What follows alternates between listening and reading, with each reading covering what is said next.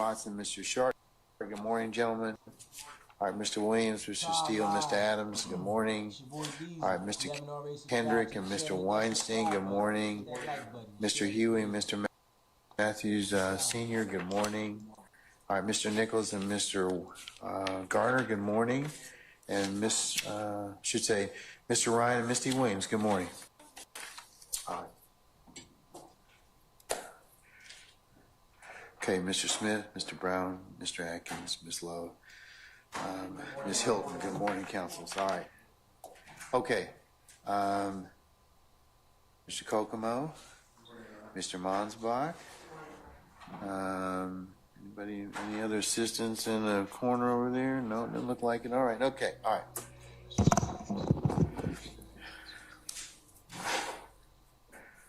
Officers and our jurors all present? Yeah. Okay, all right. Councils, you may have, before we actually came on the record, Miss Weaver, is my understanding, offered you all the opportunity to listen or to see the setup for Mr. Copeland. Mr. Copeland, from the court's observation, may have some hearing impaired issues. So when audio exhibits are played, he will be able to listen to what Ms. Weaver listens to, which is directly into the PA system, and he should be able to hear it. So does anybody have any issue with that, or anybody who hasn't had the opportunity to take a look at it thus far? It's a reasonable accommodation for somebody that has something that has hearing impaired. So anybody? All right. Hearing none. Anything else I need to take up before I call? Is Mr. Copeland outside? Yes, all right. Can we bring Mr. Copeland in, please?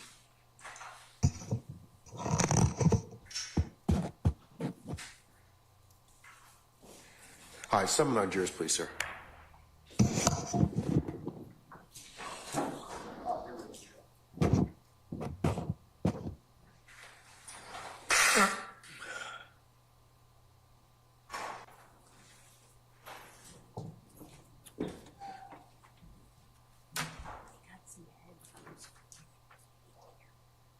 Okay, thank you.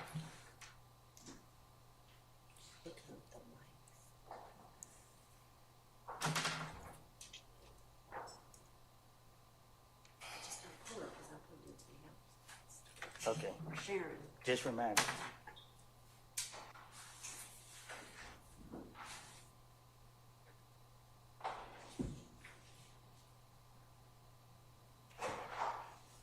Mr. Copeland, before I take this down, Christine. You take this down.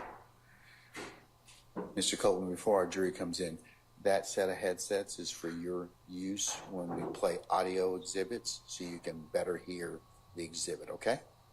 So just take it up and put it in your ear as soon as we play something, okay? All right. Yes? All right.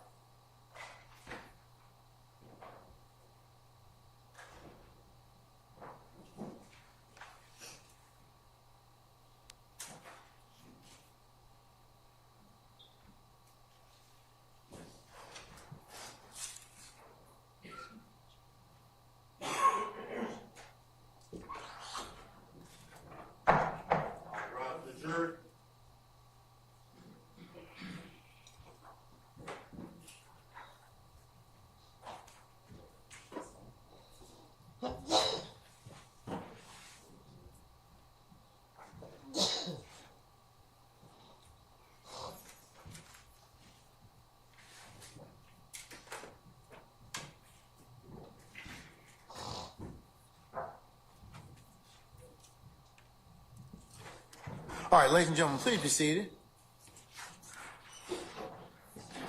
All right, Officer Hudson, all jurors present? All right. Ladies and gentlemen, jury, good morning. All right. We're going to go ahead and continue with the examination of our current witness. Mr. Copeland, you're still under oath, okay? All right. All right. Ms. Hilton?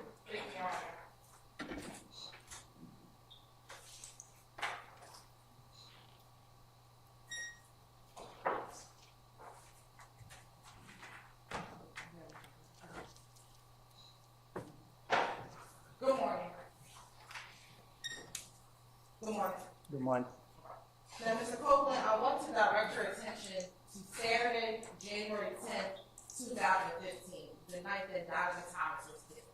Do you hear me? Yeah, I can hear you. All right.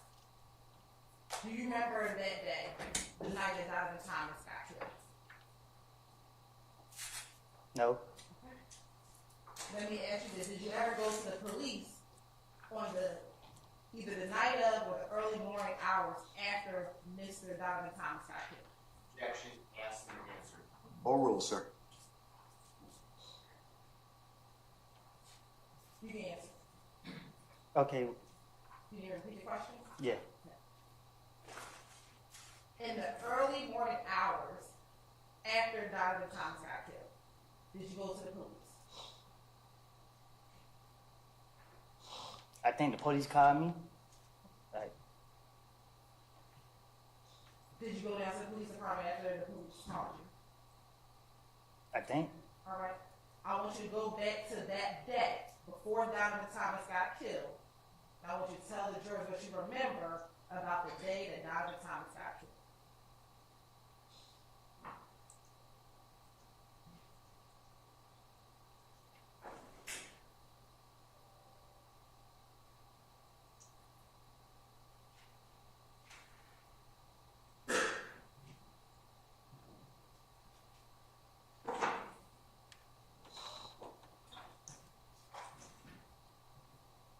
I got a call saying that I don't know how, I can't recall how it was it. I remember getting a call saying that I killed Nut. That you killed him. The word was, I got a call and people were saying that, am I okay? They saying I killed Nut. Objection, hearsay.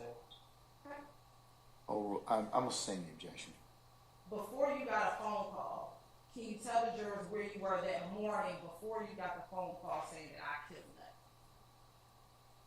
What you mean? Why was they morning? Where were you that day? Do you remember that day? Or were you at your girlfriend's house that morning? Oh yeah. So tell the jurors what you remember about that entire day up until you got that phone call.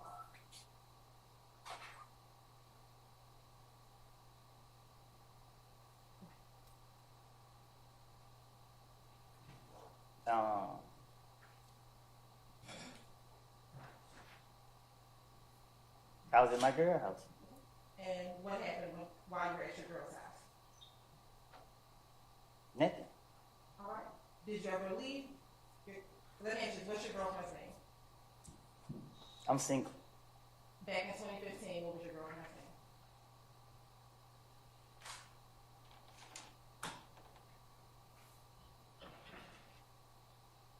Do I have to answer that? Yes.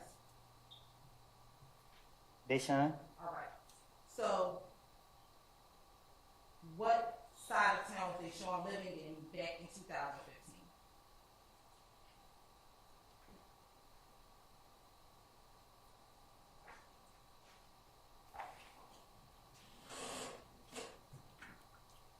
Carbone? Okay. And did you wake up at Deshaun's house in Carver Home that morning that you learned about Donovan being killed? I was in the car when I found out he got killed. I said that morning. Before you found out when he got killed, we're going to talk about that morning.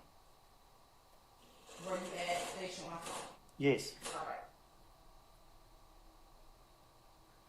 When you were at her house, were you there by yourself?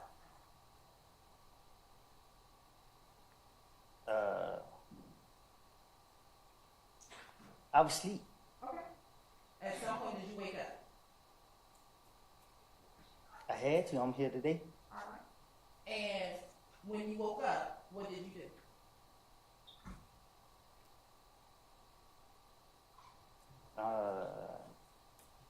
I came out the house, I guess. I went out that door.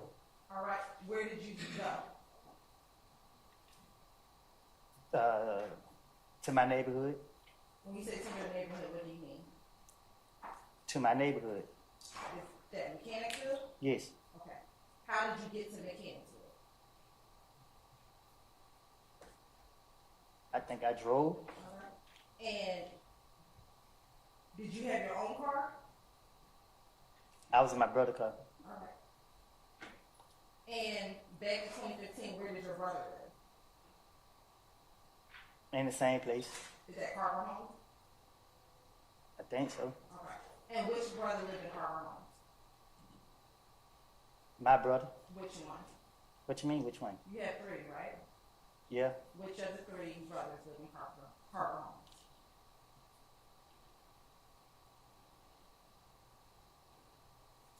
Trees. All right.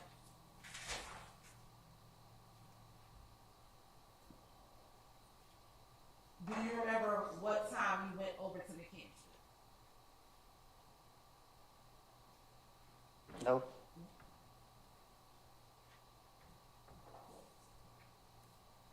Do you remember what you did in Mechanicsville when you went over there? No. Did you go anywhere after leaving Mechanicsville?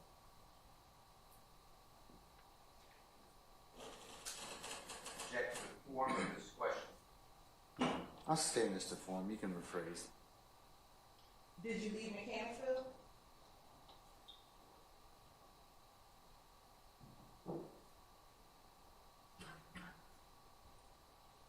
I think so. And when you left Mechanicsville, did you go anywhere? At what point in time? After you left Mechanicsville, did you go anywhere after leaving Mechanicsville, from what you remember?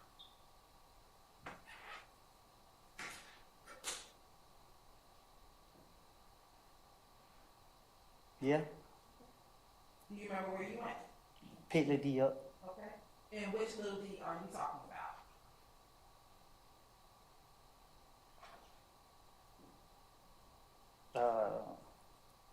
The one that always be with me. Okay. Is that the little D you referenced as your son? Yeah. Okay. Do you remember where you picked little D up? Where did you pick little D up at? A McDonald's Okay. Where was the McDonald's? on Cleveland Avenue. And when you got to the McDonald's on Cleveland Avenue, was there anyone else with little D? Just him and Shannon. Anyone else? Just him and Shannon. When you picked up little D, what did Shannon do? What you mean? You said you picked little D up. Did you also pick up Shannon? I said I picked up both of them. Okay.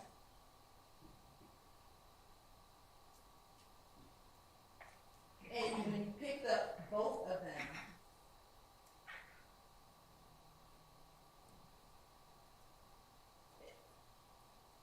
where did you all go? I blinked out after that.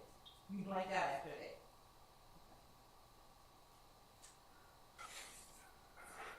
Why did you blank out? Because they were saying that I got phone calls saying that I did something.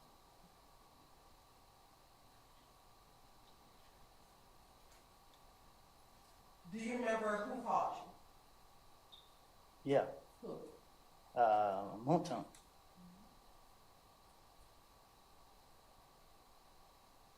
And do you recall how he called you? Did he call you on FaceTime? Did he call you on the phone? I just know he said, he asked me what I got going on, or if I heard what happened, or what I don't know what he said. I just know he said that, you know what I mean, people saying that I killed Nut, and he was calling. Now let me ask you this: did you kill that? Did you kill that? No. Now, when Moulton called you, was both Shannon and Little D in the car when Moulton called you? Huh? Was Shannon and Little D in the car when Moulton called you? I think so.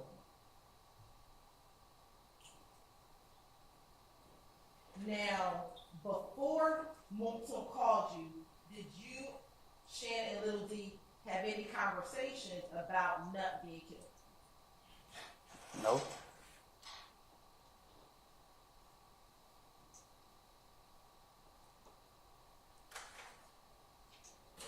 Now, after you got off the phone with Moulton, Did you, Shane, and Little D go anywhere?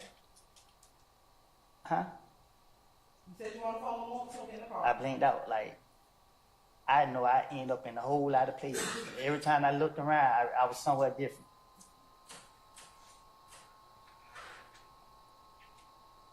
Later that evening, did you, as we talked earlier, go to the police department? No. The night that you learned about Nut's death, and Moon called you, at some point, did you ever go to the police department? Oh, yeah. I'm sorry, you say asked and answered? Correct. All right, I'll sustain the objection. On the morning of January 11th, did you ever speak with police? Again, same question. Overruled, sir. Say that again. On the morning of January 11th, did you ever speak with police about Nut being killed? Yeah, the police called me. And did you go to the police department? Same objection. Overruled, sir. They called you. Did you go to the police department, speak to the police? Yeah, I think. How did you get to the police department? I got dropped off. By who?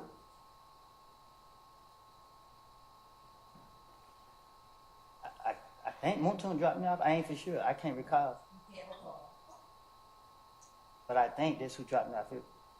I just remember my brother and them let me down there. I think that night. Now, Mr. Copeland,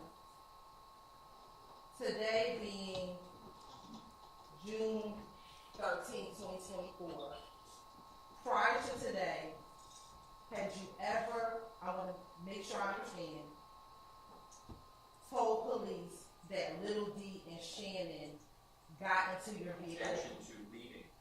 I'll sustain the objection. Is today the first time that you told police or told anyone? Which day?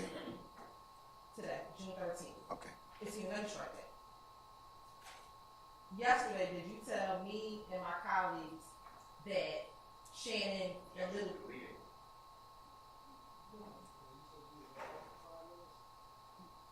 Bronner, this is a... I'm gonna overrule the objection. Yesterday, did you tell myself and my colleagues, Ms. Love and others, about Little D and Shannon being in your vehicle the night of the murder? Huh? Yesterday, did you tell myself, Ms. Love, and a few of my other colleagues that Little D and Shannon were in the car with you the night of the murder of Diamond Thomas? I told you and them that what I told investigators in June when Nut got killed, something different because I was trying to finesse my way out of a situation. So I said, I picked up D and Shannon. D never told me nothing. I made it up to clear myself up. And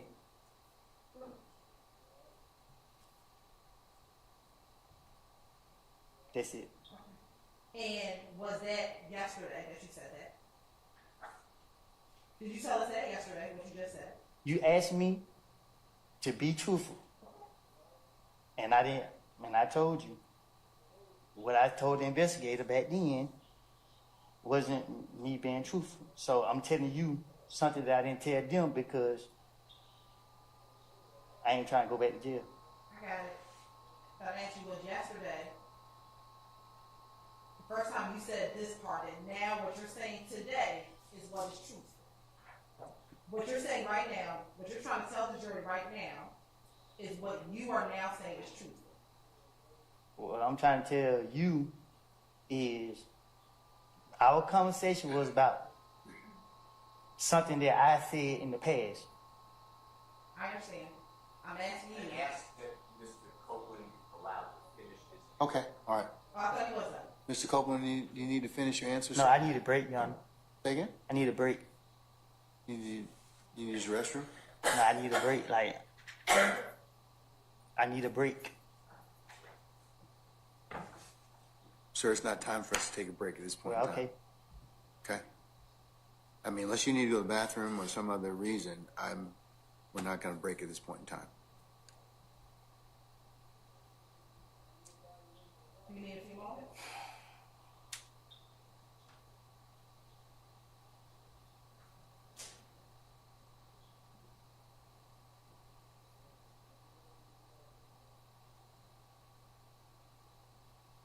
Was yesterday the first time that you told? Your Honor, I asked Mr. Copeland to finish his answer if he was still. I don't think he's finished. I think he's finished, Mr. Steele. So I'll overrule that objection. Was yesterday the first time that you told anyone from the state that what you said back in January of 2015 was a lie?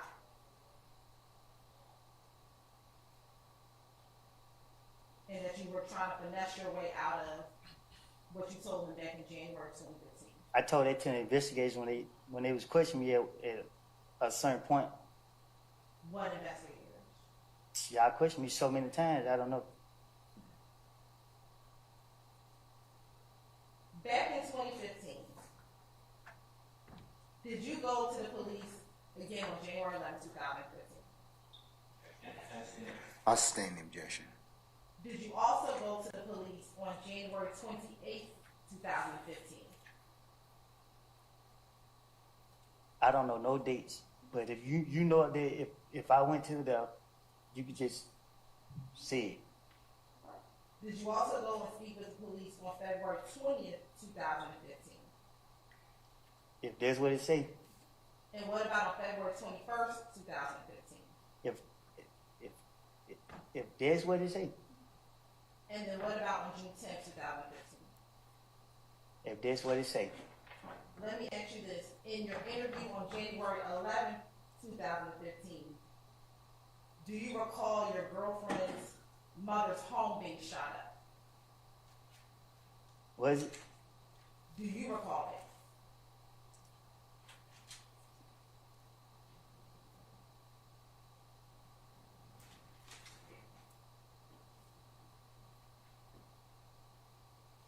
I'm asking, do you recall her mother's home being shot up that night after that was killed? I don't know if it was the same night or the next night. Do you also recall that the stepdaddy's house was shot up that same evening? I will object to Basis. meeting here. I'll sustain this to form. You can rephrase me. When young thug's stepdaddy's house shot up the night that I don't know. When you went to the police on January 11, 2015, did you go there on your own? Nope. Did the police come and get you to go to the police station, or did someone drop you off? They,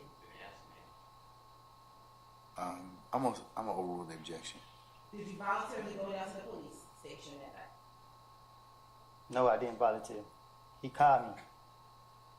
And did he tell you you had to come down there, or did you decide to go down there yourself? Well, he told me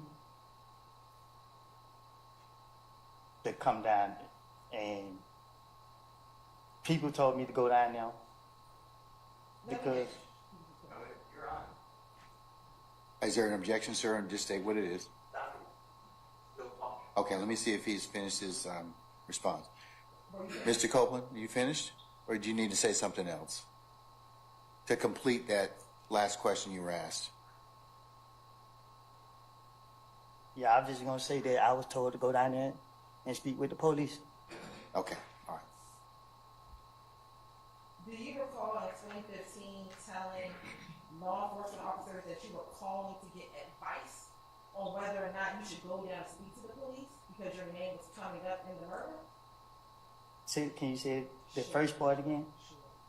Do you recall telling Detective Thorpe in his January 11, 2015 interview that you were calling around getting advice to decide whether or not you should come down to the police department because people were putting your name in the murder? I don't know. I know when he called me, didn't know what to do, so that's why I was told to go down there. Yeah, I'm finished. Do you recall telling Detective Thorpe in that same January 11, 2015 interview that people told you not to go down there and to wait till the police called you? But you wanted to come down so you could clear your name. You said, did I tell him that? Yeah. I guess. In that January 11, 2015 interview, was Thug in that interview with you? Huh? When you went to go speak with Detective Thorpe on January 11, 2015, was Thug in that interview with you? Right. What you? Basis.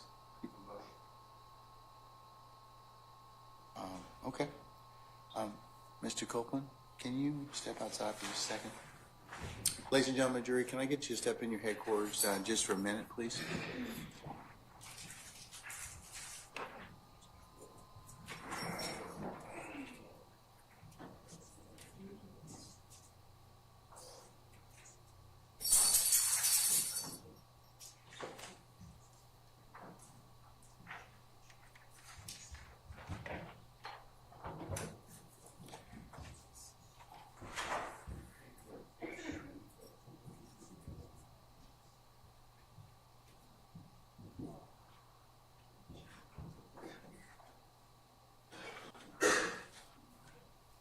All right, councils, please be seated. Our jury has left us and Mr. Copeland has left us. Mr. Steele, what's your motion, sir? Can you come to the podium, please, sir?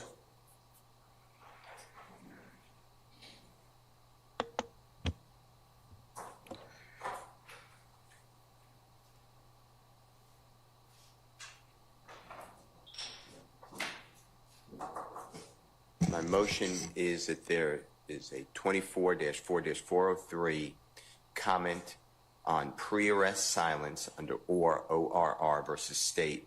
I believe it's a 2019 case, but I'll get you the site if it's not. If you put in OR and Mallory. I'm familiar with OR. I'll look it up, sir. And Mallory's MALLORY. What the state did is they set up a series of questions, repeating the question that Mr. Copeland gets a call from a Detective Thorpe on January 11, 2015, morning hours, telling him, according to Mr. Copeland, that he needs to come down to the police department.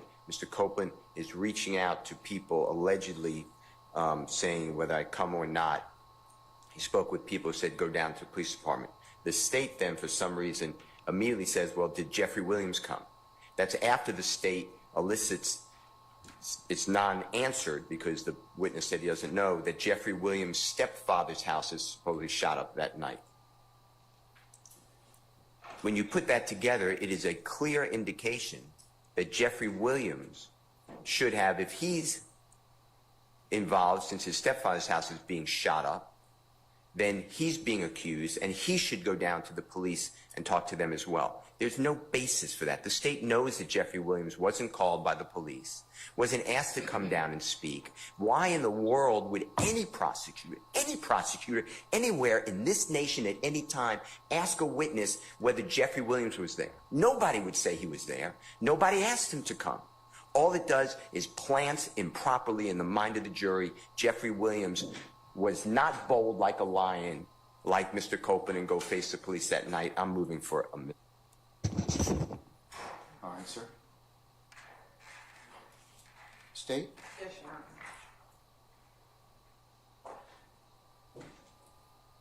Honor. Mr. Steele, if you give me the site for OR, if you can find it, please. What year was it decided? Probably 2016, maybe 19.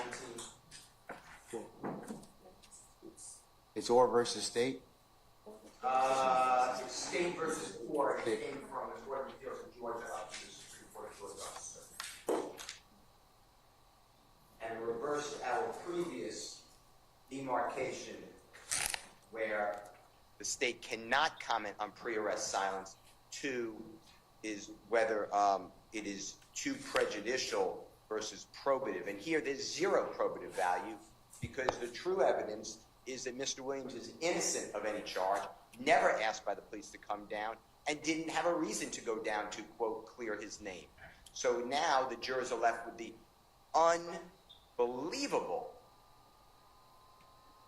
impression that somehow Jeffrey Williams should have gone to the police department but didn't, and he hid behind Mr. Copeland. It's just outrageous. I mean, to me, that is, I've tried so many cases, this is just wrong. And the state inquires of this witness, knowing, no matter what the witness said, it's just, nobody's going to say. There's going to be a video played where Mr. Copeland's sitting in a room with Detective Thorpe. I mean, what a crazy thing to say. Was Jeffrey Williams with you when you went to the police? Why, what's the probative value of that? Well, I'm going to find out, I guess, so. Okay, all right. Thank you, Mr. Steele. And the citation for is 351 Georgia App 578. No, look at the state. That's state v. or. Look at the state versus or in the Georgia Supreme Court. So the All right. Georgia case. I think big counselors finally have it. So.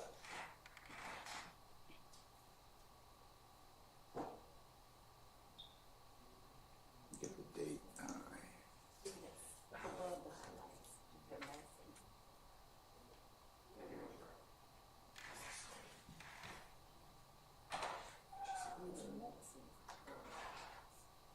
Looks like it's going to be 305 Georgia 729. Does that sound right?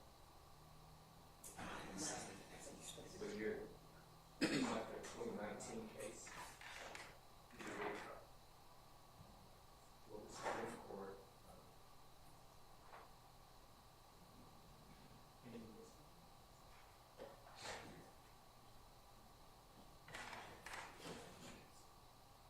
what it says. 305 Georgia 729. Is that correct? Yeah, I see it. Okay. All right.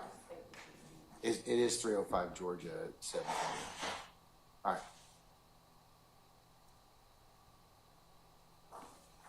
Okay, first question is what's the relevance of asking Mr. Copeland about Mr. Williams? Sure. Mr. Copeland is now stating to this jury for the first time a version of facts very different than what he told police on January 10th, 2015. On January 10th, 2015, and the state will be going into this, Mr.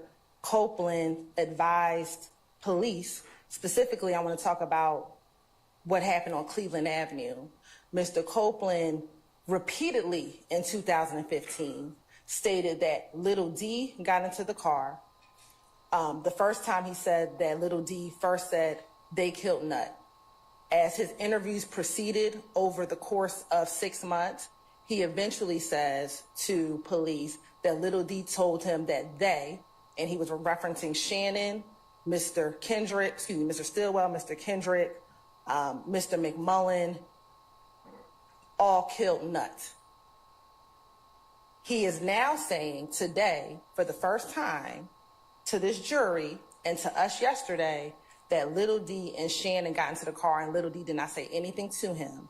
And that now everything he said back in 2015, he just lied to get out of the trouble. So what we are doing is showing that back in 2015, none of these individuals were present none of these individuals are present in the room when he was speaking to law enforcement officers. And therefore now his story is changing when he has to now testify in court in front of these individuals. So this has nothing to do. So you're not trying to get into pre-arrest silence? Not at all, Your Honor. And especially on January 10th, 2015, Mr. Copeland speaks for the first time during that interview about Mr. Williams. But at no point is the state trying to get into any pre-arrest silence. It is solely to show that back then, none of these people were in the room with him, and he gave one version. And now when he has to testify in front of all of them, he's now giving a completely different version than he gave back then.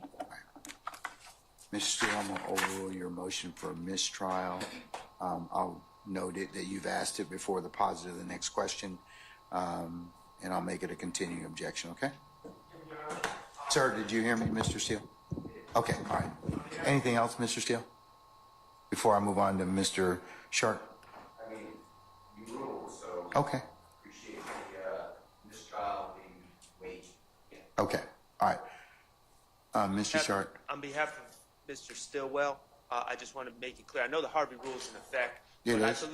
I believe just for the record that the comment, because this is a RICO case, and we've instituted the Harvey rule for a reason, but also specifically, this is a RICO case where the constitutional violations of one defendant affect all the rest of us. We are linked together. We sink and swim together in many ways. I am too moving for a mistrial for the same reasons that Mr. Steele enunciated, and I understand the court's ruling, but for the record, I just want to make it clear that I have specifically joined this motion on behalf of Mr. Stillwell. I'll note that Harvey rule is in effect and all counsel. It will apply for all counsel that you move for mistrial, and and that you posited another motion for mistrial before the positive of the next question. Okay. Yes, thank All right. you, Your Honor. Okay. Anybody else? Okay. Thank you. All right. Like I said, I'm going to note it for all defendants present that you move for mistrial. All right. Unless there's anything else. You consider a curative instruction admonishing the state in front of the jury that this has nothing to do with Mr. Williams, they should not have asked that question, and that the jury should take no adverse inference against Mr. Williams whatsoever? No, sir, because it's a proper question at this point in time, given the state's rationale over your objection. Okay? All right. Anything else? I'd like to use it down. I can wait. No, go ahead. I'll let you all take 5 minutes and bless you and do that. We'll be in recess.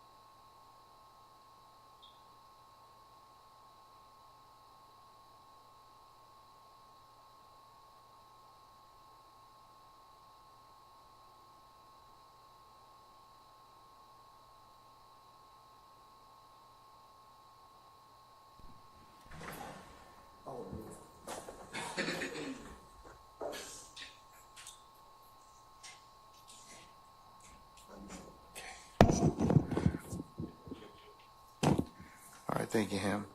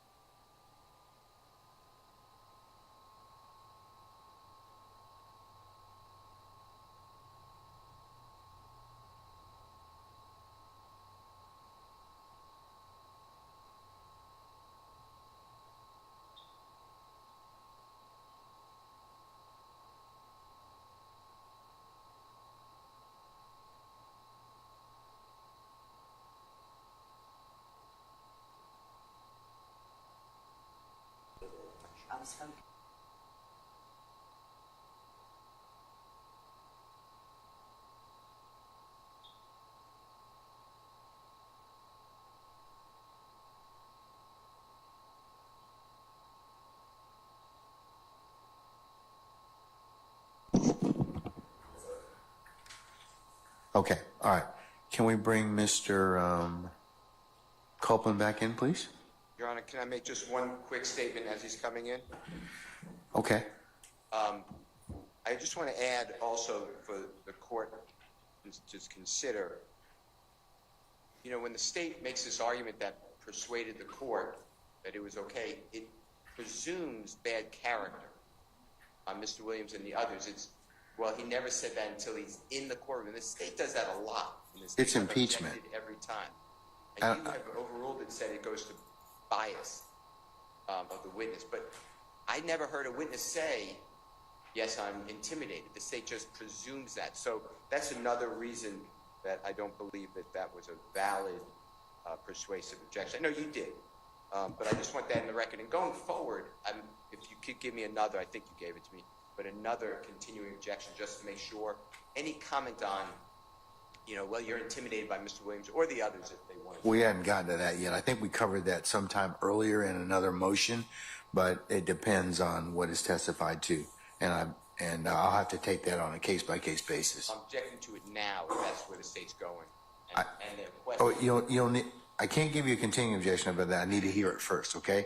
So, all right. But to that question, I'm saying, you know, well, have you ever, I assume they're going to follow up with, have you ever testified in front of these gentlemen before? Something to that effect. And by saying these gentlemen, Mr. Williams and other people. I don't know whether or not they are, but let me find out. Does the state have anything they wish to add to Mr. Steele's comment or assertion? I mean, we'll definitely explore the fact that his testimony is changing now in the presence of these individuals versus when he was not in their presence. We will explore that because I think that that is a ripe area for the state to go into because he is now changing his testimony. All right. I'll note Mr. Steele's objection, okay, and make it continuing, depending upon how the foundation you'll lay, Ms. Hilton, okay? All right. Let's bring Mr. Copeland back in, please. Summon our jurors.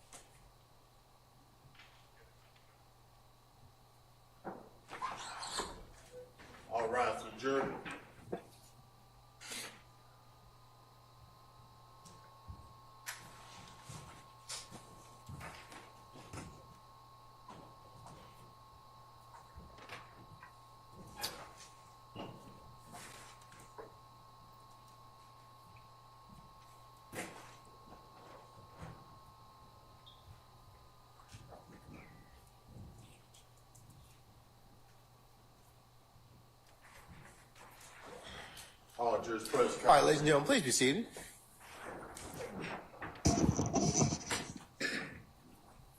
All right, Ms. Hilton, you may continue when ready. Okay.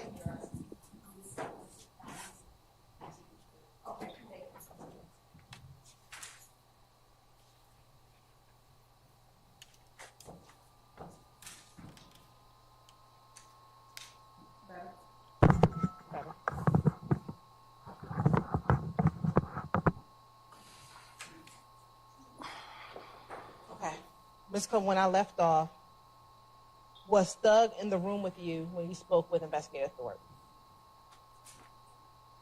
No, Was Yak in the room with you when you spoke with Investigator Thorpe?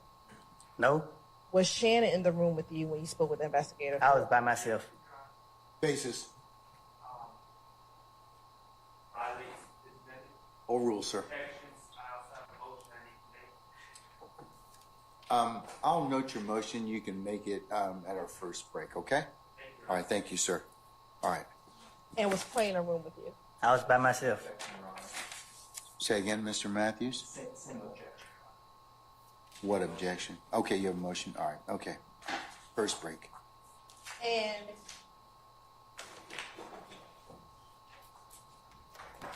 when you spoke with Investigator Thorpe, was that at about 3 o'clock a.m. on January 11, 2015? I guess. And during that interview, did you go in there to speak with him about everything that you knew leading up to the murder of Donovan Thomas? I guess. And during that interview, did you tell Detective Thorpe your concerns about? I'll sustain the question, sir.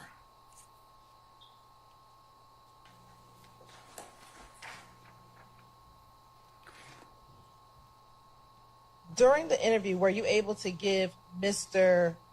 Investigator Thorpe your date of birth? Huh? During that interview, were you asked by Detective Thorpe your date of birth? I guess. Okay. And what is your date of birth? July 25th, 91. Okay. And during that interview, were you asked to give your middle name? I guess. Okay. And what is that? Xavier. Okay. And during the course of that interview, were you informed by Detective Thorpe his reasoning of wanting to speak with you? Huh? Did Detective Thorpe tell you why he wanted to speak with you? He really like laughing and joking. Okay. But did he tell you that he wanted to speak with you? I'll sustain the question. Did he tell you why he wanted to speak with you? Yeah. Overruled, sir. And did he ask you to tell him everything that you knew about the murder? I guess. All right. Who is Kel? Who? Who is Kel? Be more specific. Okay. Do you know someone by the name of Kel? I know a lot of people named Kel. Do you know someone who goes by the name of Shell Kel? I don't know him, but I know who you're talking about. Okay. And back in 2015, did you and Shell Cal have any issues? If he's still here, then no. Back in 2015, did you tell Detective Thorpe that you and Shell Cal had some issues? I guess. Okay. And is Shell Cal related to Nut? I guess. Do you recall in this interview telling Detective Thorpe that Shell Cal is Nut's brother? I guess. And that specifically that Shell Cal is Nut's little brother? I guess. Do you guess or do you know? I don't recall what was said in the interview. All right. And during that interview, did you speak with Detective Thorpe about how your issues with Shell Cal began? I guess. When you say you guess, do you recall or no? Saying, Hold on. What's the basis of your objection, Mr. Sharp? Well, so what's your objection, sir? Yeah. You're fine. I'm gonna sustain it on other grounds. When you say you guess, what do you mean? you asking me so clearly, I must have did.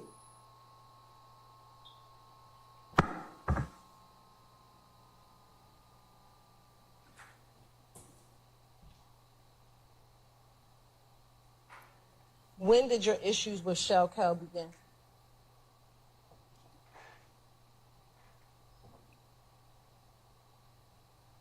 I don't know.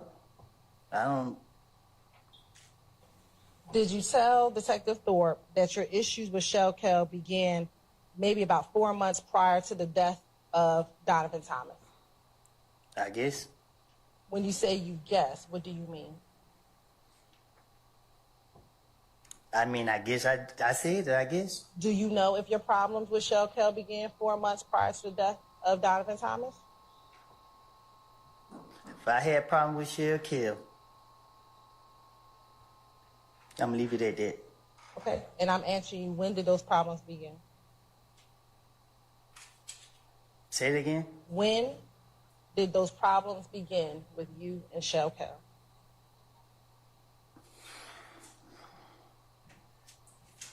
I don't know. In your interview in January 11, 2015 with Detective Thorpe, did you tell Detective Thorpe, when asked about when your problems began, say 2 months, 3 months, I'm going to say no longer than 4 months? Probably did. I don't know. What were the problems that you had with Shell Cal?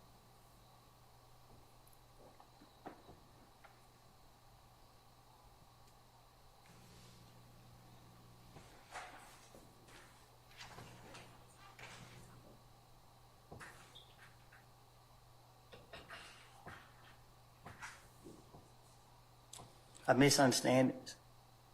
What was the misunderstanding? I don't know. Okay. Did you and him get into a fight at Club Crucial on the Monday before Donovan Thomas' death? No. You're saying you did not get into a fight with him that Monday? I did not get into a fight with them. They put their hands on me. Okay. What happened when they put their hands on you?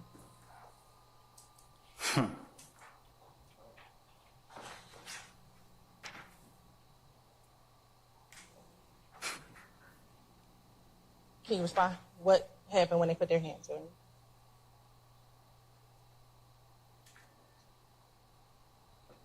They ran out the club. Who is they? I don't know. Did you tell Detective Thorpe about what happened between you and Shell Cal the Monday before Donovan Thomas was killed? I guess. When you say you guess, do you know if you told him about what happened that Monday?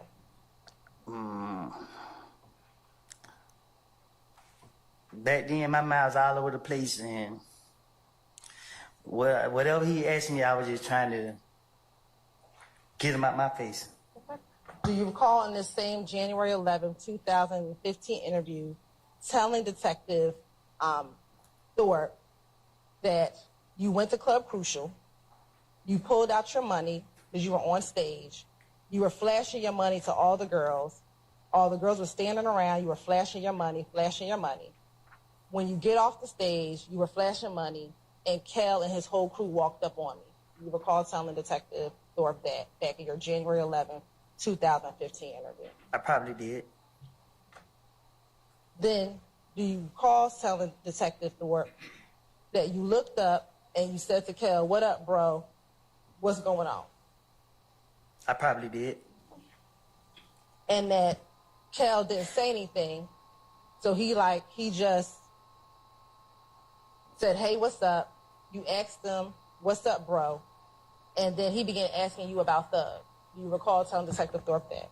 I probably did.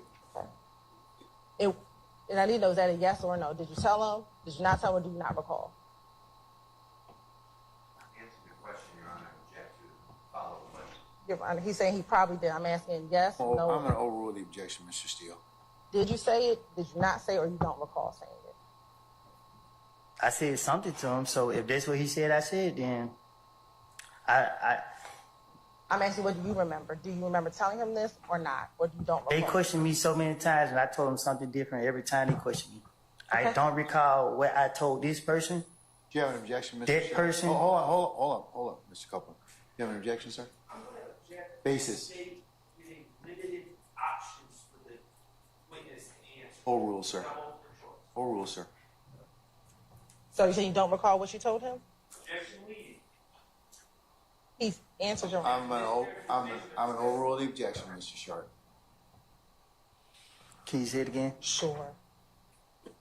Did you tell Detective Thorpe that Kel wanted to speak with Thug at the club on that Monday before Nut passed away?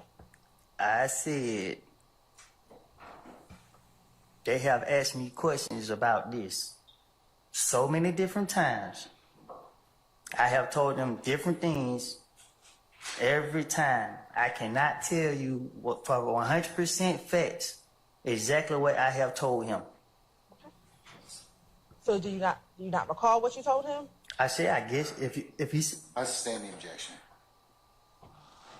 Do you remember what you told Detective Thorpe about whether or not you told him? I sustain the objection.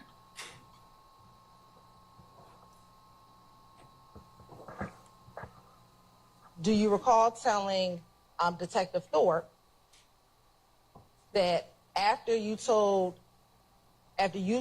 Kel that Thug was in the club, Kel began to... You have an objection, sir? I'm gonna overrule the objection, sir.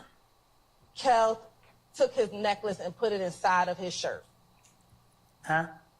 Do you remember telling Detective Thorpe that after Kel asked you about Thug, you then saw Kel put his necklace inside of his shirt? I guess. When you say you guess, do you recall telling him that or no? Yeah, I said it, I guess. And then when you saw him put his necklace inside his shirt, you then put your money inside of your pocket. Yes. Do you remember what happened after you put your money inside of your pocket? They jumped on me. Who was the day that jumped on you? I didn't see no. I knew I was surrounded by a lot of people, and Was Kel one of the individuals that jumped on you? I don't know if he hit me. I don't remember if it was him who hit me. Somebody hit me, and when whoever hit me, Do you remember telling Detective Thorpe that Kel punched you in the back of your head on that same January 11, 2015 interview? he probably did. He probably hit you, or did you probably tell? Yeah, I said it. Right. And did you also tell Detective Thorpe, so he punched me in the back of the head, then they pushed me to the ground. He tries to go in my pocket and take my money, but I hold on to my money. The other guy punched me all in the face, but I didn't care. I was holding on to the money. Yes. Okay. After they were punching you on the ground, do you remember if you ever got up? Clearly. Okay. What did you do after you got up?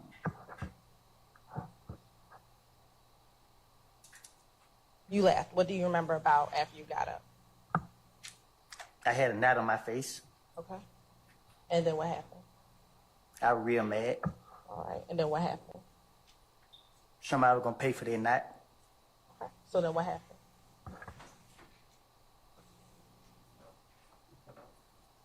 I went home. Did you go outside of the club right after you got off the ground? I had to leave out the club. Okay. And when you went out the club, did you see anyone outside of the club? If that's it, I'm asking you, what do you remember? I guess. Okay. Do you recall telling Detective Thorpe in his January 11th interview that when you got out of the club, Bloody J was outside of the club? I guess. You guess that you told him? Yes. All right. And when you got out of the club, what, if anything, happened to Bloody J?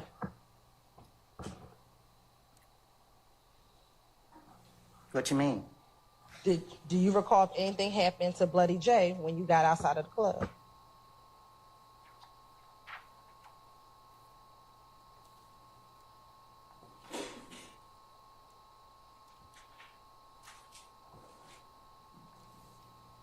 You can't remind me?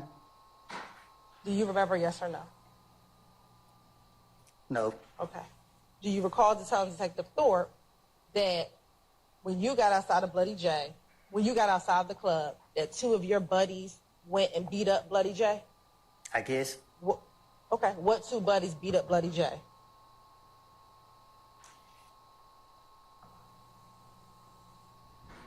Tell me. I don't recall. You don't recall?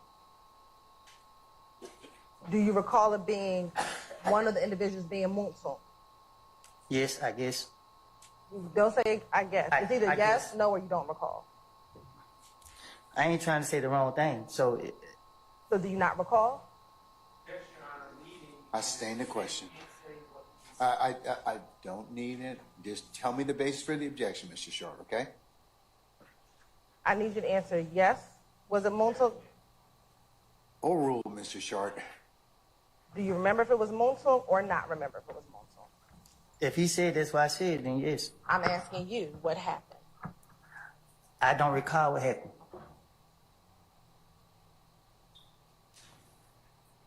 I was mad. I had a knot on my head.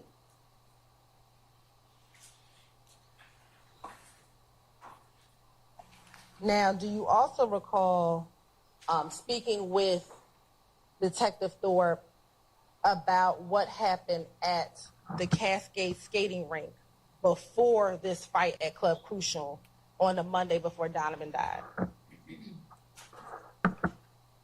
I guess. When you say you guess, do you recall or you don't recall?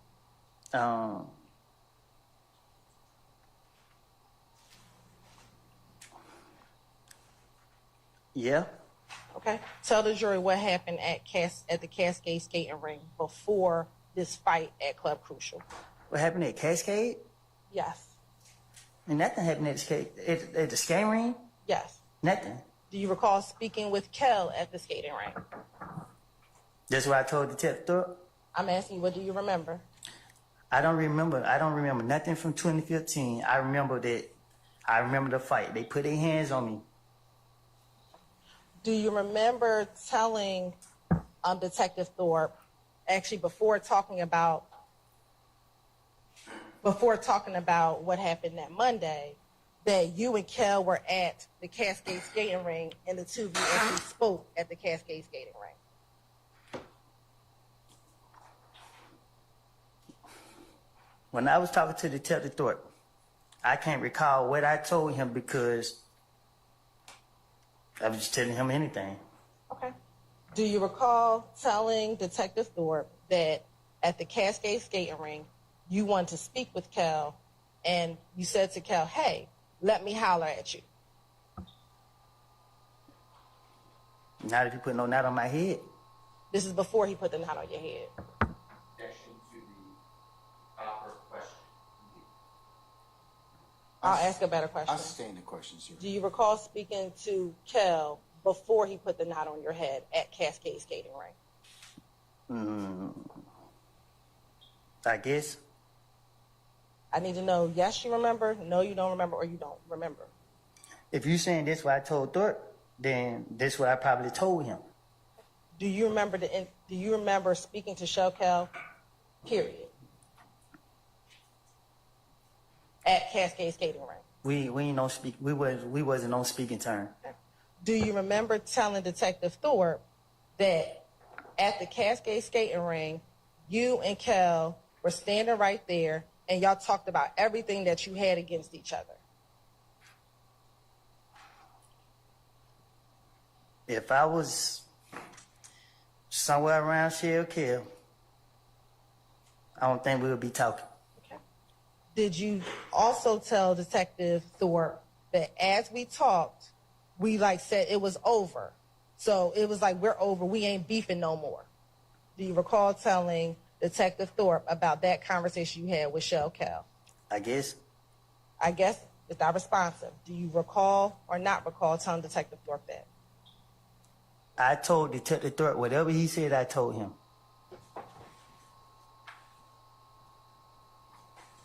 Do you recall telling Detective Thorpe that on that same day at the Cascade skating ring, Kel wanted to speak with Thug? Who? Kel wanted to speak with Thug. If I would have any chance to be around Shell Kill at any point, I would not been talking to him. I understand what you're saying today. I'm asking you what you told Detective Thorpe. And I told you that if I told Detective Thorpe anything, and he said I said it, then I probably did. Okay. So did you also tell Detective Thorpe that you then called Thug on FaceTime for Kel and Thug to speak with each other? When he checked my phone record, did he see that call? I'm asking you, did you tell Detective Thorpe that on the Sunday at Cascade Skating Ring that you got Thug on FaceTime so Kel and Thug could speak? Yes or no? If Detective Thorpe said I told him that, I told him that. Okay. Do you remember that happening? No. Okay. I don't remember me and Shell Kill ain't gonna talk. All right. And then, do you remember telling Detective Thorpe, so him and Thug talked, and whatever was said with that, I don't know? I probably told Detective Thorpe that. Okay. And again, that was in your January 11, 2015 interview. I guess.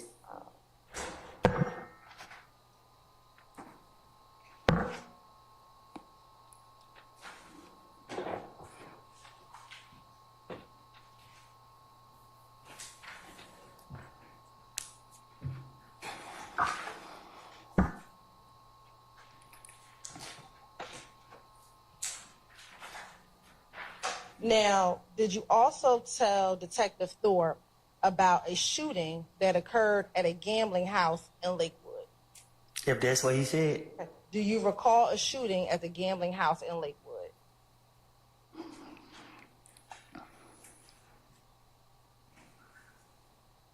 Do you recall a shooting at a gambling house in Lakewood? No, You do not? I don't. Okay. Do you recall telling Detective Thorpe in that same January 11, 2015 interview that there was a shooting over in Lakewood and that it was Kel and he was standing on top of a roof and shooting inside? I probably did. I need to know, do you remember telling him that or you don't remember telling him that? When Detective Thorpe questioned me about what happened, I thought I was in there about 5 minutes. I thought I walked in and walked back out. So I don't know what I don't told him. I can't remember what I don't told him. So you say you don't remember telling him about what happened at? But if he said that I told him that, I'm telling you right now, I told him that. So can you start asking me what I supposed to told Detective Thorpe? Because I'm telling you now, if he said that I said anything about anything, I'm telling you, more likely I probably did. Great. Well, I want to ask you about all the things that you talked to Detective Thorpe about.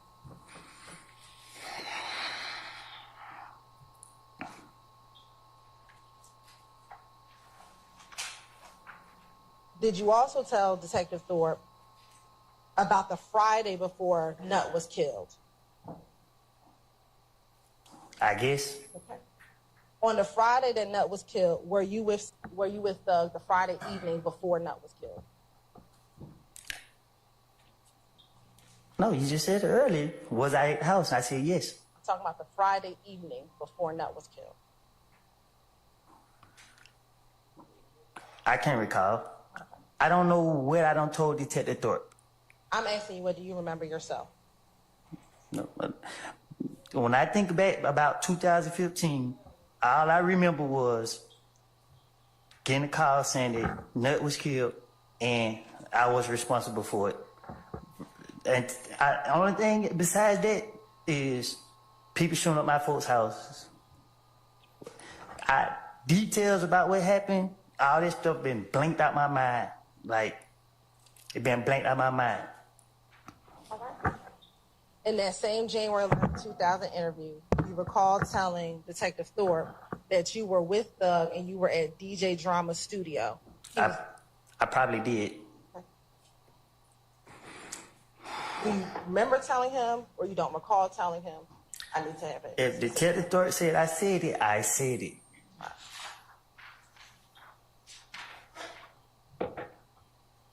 And then after leaving the studio, that is when you went over to your girl's house, which would be Deshaun's house. I guess.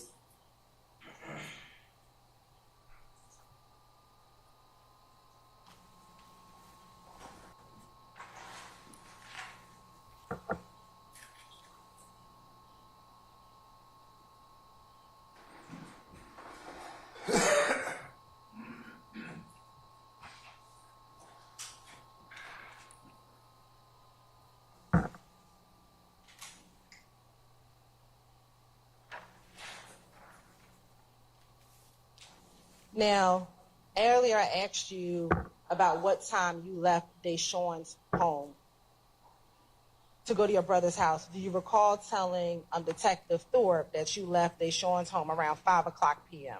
I guess. When you say you guess, I need to know, do you recall telling him that or you don't recall telling him that? If he said I said it, I said it. And is that true or that not true that you left her home around 5 o'clock? If you notice something about me, I don't keep up with the time or the days. I just go with the flow. So do you remember it being around 5 o'clock p.m. that you left Deshaun's house? I don't know what time I left her house.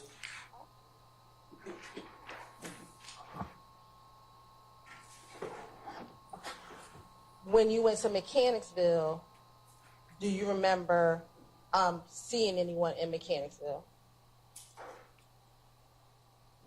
What you mean? You said earlier that on the night before Nutt's murder, on the day of, you left Deshaun's house and you went to Mechanicsville.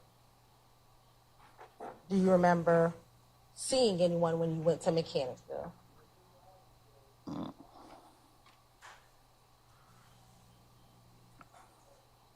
I don't remember if I seen anyone. Okay. Do you remember telling Detective Thorpe that you went to the green store?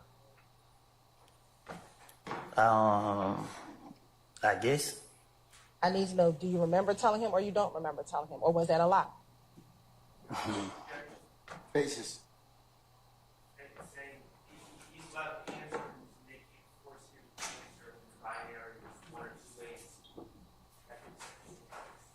Your Honor, his response are non-responsive to my question. I'm going to overrule your objection, sir. Thank you. So do you remember telling him? You don't remember telling him Do I remember telling him what? that you went to the green store? I probably did. When you say you probably, I didn't know yes, no, or I don't recall. Whatever Thorpe said I told him, I told him. Okay. Do you remember telling him that you met with Little Rick at the green store? I probably did. Yes, no, I don't recall. You want me to? Yes, sir, you may. Yes, no, I don't recall. If Thorpe said I said it, I said it. Do you recall telling Detective Thorpe that while you were at the green store, you called Little D? I guess. Did you tell him? Did you not tell him, or you don't recall telling him that? If Thorpe said I said it, I said it. Do you recall telling him that he told you he was on Cleveland Avenue? I guess. Yes, no, or I don't recall. If Thorpe said I said it, I said it.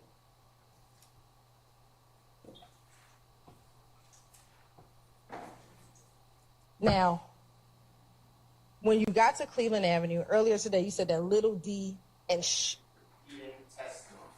You probably asked a question. you're right. I think she's oriented to time and place. I'm over with the objection, sir.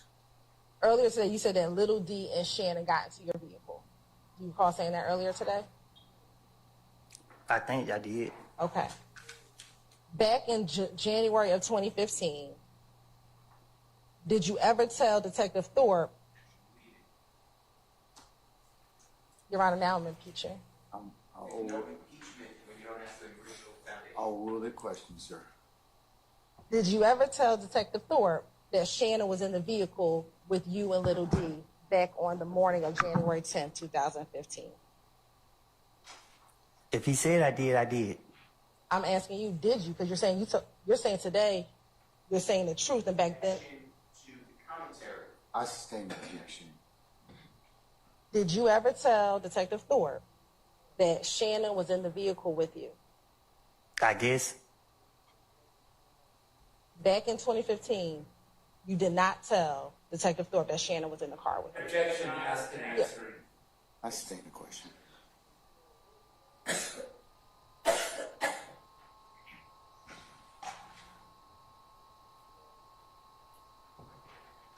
In 2015, did you tell Detective Thorpe that only Little D got into the car with you? I guess. Did you say that to Detective Thorpe? If he said I did.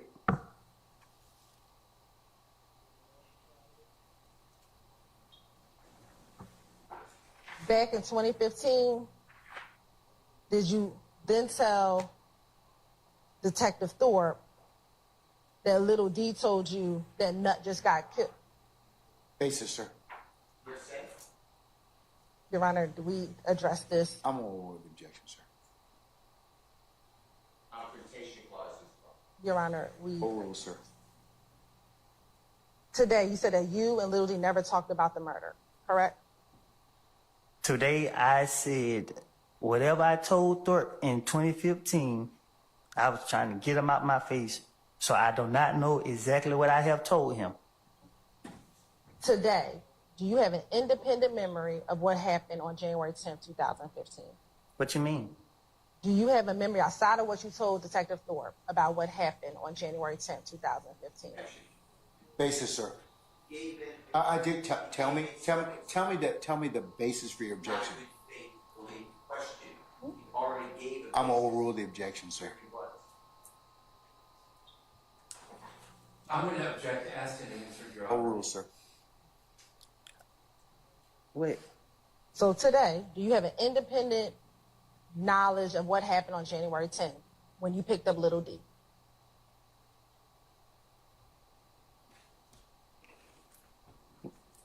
Can you say that one more time? Sure. Today, without remembering what you told Detective Thorpe, what is your memory of your interaction with Little D on January 10th, 2015?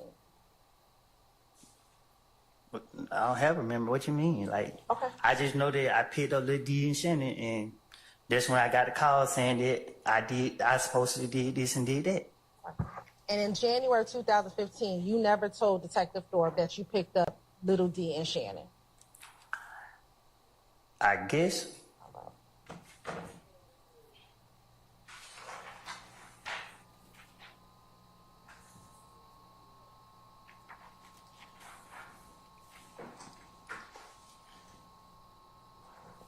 Earlier, I asked you if Moontook FaceTimed you. And did you say you did not recall if Moontook FaceTimed you? I know he called me. I don't know if it was FaceTime regular. All I know was I remember what came out of his mouth. And in 2015, in January of 2015, you told Detective Thorpe that he FaceTimed you. I guess.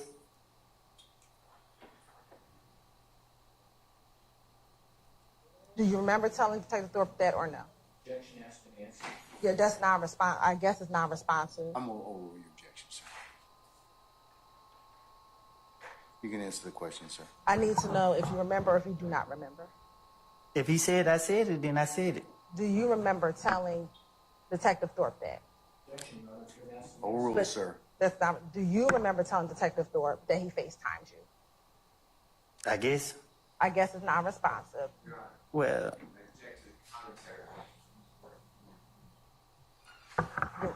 It's not responsive, Mr. Steele. I'm gonna overrule your objection.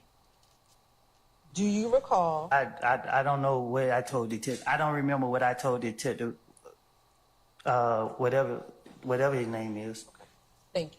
So you don't remember if you told Detective Thorpe that? I sustain the question, Mr. Coleman. Now, do you remember back in January 2015 giving Detective Thorpe Moontoon's phone number? I guess. I guess it's non-responsive. Overruled, sir. I need you to respond. Do you remember? I don't remember. I don't remember nothing I told Detective Thorpe. All right. So that's my response to every question you about to ask me. If it have anything to do with me speaking with him.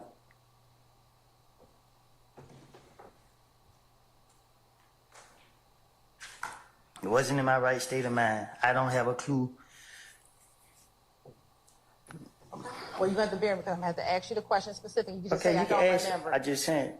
Prosecutor, he's not. Mr. Steele, overruled.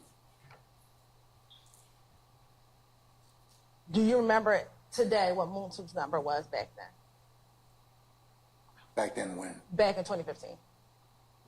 No, I better know my phone number now. All right. Do you remember giving him the number 404-662-8935? I guess. I need to know, do you remember or you do not remember? Yeah, I did.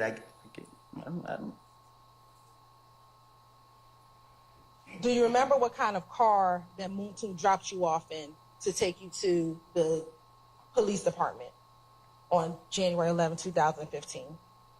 I don't know. I don't know if he. I don't know. I don't know if he asked me. I don't remember what I told him. Okay. Do you remember saying it was either bluish, grayish Malibu and it was rented? Yeah. Yeah, you remember telling him that? Yes, I guess. Yes.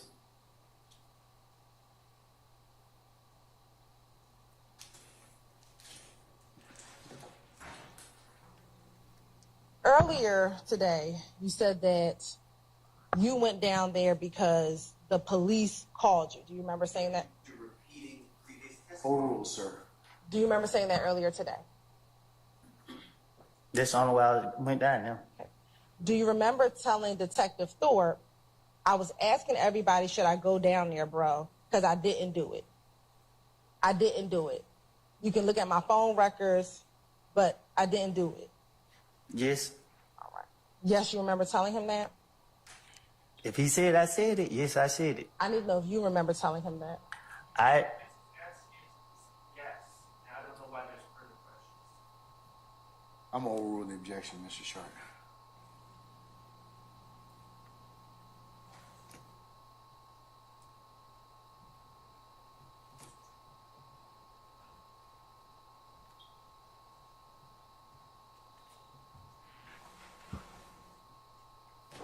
Do you also recall telling Detective Thorpe that you also advised Moontoon that he should come down and speak with the police?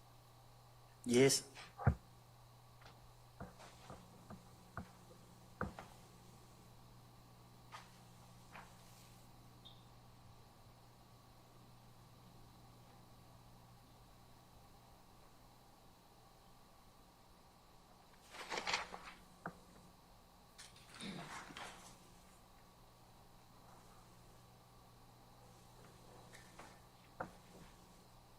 When you just said yes, you kind of shrugged your shoulders. Why did you do that?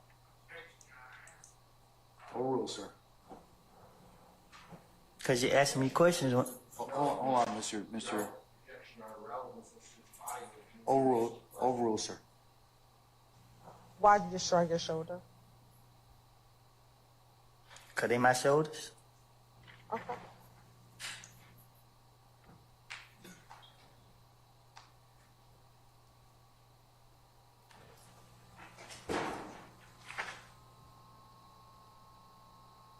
Was Kel the only person that you had problems with back in 2015? Objection, Your Honor, paid. I'll stand Mr. Thorne. Let me ask you, did you have any issues with Nut in 2015?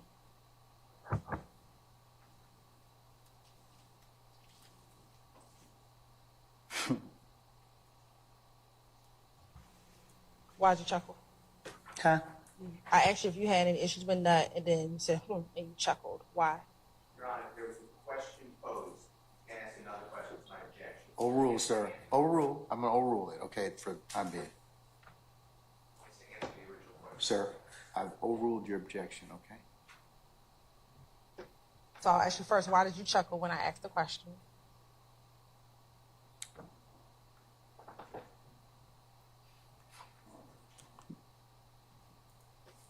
I don't know. Okay. So did you have an issue with Nut back in 2015? I don't think I did. All right. And did you tell the police that the only person you had a problem with was Kel?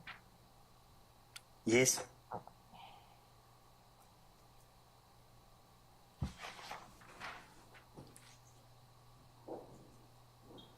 Now, after the murder of Donovan Thomas, did you try to call Bloody J? That what I said? I'm asking you, what do you remember? I guess. Do you remember or do you not remember? What I'm trying to call Bloody J for? Okay. So do you not remember calling Bloody J? But what would I need to talk to him for? So do you not remember calling Bloody J? I don't know. Okay. I don't remember. I don't recall. All right. Do you recall telling Detective Thorpe in that same January 11th interview that you called Bloody J on the phone? Yes. So why would you want to call Bloody J? You need to tell me. I'm not you, so why I'm would saying, you you want... know what I supposed to say? I'm asking you now. I don't know. I don't have a clue. Why would I want to call him? Did you attempt to call anyone else the night that Donovan Thomas was murdered to tell them that you did not kill Donovan Thomas? Say that again? On January 10, 2015, did you attempt to call anyone who was affiliated with If Gang so that you can tell them that you did not kill Donovan?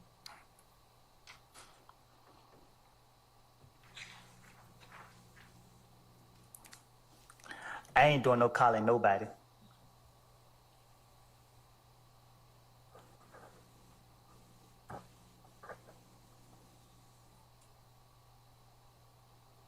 Do you remember telling Detective Thorpe first that you tried to call Bloody J and that there was someone else that you could call, but it's no use?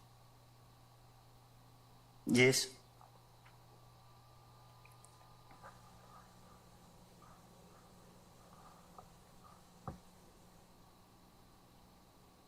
Now,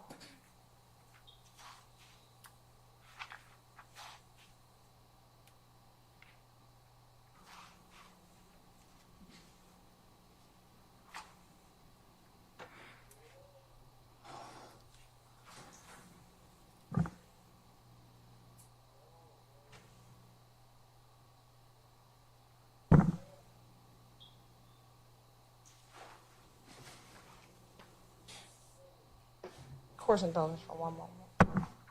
I didn't hear you. I said course indulgence for one moment. Huh? You done me?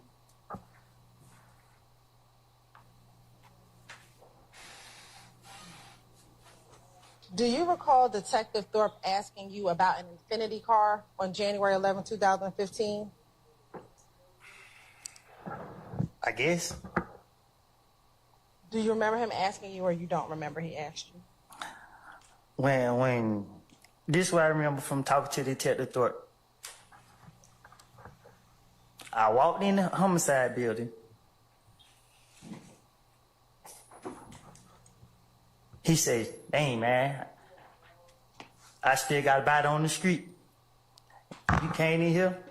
I don't think he did it." That's how they went to me. So you asked me these questions. I don't remember having a conversation with him, so I ain't saying I didn't. If you saying he said I did have this conversation with him, then I did. But I don't remember him. I don't remember these. And it's So I don't know what I don't told him. But I just know that I thought he let me walk right back out the door. I don't remember being in there no more than 5 minutes. And if you don't remember, that's all you have to say is you don't remember. I keep telling you I don't remember. And I have to ask you specific questions. So if you don't remember, Mr. Steele, I need to see an objection, not commentary, okay? So, Prosecutor is not. no, that's not, That's that's, doesn't instruct the witness in front of the jury. I object. I'm overly objection, sir. Prosecutor just said, I need you to say you don't recall. Hold on.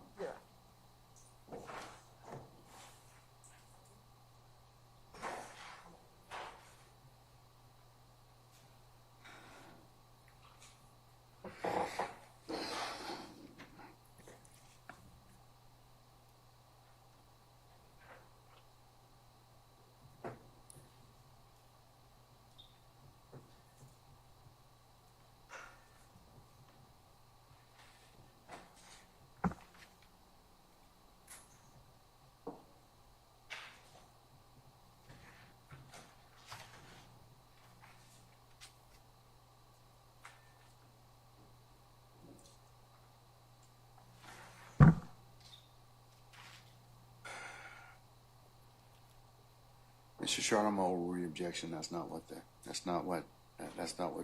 prosecutor asked, okay? So, all right. You can continue, madam. do you remember or do you not remember if Detective Thorpe actually? I don't remember. All right.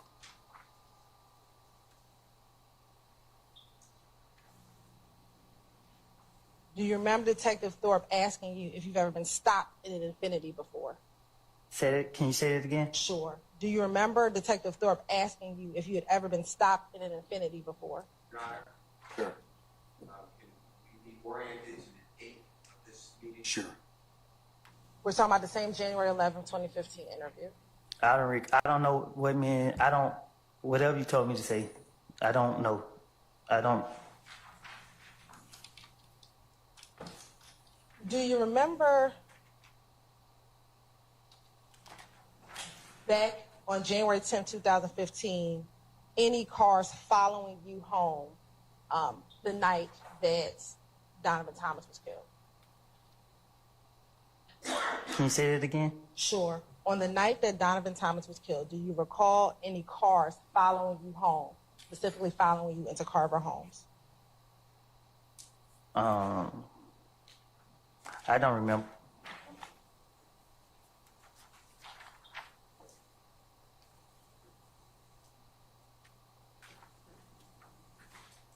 Do you remember telling Detective Thorpe that you were heading into Carver Home and you saw a little red Camaro following you inside of the apartment complex?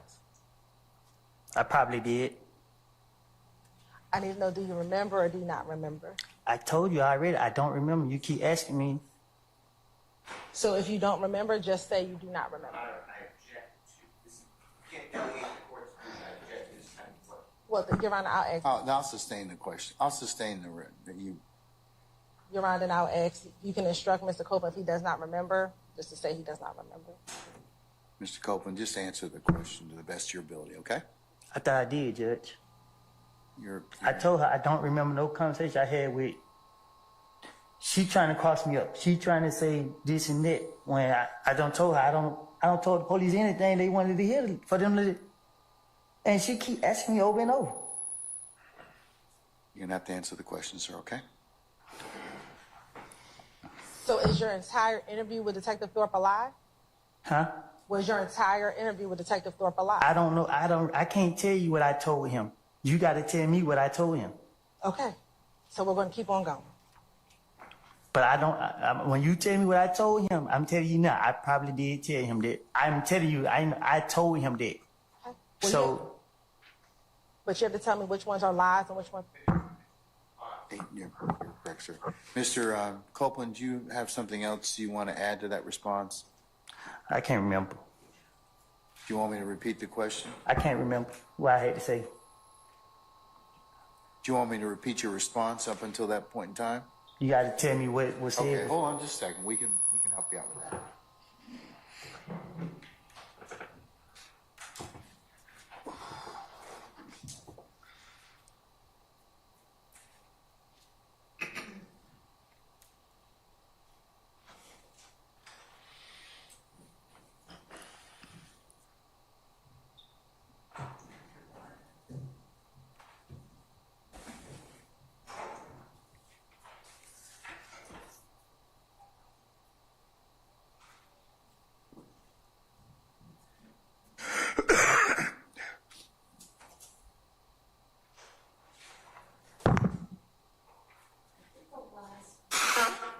I'm sorry.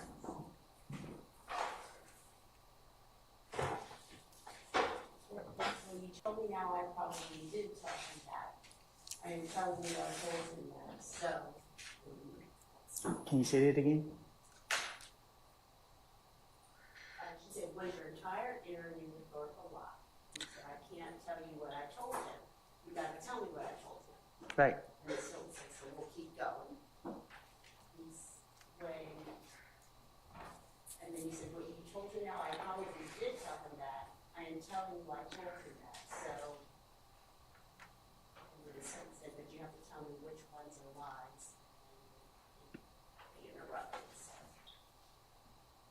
So how I supposed to tell you which one is a lie if I don't know, if I can't remember what I told him?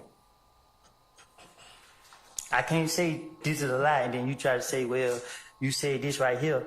I don't know. I don't know what I told him.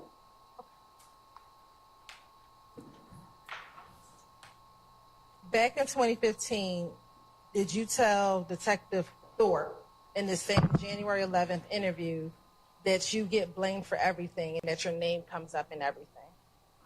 Yes, sir.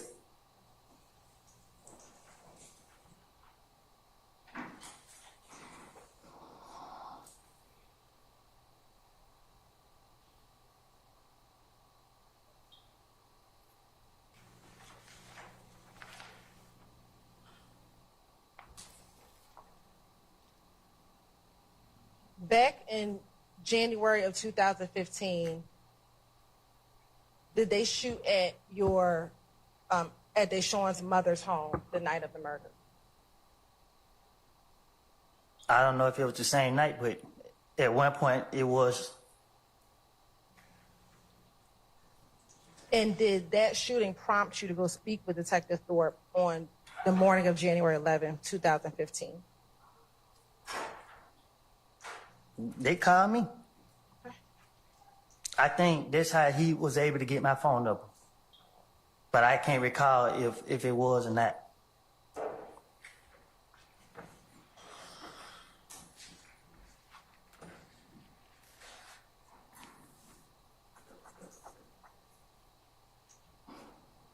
Were you scared because they were shooting up your family's house back on January 10, 2015? What you mean? Mr. Sharp. I object to the pronoun they. I would ask for specificity. So vague? Vague? Is your objection vague?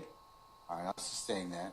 Were you afraid because your girlfriend's mother's house was being shot up? What you mean? Were you afraid because people in your family's homes were being shot up on that back in January 2015? Were you afraid because people's homes were being shot up? You asking me, was I afraid, or what did I tell the police I was afraid? I'm asking you now, were you afraid?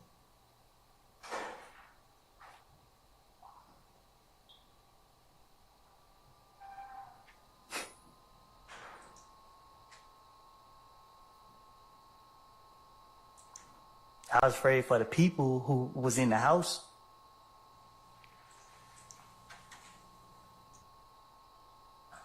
And do you know who all was in the house?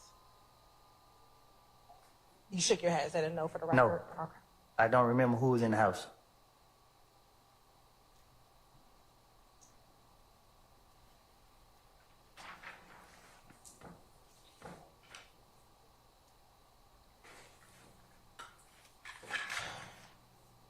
Now, in that interview, did you give Detective Thorpe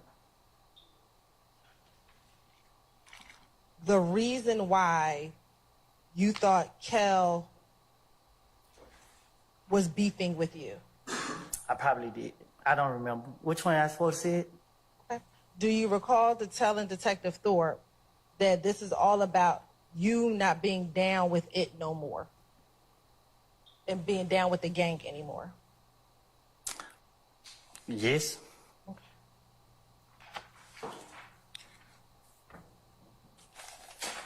Do you recall telling him that it's also because they now think that you're with Thug and that you're claiming YSL? Yes, Yes, you remember telling him that? I guess. If that's what he said, I said. Do you recall or do you not recall to tell Detective Thorpe that? I don't know what I done told this man. Okay.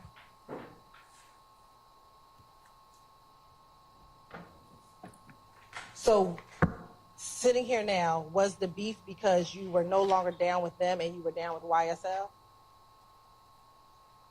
Yes, I guess. Is it yes or you guess? If that's what he said, I'm asking you right now today. I don't know. All right.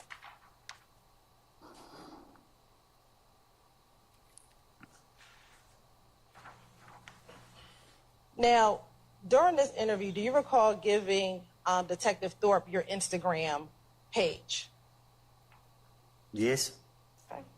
And what was the Instagram page that you gave him? I don't know. Okay. Was it Woody372? Yes. Okay. And 372, does that refer to, I stand the question. what is 372? Numbers. And does that number specify something specific? No, I'm gonna object and ask the answer. I believe it has. I'm going to sustain the objection. Does the 372 correspond to the letters of DRC on the phone pad? It could. I gotta look at the phone pad to see. How do you look at the phone pad to tell? And is Woody372 the same Instagram account that I asked you about over the course of the last few days? I guess. So was that your Instagram account back in 2015? My Instagram account is Woody vs. Woody. I asked back in From 2000. back then, I think my Instagram account is the same account as it is today. Woody vs. Woody.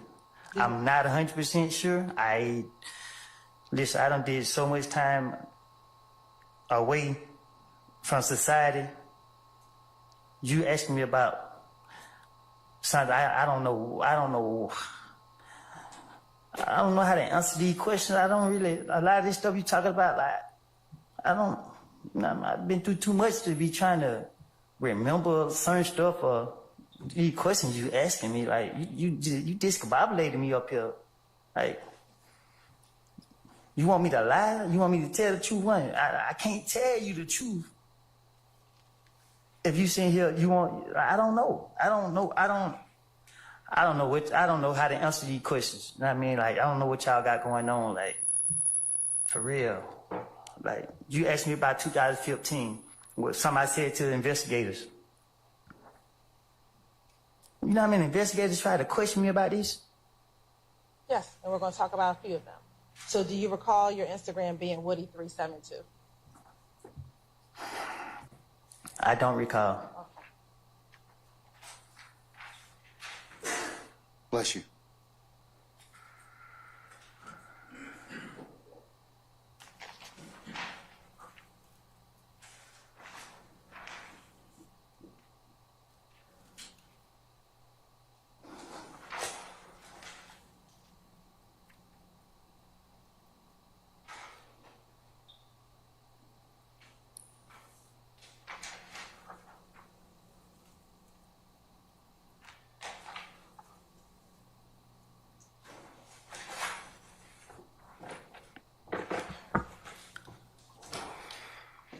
Court's indulgence.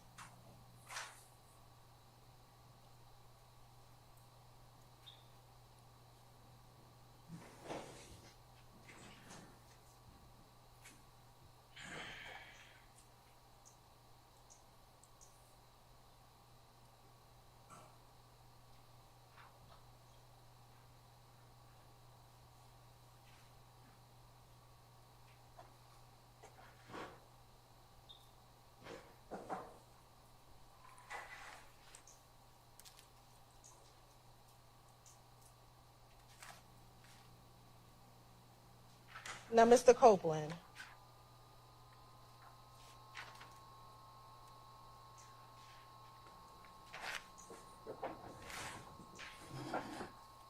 did you speak with Detective Thorpe about your concerns that people from Ifgang wanted to kill you and Thug? Yes. Do you recall why people wanted to kill you and Thug? Yes. Okay. Why was that? Why was what? Why did people want to kill you and Thug? Oh. I said that? Do you recall telling that to Detective Thorpe? I don't know what I don't remember what I told Detective Thorpe. Do you recall telling Detective Thorpe that you heard about a meeting in which an individual named Mo, who was down the road, conducted? Yes. And that during the course of that meeting, I'll sustain the objection. what do you remember telling Detective Thorpe about your understanding of this meeting with Mo and other members of Ifgang? I don't remember. Hold on, wait, Mr. Copeland. Basis. Oh, for hearsay. We need to ask about his present testimony. I'm gonna overrule your objection, okay? Okay, can I rephrase? No foundation to give prior statements we asked. I'll sustain that one. I'll sustain that. What was your understanding of a meeting with Mo back in 2015 regarding you and Thug? I don't know what I told Detective Thorpe. Objection on a non-responsive answer. I'll sustain the objection. You need to respond. Mr. Copeland, you have to answer the question, okay? If not responsive to... How could I answer the question to something I don't know? Miss Hilton's gonna... Well, actually, just repeat the question, Miss Weaver.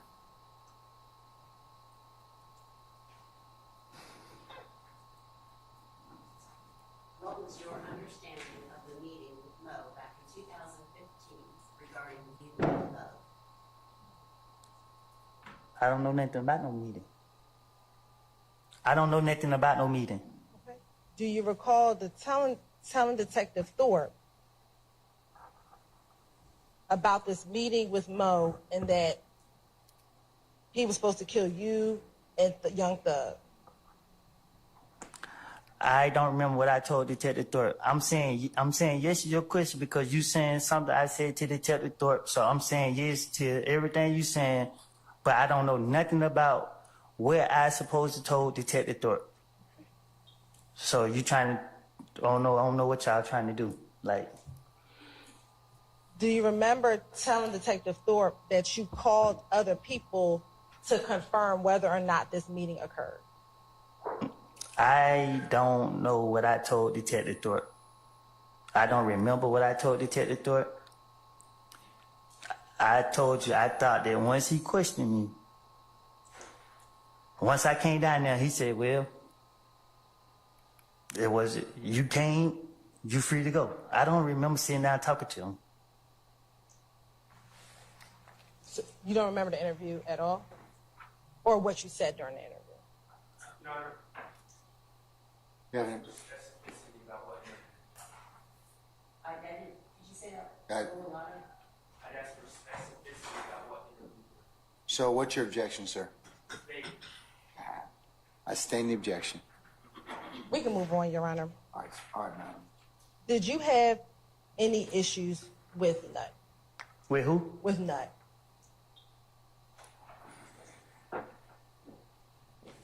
What you mean? Did you have any problems with Nut?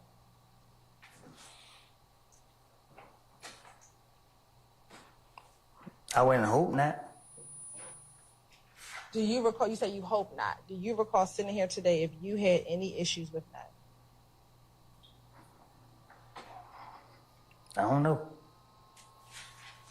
Do you remember telling Detective Thorpe that you did not have any issues with Nut? And matter of fact, that you and Nut would see each other and dap each other up? Yes.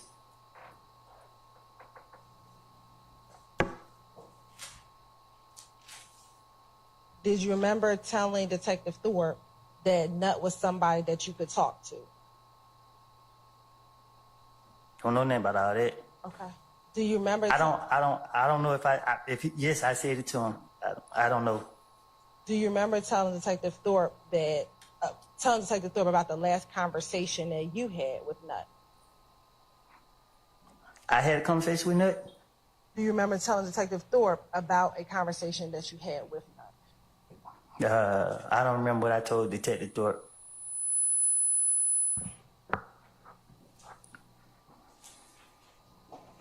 Do you remember telling Detective Thorpe that when you saw Nut, he just told you to chill out and you told him.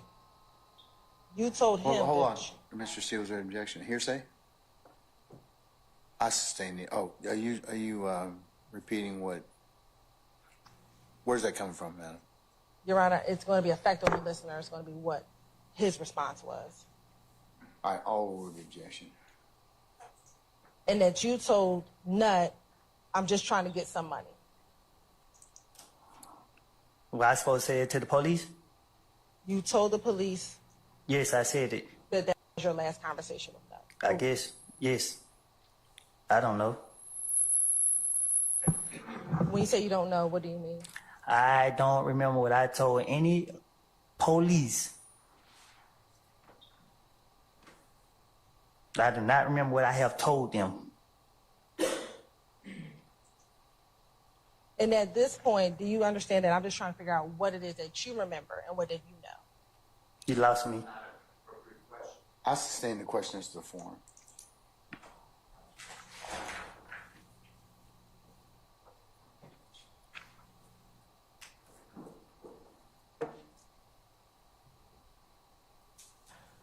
Do you recall being concerned that it was a whole gang after you? You talking to me? Yes, sir. You say that again? Do you recall in 2015 being concerned that there was a whole gang after you? You said, did I tell that to the police, or you asked me, was I? I'm asking you, were you concerned that there was a whole gang? Not even a little bit. Okay. Do you remember telling Detective Thorpe, and now these niggas show up at my girl's mama's house, and it's the whole gang. It's the whole clique. You know what I'm saying? They deep. You know what I'm saying? That's the only thing that put fear in my heart. Now I have to watch everywhere I go. I have to watch out. It ain't nothing I can do about it. I didn't have nothing to do with this. I didn't kill him. I ain't never killed. I ain't never tried to fight him. I ain't never tried to rob him. I have never done nothing to Nut. Do you recall telling the police that? I guess. I don't remember. Okay.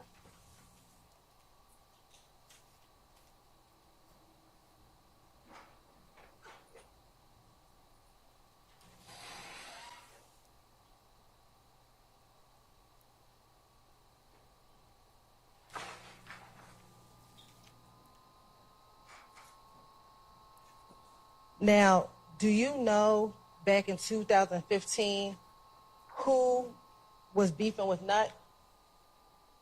How I supposed to know that? Do you recall being asked about that in the January 11th, 2015 interview? I don't remember no. I don't know what. I don't know. So you're saying you don't remember? Whatever the detective said, I told him. That's what I told him.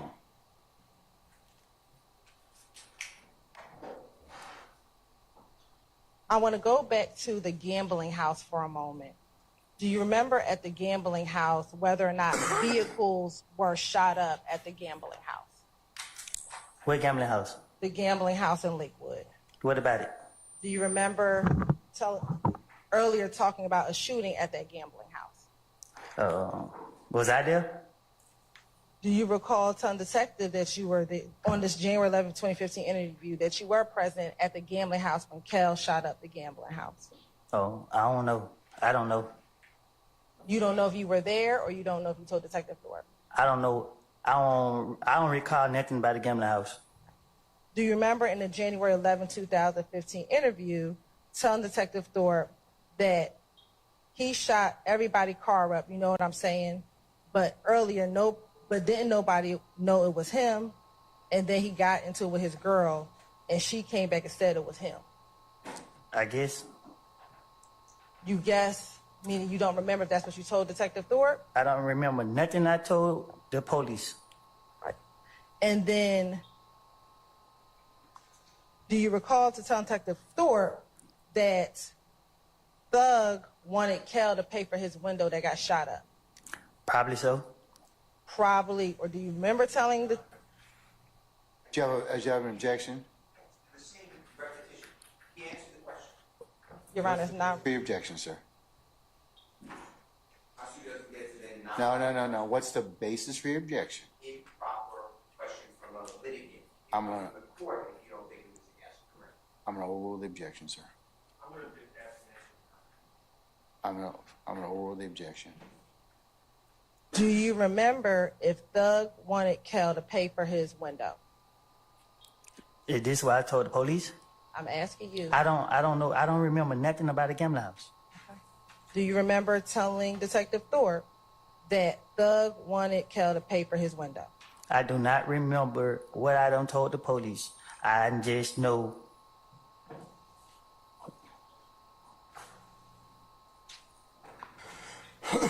And do you recall telling Detective Thorpe that Thug said you were going to pay for the window? I guess. Does I guess mean you remember telling Detective Thorpe, or you don't remember telling Detective? I don't have my whole thing with talking to the Detective Thorpe was to get him out my face. So did you tell things to Detective Thorpe that was a lie to get him out of your face? I don't know if that's a trick question. It's whatever honest question answer that you want to give. Well, I told the detective whatever came to my head to try to get up out of there. And was whatever came to your head the truth about what happened, or not the truth about what happened? I don't remember what I told him, so I can't say if it was a truth or a lie. I don't remember what I said to the investigator, but I know I don't recall a lot of these things that you're saying. I don't remember. Okay. Was Nut in a gang? I don't know. Okay. Do you recall telling Detective Thorpe that Nut? I didn't know Nut personally. Do you remember telling Detective Thorpe that Nut was the big dog, but they big dog, but it ain't they big dog, but he's not over the whole gang, but he's a big dog? I guess. I guess meaning... I don't remember. All right.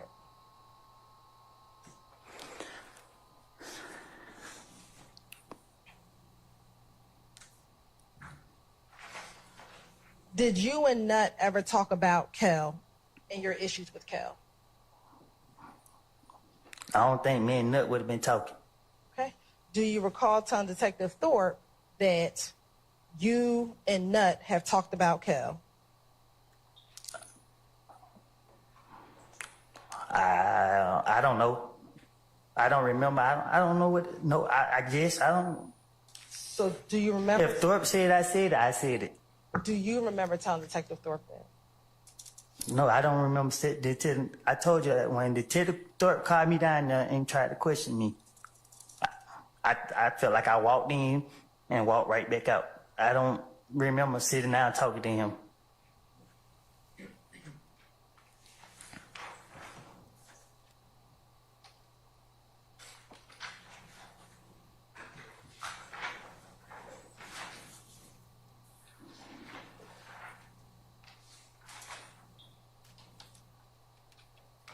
Now, during the course of this interview, do you remember if they came in and swabbed you for gunshot residue?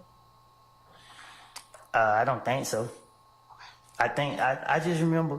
I remember he was laughing like, "Dang man, the guy ain't even dead long, and everybody already saying you did it." I'm like, I don't know why, and I thought he let me go. I don't remember if they did. I don't remember anything further than I showed him my face and he let me go. So I don't know what. I don't remember what took place that day. To say facts. As the interview progressed, do you recall giving more details about the night of the murder to Detective Thorpe? I don't understand what you asked. Let me just ask you this. On the night of the murder, do you remember if Deshaun went to the movies on the night of the murder? So much going on. I can't. So much was going on. I was all over the place. I don't remember. I can't say what. I can't answer those questions because if I tried to, I'd be lying. I wouldn't. I can't really say. Okay, I understand. Do you remember telling Detective Thorpe that Deshaun had went to the movies and at some point you had given her your brother's car to drive? I probably did.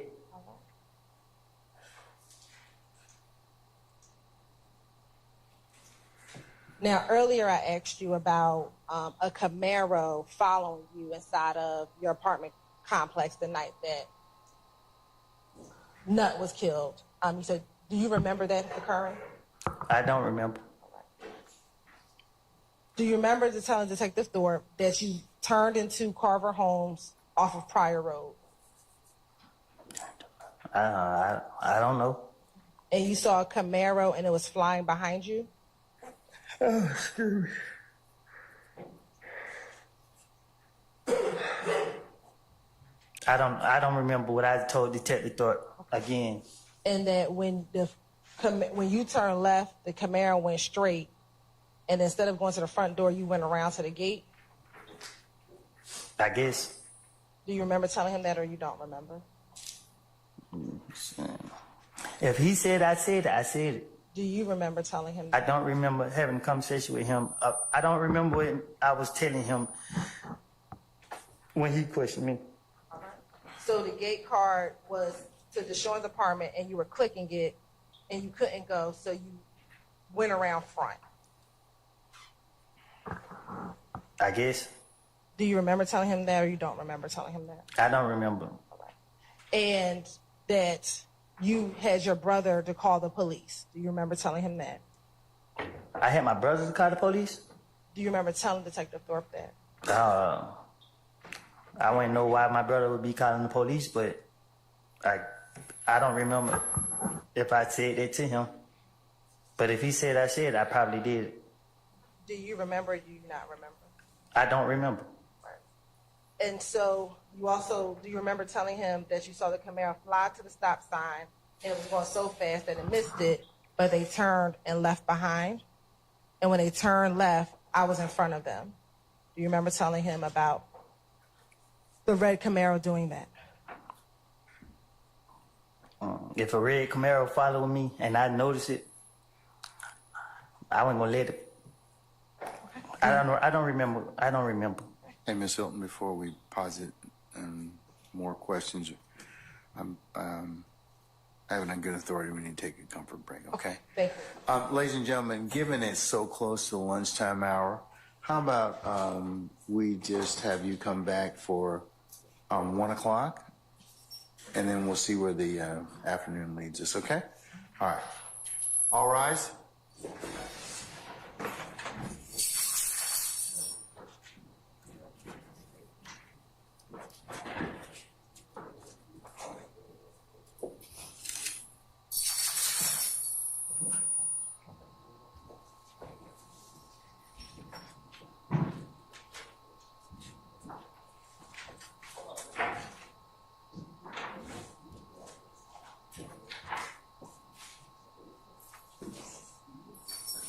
All right, ladies and gentlemen, please be seated. Our jury has left us. Before we go ahead and break for lunch, Mr. Short, you can make your motion, and Mr. Matthews, you can make your motion. And I take it that you are making this on the basis of the witness's testimony as to January the 11th of 2015 in regards to the mentioning of your clients. Is that correct? Yes, Your Honor. Okay. Just for the record, it's my objection and my basis for the mistrial is both constitutional Fifth Amendment right to remain silent, which You're talking about pre-arrest silence? well, I was going to get to that. There's the constitutional right to remain silent, but also the statutory Georgia Constitutional pre-arrest privilege? Okay. well, also the pre-arrest silence All right. statutory, and Your Honor, we believe that those questions brought attention to my client's my client exercising those rights, and it was an inappropriate question, and we moved for a mistrial based on the comment on my client's silence. All right. Ms. Hilton, do you wish to respond to that, and then I'll move on to Mr. Matthews? I could, you go to individually, Your Honor? Yeah. Yeah. As relates to Mr. Stillwell, at the time that I'm questioning Mr. Copeland? Mr. Copeland, at the time of January 11, 2015, at that time, Mr. Stillwell was not a suspect in this case, so would not be counted as one to arrest silence. Additionally, looking at Dinkins v. State. Repeat that last thing. Is it Dinkins, you said, v. State? Dinkins v. State, which is 295 Georgia App 289, which is the 2008 case.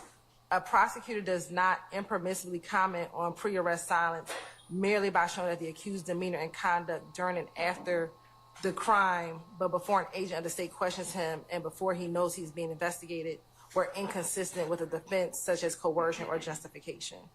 All right. Well, the jurors don't know when my client became a suspect or not. So, Right. I mean, the effect on the jurors, I don't really see how that's relevant. And Okay, cannot further, again, Your Honor, the state's position is we weren't commenting on any of the defendant's silence, but again, to show that Mr. Copeland's demeanor now in court before these individuals versus when he was by himself in a interview room solely with the detective, that his answers are much different. And so that is the state's purpose and reason for talking about who was present with him in the room when he was conducting his initial interviews in 2015. And Your Honor, just to respond to that argument, what undermines that argument is my client wasn't present yesterday when Mr. Copeland made it clear to the What do you mean prosecutor. he was in the courtroom here, right? But no, he wasn't present yesterday in some side room somewhere where several investigators from the DA's office and multiple prosecutors were all in a room talking to Mr. Copeland while he was a sworn witness in this case.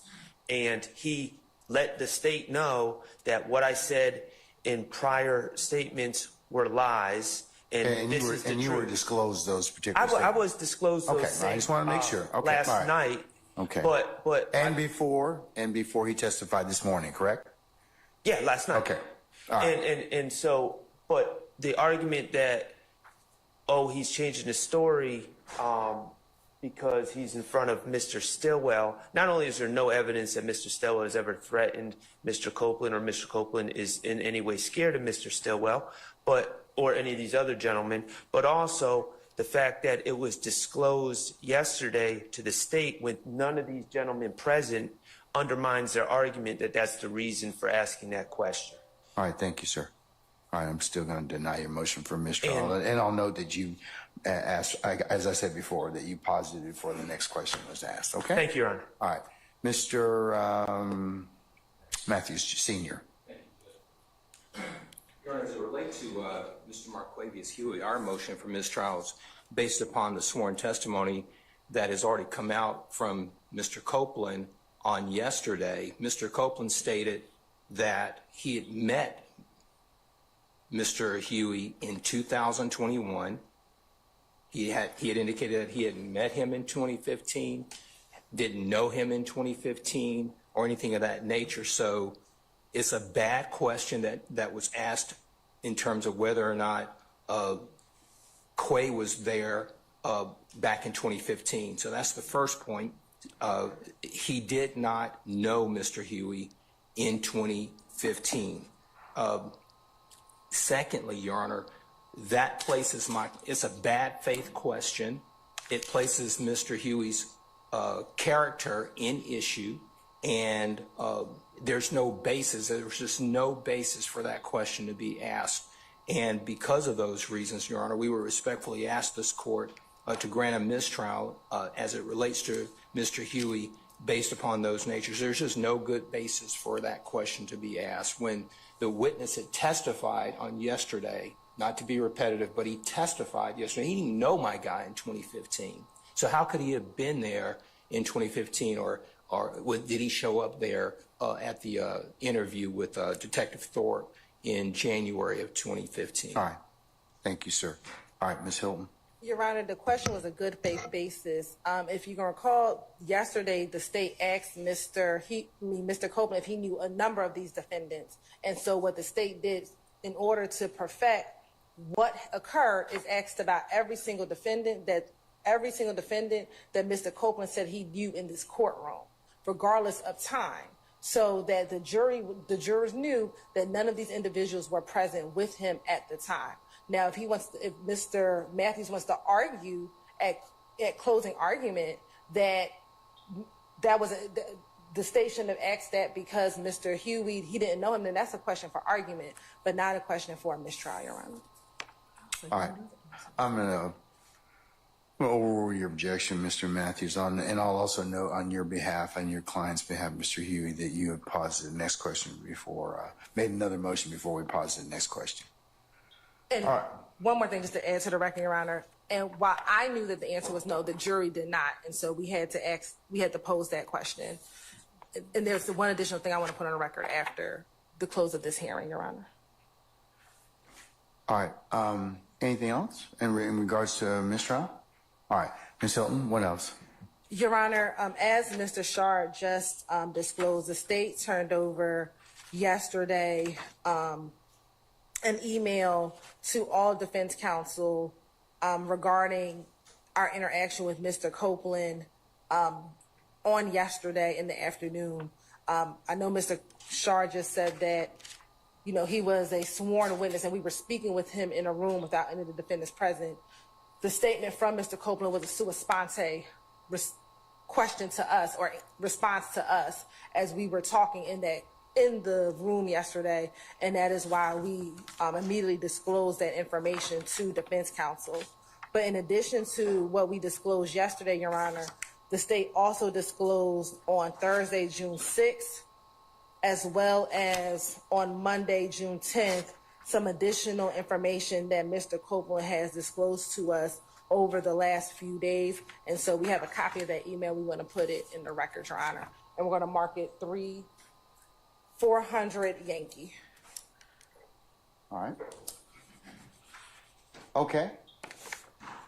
All right, counsels, enjoy your, sorry. I would like the court to look into the appropriateness. Mr. Copeland, to my observations around your courtroom, outside your courtroom on breaks, is surrounded by several members of law enforcement with the district attorney's office and prosecutors, potentially other persons. I don't know why a sitting witness under oath is in a room with prosecutors during breaks, mornings, afternoons. It's totally inappropriate. There are people who are in your court's door. There's a double door where the court sits to its right that aligns with the witness chair, and I noticed people standing there in law enforcement while Mr. Copeland is testifying. He's making eye contact with them. I don't know if they're his brother. My point to you is this: what gives anybody the right to surround a witness? He's not in custody, and bring a witness. I'm sure Mr. Copeland didn't say to the prosecutors, I don't know this, Your Honor, so if you think I'm wrong, then just strike it from your memory. But I'm sure he didn't say, hey, you guys want to hang out in this room a little while? So I believe that he is being led on a tether by the prosecutors, and it is coercion. It is inappropriate. And why would anybody not be recording everything he said? And why do I have to get it in drips and drabs? So I am objecting to the tactics of the Fulton County District Attorney's Office and whomever else they may have employed with a citizen, regardless of what the court may think of him or the prosecutors think. I don't have any thoughts. So please don't put that in. Please don't put that in in the ether. Okay, but that's what you just said, sir. Ether is okay. Clear. The court wouldn't do it. I wouldn't do it either. So why is it happening?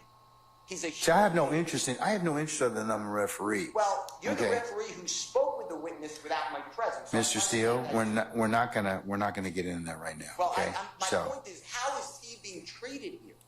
And why don't I have all this? And why is this going on? What an unfair trial for Mr. Williams. Think about it. If you were accused, Your Honor, and the judge met with this witness, with the prosecutor, and you sat next to me and Mr. Adams, you would say to us, what kind of case is this? Now he's being surrounded with all this law enforcement. My point is, Your Honor, we're going to object that this. I'm not going to be interrupted. Mr. Steele, hold on. No, but you're Mr. Steele? Mr. Steele? Yes, sir. What? Okay. I want to finish. I'm making a record for the court to understand. Well, Mr. Steele. I've never been interrupted in a court except for this one. You allow. Well, you know, but the challenge is in this point in time is that some of the things that you have said at certain points in time are not appropriate. It's not true. Okay. Well, that's the court's. The court is wrong. Well, you know, you have everybody has an opinion, and it can certainly be reviewed at the appropriate time. But finish up so you can go ahead and make your record. Interrupt anyone by a prosecutor or anyone. This is a record. This is important. Okay, but it's your allegation and assertion, sir. Okay, so.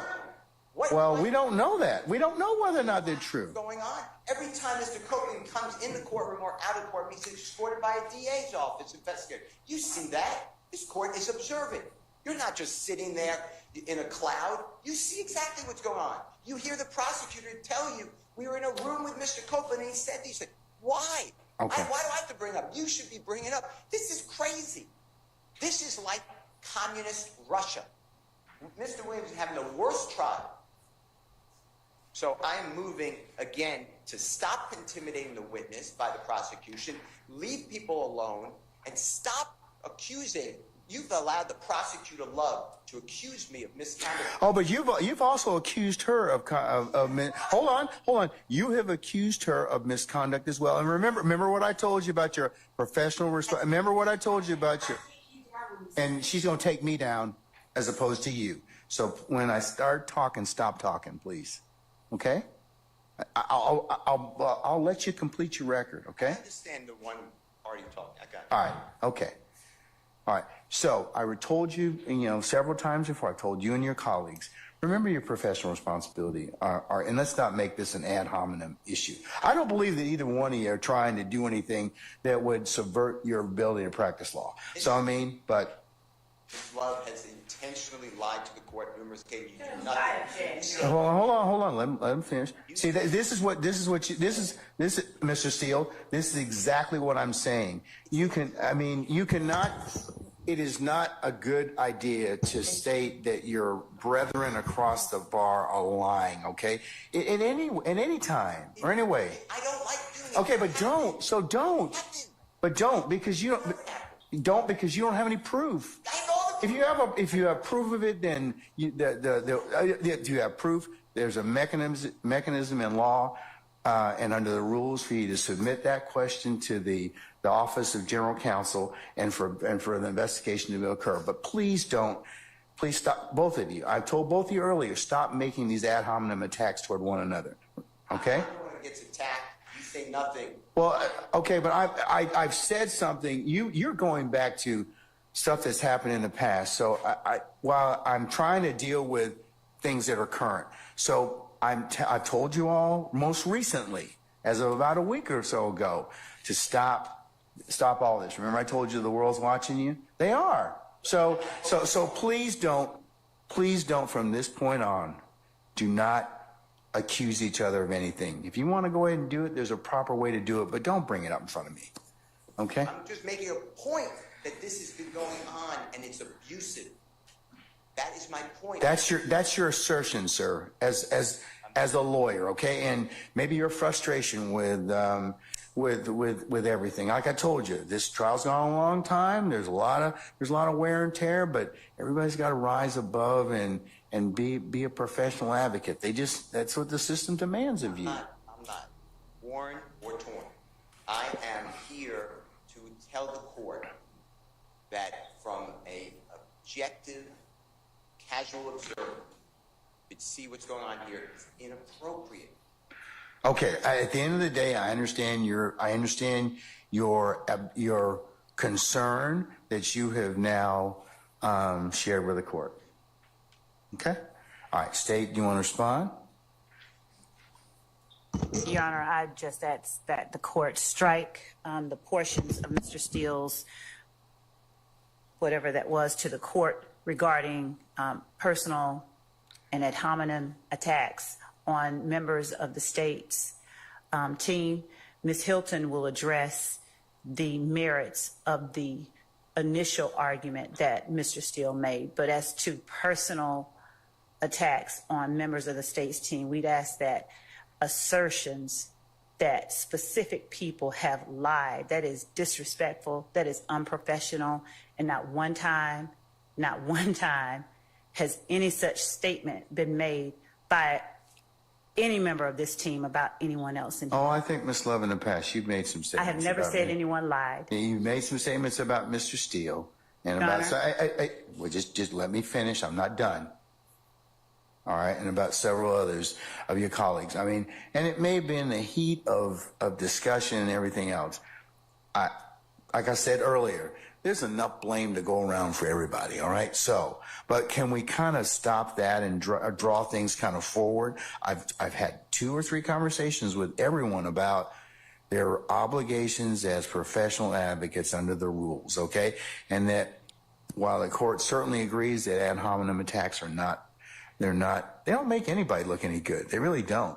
I mean, but I'm just saying I acknowledge that. I acknowledge what's been gone on in the past. And I ask that you all reflect upon that because, like I said, you can't say some of the stuff that people say to one another can't be taken back. They just can't. So, and that's just something that the court would just have you reflect upon. Thank you, Both Judge. sides, okay? And we just ask again that statements like Ms. Love lied be stricken from the record. Those are personal attacks. There's none been made, at least not this day. I'm not gonna consider your ad hominem attacks. Either one is, okay? Thank you. Or anybody's, all right? Okay. All right, Madam. Your Honor, regarding Mr. Steele's assertions of our interactions with Mr. Copeland, we have not treated Mr. Copeland any different than we would treat any of our other witnesses in the state of Georgia. He is our witness. If he wants to be around us, he can. If he chooses not to, he doesn't have to be. The fact that he's saying we are coercing Mr. Copeland to speak is clearly not true given Mr. Copeland's testimony here today. If we were coercing him to speak, he would answer my questions and I would not have to sit here and go in a back and forth and struggle with him. So clearly we are not being influential on Mr. Copeland given our interactions with him outside of the courtroom. So again, Your Honor, there's nothing inappropriate about the state's interactions with Mr. Copeland. He is the state's witness. We can't interact. We have not influenced any of his testimony, Your Honor. And so we ask that, I don't know if it was a motion, be denied if that was what was being asked of the court. All right. I'll include the state's Exhibit 400, the statements of the most recent email that you have disclosed to the defense in this case, for purposes of the record, and I will also to the extent that I don't think of Mr. Steele. Let me just make sure. Are you again moving for mistrial, or did you make them within your statement? Did you ask the court for a mistrial? Yes, based upon the totality of what I said, yes. Okay, I'm going to deny that motion, and I will also note for the record that it was that the same was positive for the next question. Okay. All right, Mr. Matthews, you're eating up your lunch. Okay, so. I just want to put on the record that based upon my vantage point in the courtroom, I have a unique place where I'm able to see the jury, I'm able to see the witness, and I'm also able to see the vestibule out here. And on yesterday, I just want to be clear that it's not only observed back here, but I have a unique place, and I observe a very large individual standing outside of that door, those two doors, staring at the witness during his testimony. I noticed a large individual too. There's plenty of large individuals. They're law enforcement, or we don't know, but I know it's law enforcement. Well, who is it? What's their name? I know it's Okay, well then we don't know it's law enforcement. But I have the same or better vantage. I have the same or better vantage than you do, and I certainly think that for reasons that we don't know, that law enforcement stand in that door for security posture, and that's the only reason that they're at that door.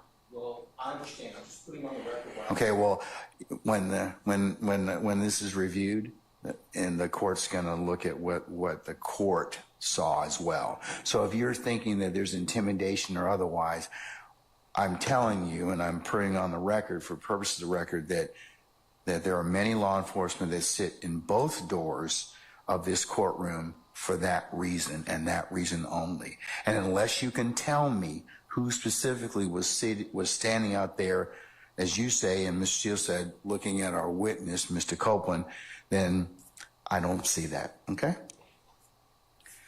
Thank you, sir. Thank you, Judge. All right. Briefly, Your Honor, since no one wants to go to lunch with me, I saw the same thing that Mr. Matthews saw yesterday, with a large individual. How did you see him? Your back's to the door. Are you questioning whether I saw him or not? I'm asking how you saw it. I pivoted around and saw him. Okay. Because, All right. And because that we've seen people outside that door for 18 months, Your Honor. This person yesterday was glaring through that glass for at least 10 to 15 minutes that I noticed, boring a hole into the witness. So I just want to add that is what I saw. I don't know his name. I don't know if it was law enforcement. I believe it was. I have not seen any other individual with law enforcement do that to that witness or any other witness during the course of the trial. Okay. Thank you. Thank you.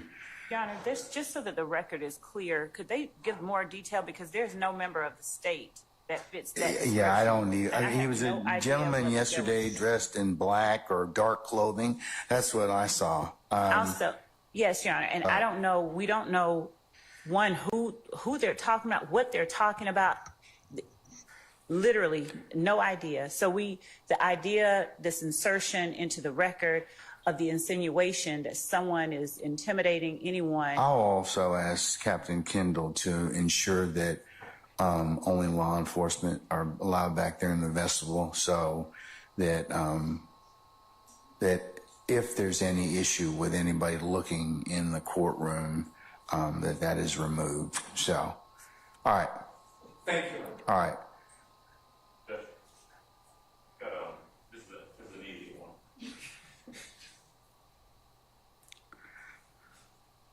And I don't know whether this is something that the court can give instruction in regards to. Whether folks can just take notice of it. We've had some discussions before about the configuration of the courtroom. There's a lot of folks in here. We've got jurors who are sitting right there on the front row who are closer than they would normally be to the parties in this case. I've noticed over the course of the last number of weeks and months, quite frankly, and I'd like the court to either remind the state or maybe because it could be inadvertent, but maybe they can take note themselves of the fact that sometimes their facial expressions, their reactions, their statements to each other, their conversations to each other are done so close in the presence of the jury that it can't help but impact the jury. There was one time last week where Ms. Hilton was attempting to introduce a document, and there was some frustration because there's an objection, and Ms. Love reaches over and says, and I could hear it from over there, just show them the original. Just show them the original. And you know, those type of conversations and you know, when someone's upset with a ruling and roll their eyes or makes a facial expression or throws up their hands in front of the jury, 2 or 3 feet away from the jury, can't help but impact the jury. And so if the court needs to just remind the parties that that we've got a jury that can be impacted and they need to be a little bit more circumspect, they can do that, or perhaps my colleagues across the aisle can take note of that themselves and act accordingly. All right, sir. Yeah, there's not a lot of room, and I wish you'd have brought this up earlier, but I certainly agree with that. I'd advise all counsel to just be mindful of their reactions as the jurors watch everything, okay? All right. Mr. Short, did you have anything else? I know that... No, I'm good. Okay. Okay, all right, okay. All right. Enjoy your lunch. We'll see y'all back about 1 o'clock, okay? All right, we're in recess.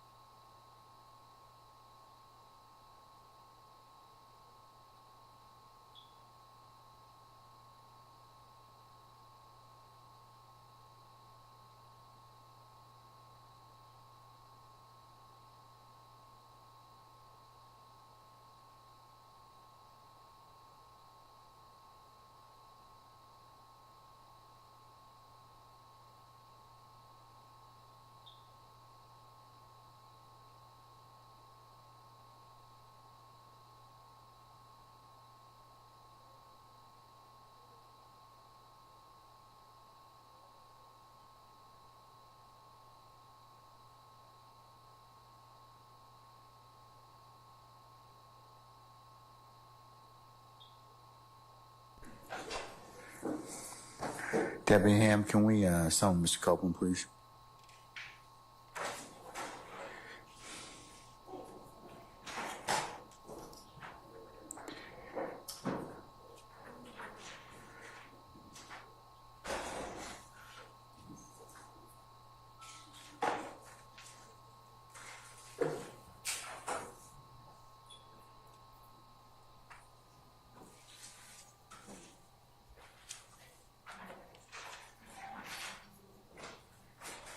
All right, summon our jurors, please, sir.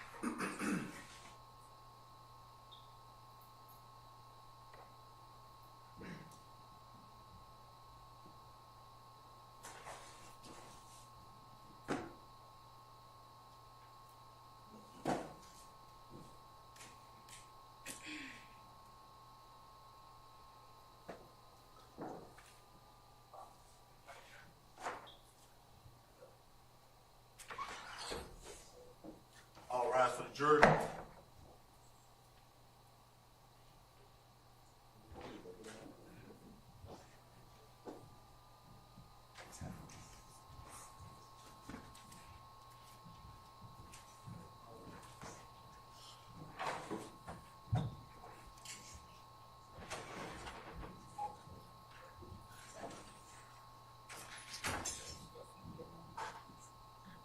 All right, ladies and gentlemen, please be seated.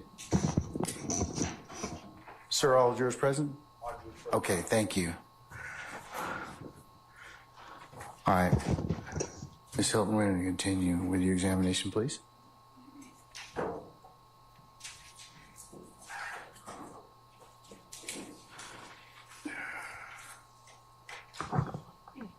Good afternoon, Ms. Copeland. All right. So when we left off, we were talking about your January 11th interview.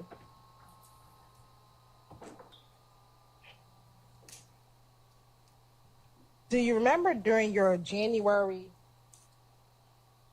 11th interview speaking with Detective Thorpe regarding several individuals that you texted about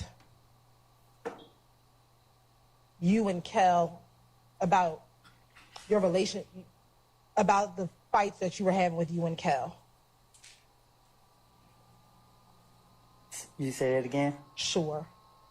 Do you recall during your interview telling Detective Thorpe about text messages that you sent, and I apologize, excuse me, about text messages that you sent regarding this thought that Mo was trying to kill you and Thug? Yeah. All right. Do you remember the substance of what those texts were? No. Okay. Do you remember telling Detective Thorpe that you texted one telling them, bro, it ain't no beef. I ain't stunting y'all niggas? Yeah. Yes. Oh, you said, did I text it? Yes. I do not remember nothing I said to Detective Thorpe. So is your answer that you don't remember telling him about this text? I don't remember Nothing I said to him about any, I really don't. Okay. And that you also texted that there's a guy down the road, Mo, he's supposed to kill me and Thug, so that you had 10 minutes on your phone, and that you texted someone and asked, y'all going to kill me and Thug? And you put a laughing like ha ha ha emoji. Basis. 2 weeks. Meeting, prior out-of-court statements without a foundation. They asked what he knows. Okay, so foundation, okay, foundation. I'll stand as the foundation. Why don't you lay on the foundation? Do you recall sending these text messages back in January of 2015? I don't recall. Okay. Do you recall telling Detective Thorpe about these text messages? I don't recall nothing I said to Detective Thorpe. Okay. Do you recall telling Detective Thorpe that you received a response back from that text message? I don't recall any conversation with Detective Thorpe. I understand you can slow it down, but I'm going to keep asking you these questions. So, do you recall texting or telling Detective Thorpe that so another guy called you and said that those people were just lying? I don't recall. All right. And do you recall telling Detective Thorpe that they didn't believe you when you told them that there's really no more beef between you and Kel? I don't recall. All right. And do you recall to telling Detective Thorpe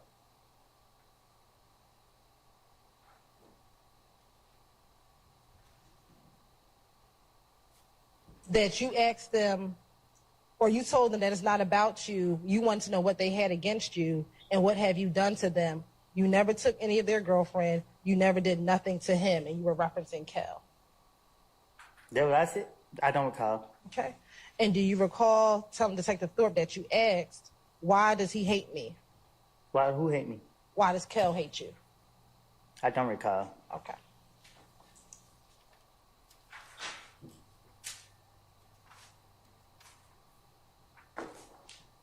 Can you explain to me what I don't recall mean? Don't it mean I don't remember, right? Do you remember any of this? No. I'm just trying to make sure I'm saying the right thing. I don't remember this stuff.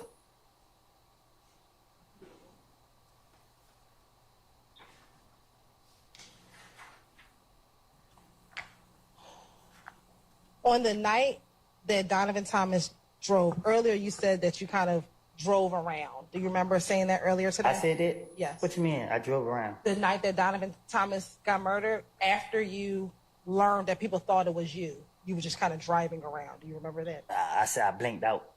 Okay. Do you remember driving around at all? I remember being at a lot of different places. Okay. Do you remember any of the places that you went to? I remember people staring at me like they.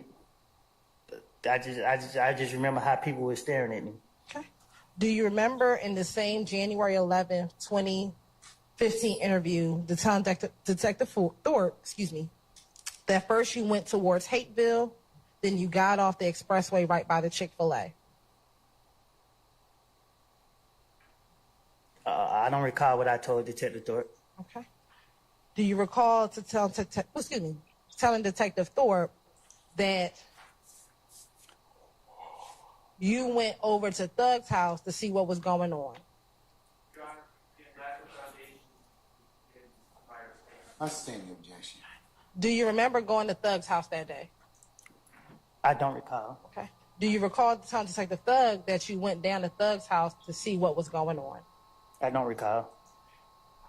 Do you recall if you talked to Thug that evening after you learned that people thought that you killed Nut? Can you ask me that again? Sure. Do you recall speaking to Thug on the night that Nut was killed? Nah, I don't. Okay. Do you remember telling Detective Thorpe that you spoke to Thug while at his home? Can you say that again? Sure. Do you remember telling Detective Thorpe that you spoke with Thug while at his house? I don't recall.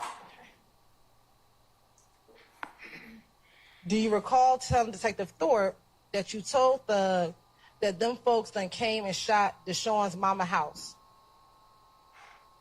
I don't recall. Okay. And do you recall telling Detective Thorpe that his answer was, for real? That's it? Yep. I don't recall. Okay. And do you recall you telling Thug what I'm supposed to do, bro? I don't recall. Okay. And do you recall you telling Detective Thorpe that he said, man, just stay out of the way and let 12 handle that? I don't recall. And that's all he kept saying, 12 going to deal with that. I don't. That's what I supposed to say to Thorpe? Do you recall saying I'm saying this conversation with Thorpe? Yes. I don't recall. Okay. And then do you recall saying to Thug, like, man, bro, you just saying stay out of the way and deal with that, bro. But these folks, and you also said that Thug know them better than you do. I don't know what you're talking about. Okay. Do you recall telling that to Detective Thorpe? No, you gotta say it to me again. Sure. Do you recall telling Detective Thorpe that you said, like, man, bro, you talking about just stay out the way and let the police handle it and deal with that, bro. Man, fuck that. He knows them better than I do. This supposed to be what I supposed to, this me talking? Yes. No, I don't recall that.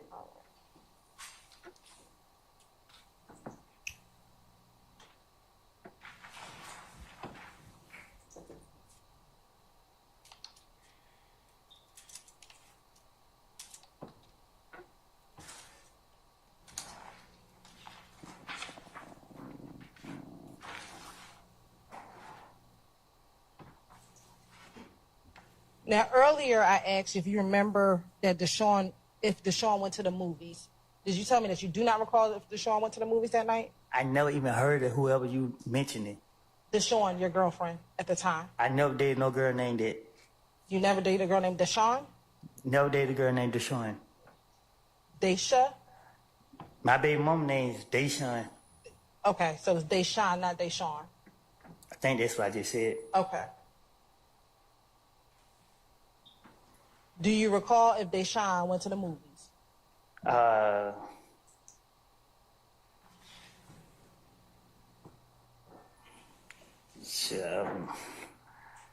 don't know. I don't know if she went. I can't remember if she made it out. Time, everything was going so fast. I can't remember if she went to the movies or not.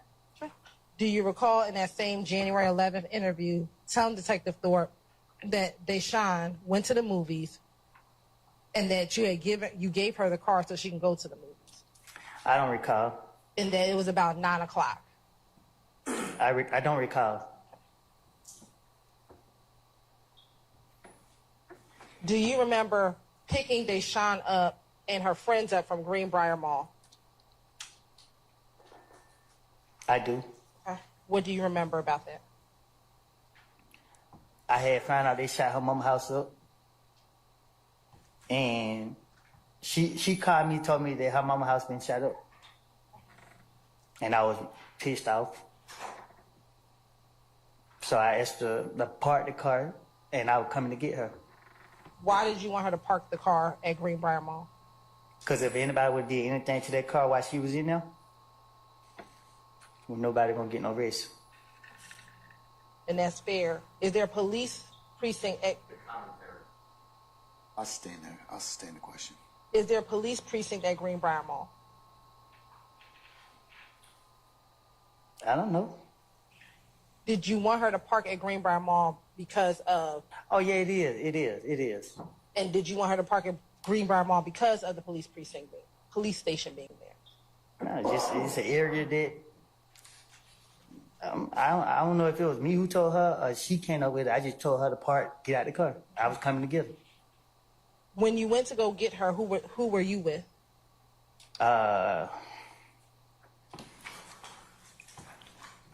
If I'm not mistaken, I think I was probably with Moonton. I was with different people that night. Do you recall telling Detective Thorpe that you were with Moonsung, his girl, and his baby? I don't recall what I told Detective Thorpe. Do you recall being taken over to Greenbrier with Moonsung, his girl, and his baby? I know I was with Moonton at a certain time that night. I can't remember if it was him. I can't say for a fact if it was me and him who went to get her, but I know I went to get her.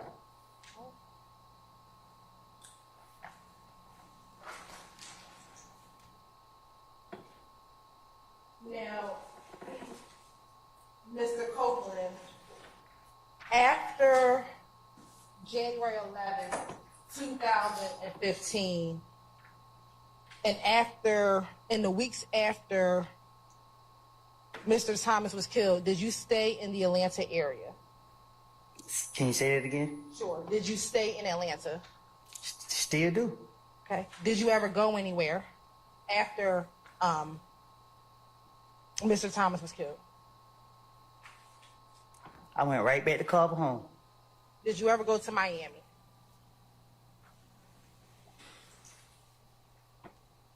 Yes. Okay. Who did you go to Miami with? My baby mom and my daughter. And did anyone pay for your trip to Miami? We drove. Where did you stay when you got to Miami? I think a hotel. Did you pay for that hotel? No. Who paid for the hotel?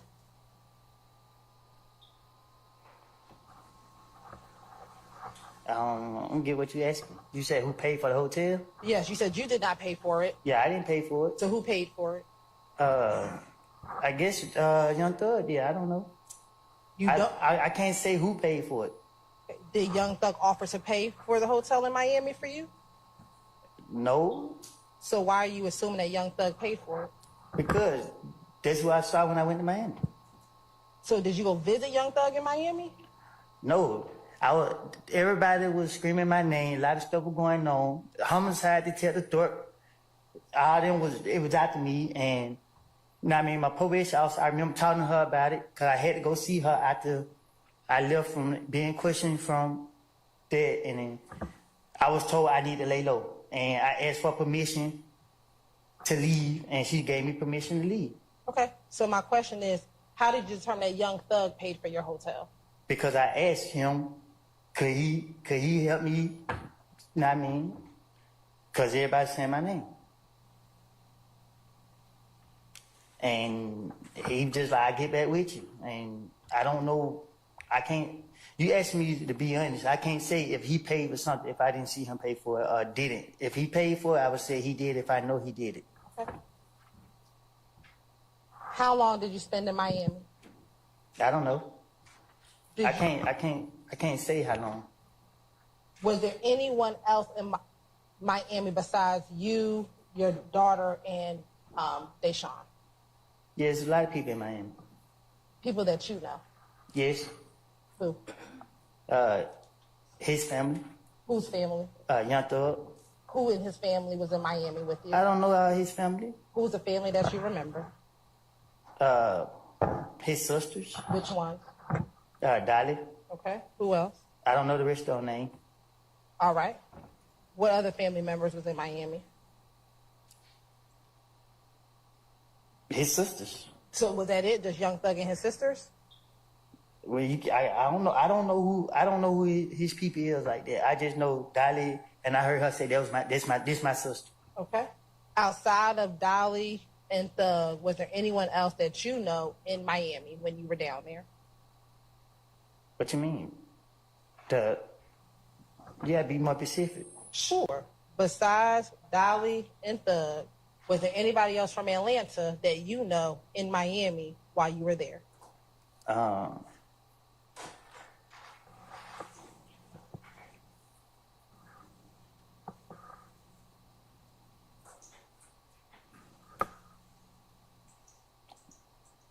I don't know how to answer that. Like, I don't know what to say.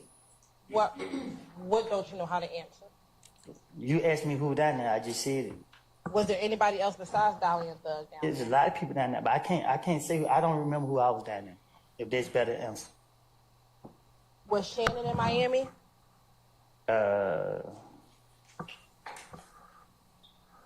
I think they was. You said they. I asked about Shannon. Was Shannon in Miami? Yeah, but now that you said that, I think all them was down there too. Shannon and them. Yeah. Shannon Liddy. Okay. Little D from Cleveland or Little D your son? He not my son. I know he's not your son, but that's what you said. You say he's like my son. Which Little D are we talking about? The one that's like my son. Okay. Was Little D from Cleveland down there too?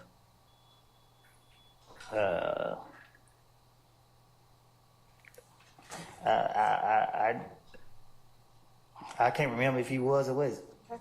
Was Yak down there? Yeah, I think so. I believe so. Was Montauk down there?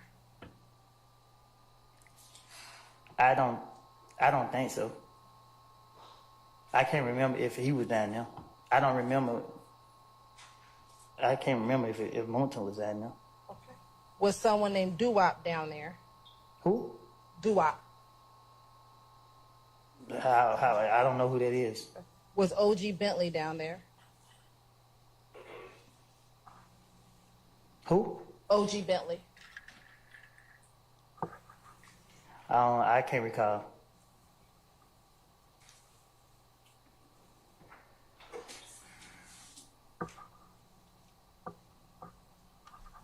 Do you remember how long were you in Miami?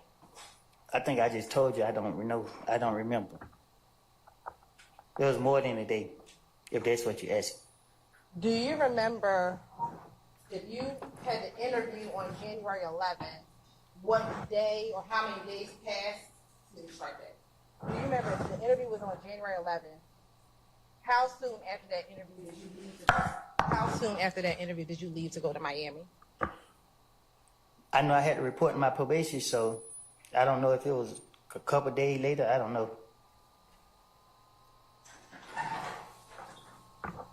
When you came back from Miami, let me ask you, did you eventually come back to Atlanta from Miami? I most definitely did. Okay. When you came back from Miami, did anything occur on I-75/85? Did you get shot at while driving a vehicle on the highway? I was already back when that happened. Right. So that's what I'm asking. When you got back from Miami to Atlanta, did you get shot at on the highway? Yeah. Okay. And once you got shot at on the highway, did you go in and speak with investigators about that shooting? No, I told my brother to report the car was damaged. Do you recall going into the Atlanta Police Department on January 28th, 2015 to talk about the shooting on the highway?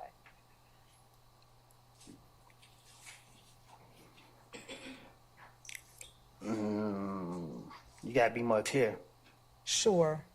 Did you go and speak with Detective Gaither and Detective Dennis in January of 2015? Can you say that one more time? Sure.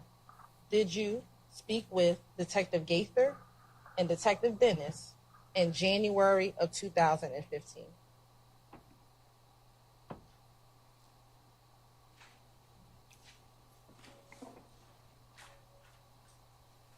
I can't recall.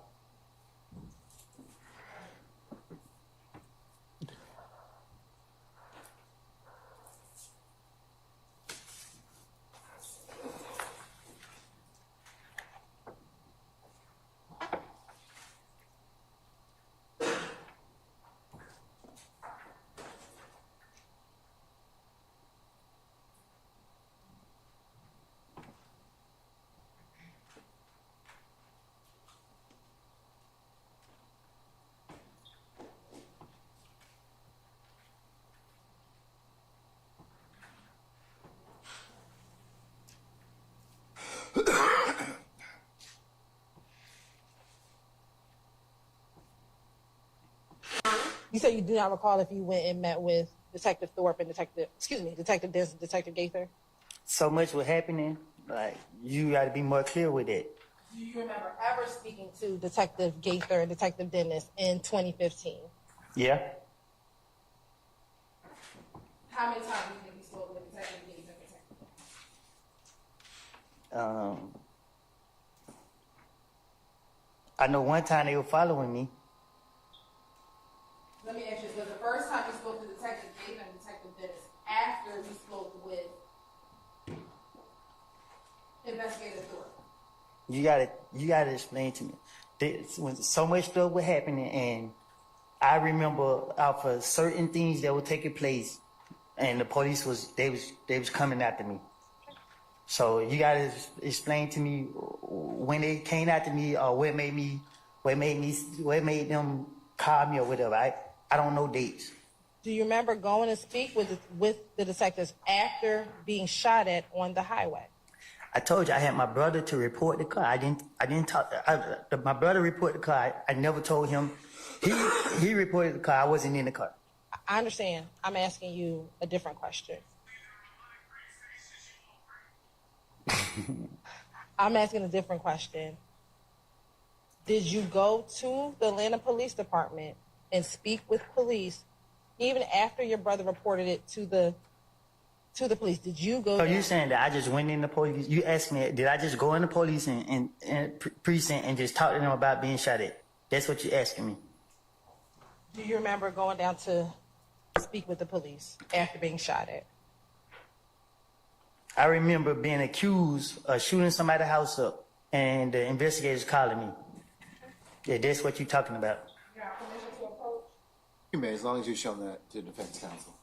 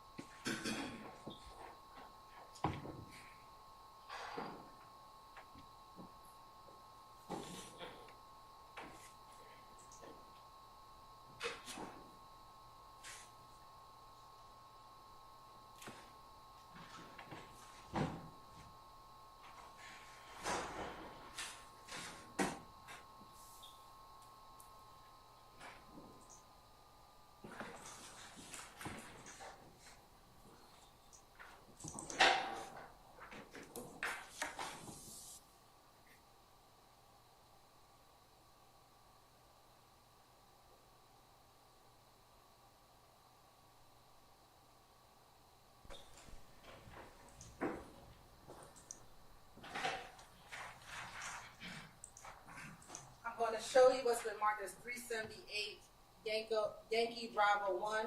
Do you recognize yourself in Yes. that picture? And do you recognize two detectives beside that picture? Yes. Do you recognize it to be Investigator Gaither and Investigator Dennis? Yes. You're at this time, the same like the 10 or 6 is in the 378 Yankee Bravo 1 is the evidence. Any objection to states 378 Yankee Bravo 1? All right. Hearing no further objection, it's admitted, may be published as you see fit. Thank you.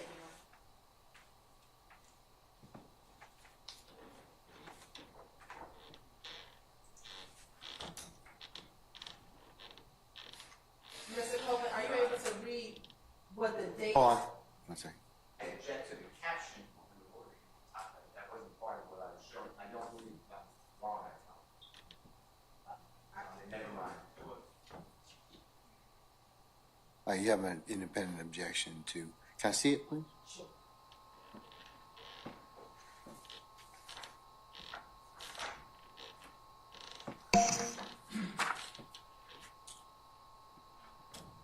I should have objected earlier.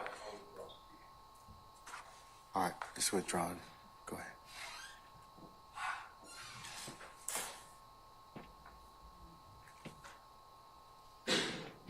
Mr. Coleman, are you able to see the dates of that interview at the top? Yeah, I see it. Okay, what is the date of that interview? It's January 28th. And is that 2015? That's what it say. Okay. And is that you on the my right hand of this person sitting across from Investigator Dennis and Investigator Gates? Yes. All right. And again, are you the only person sitting in that interview room when outside of Investigator Gaither and outside of Investigator Gaither and Investigator Dennis? Unless you don't count the ghosts that's in there with me. Okay. Now, what do you remember about the shooting on the highway? Tell the jury, what, if anything, do you remember about the shooting on the highway?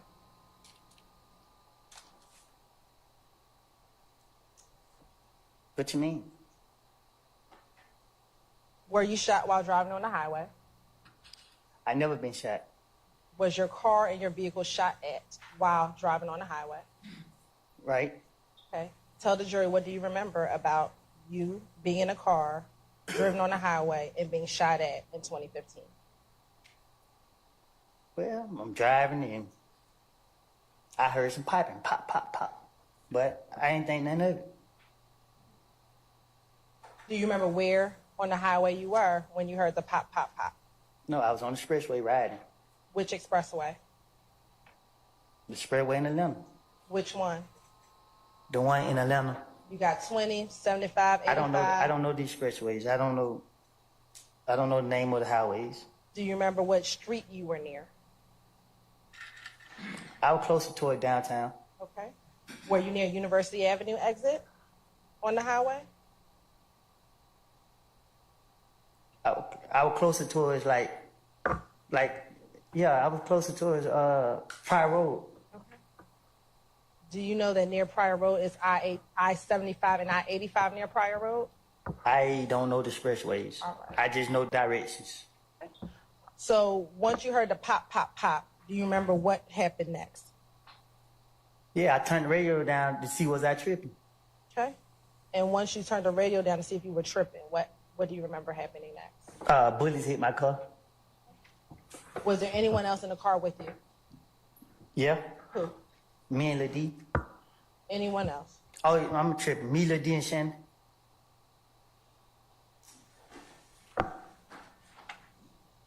And once you heard the pop, pop, pop, and you turned your music down, what happened? What do you remember happening after that? I got pissed off. Okay. And what did you do after you got pissed off? Stopped the car and got out. Okay. And once you stopped the car and got out, what, if anything, did you do? Say what? Once you stopped the car and got out, what did you do? Nothing. I went home. How far was home from where the shooting happened? 5 minutes walking. And is home, are you referencing Carver Homes? Yes. All right. You said that you went home. Do you know where Shannon went? I said I went home. Okay. But Shannon and Little D were in the car with you, right? Yeah, I went home. So, Did they go home with you? yeah, they went home with me, but they left. They went wherever they went. Okay. Do you remember where you were coming from when the shooting occurred? I think a party or something. I think a party. Do you remember what type? A club or something. At this point, do you remember if the shooting happened during the day or at night? Do you recall? I think it was about to get dark. I don't know.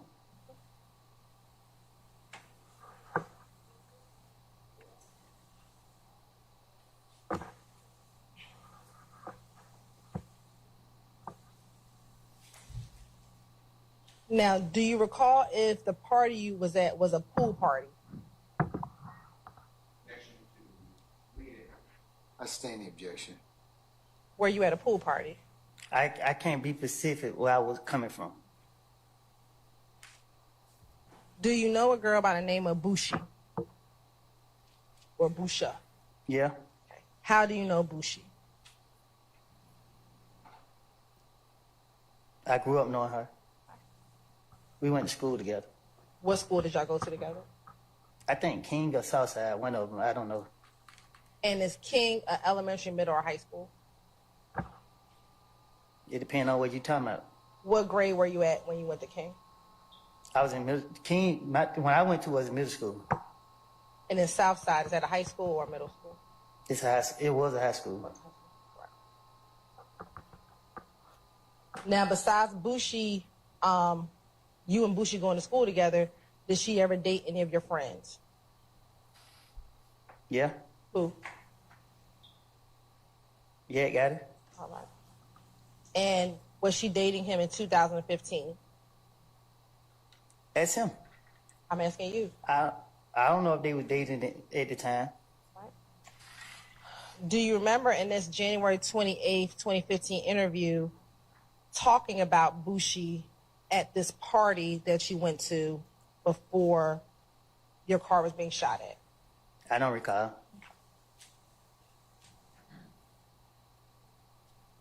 Do you recall in this January 28th, 2015? Sure.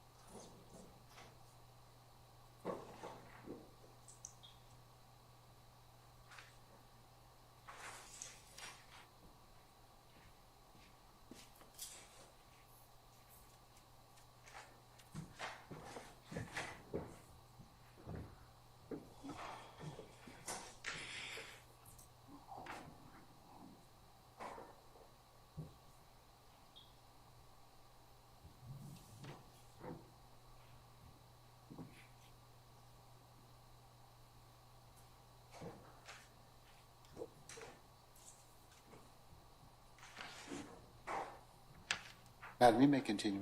Thank you, Your Honor.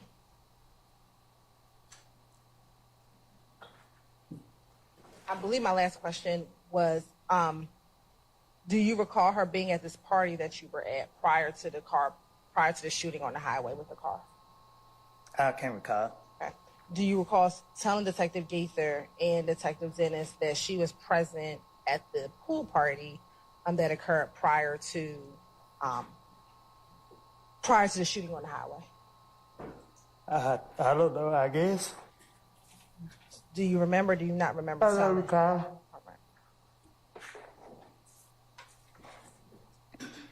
Did you know if Bushi had a relationship or friendship with Nut and Nut's family? I don't know. Do you recall telling police that she knew both families and she was putting up posters like it was her family? Putting up posters of Nut. Like I don't recall. Okay. Were you concerned about Bushi being on the phone at the pool party prior to you leaving the pool party?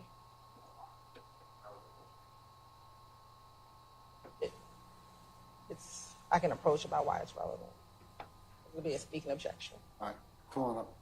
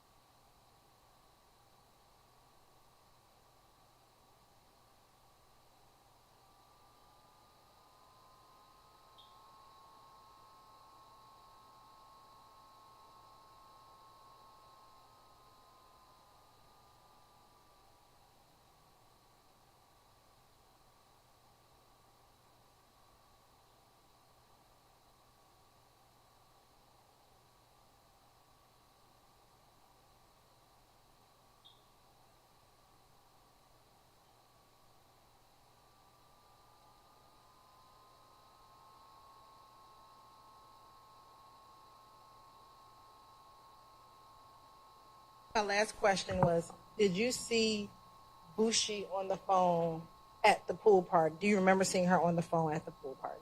I don't recall. Do you remember telling Detective Dennis and Detective Gaither that you did see her on the phone at the pool party? I don't recall.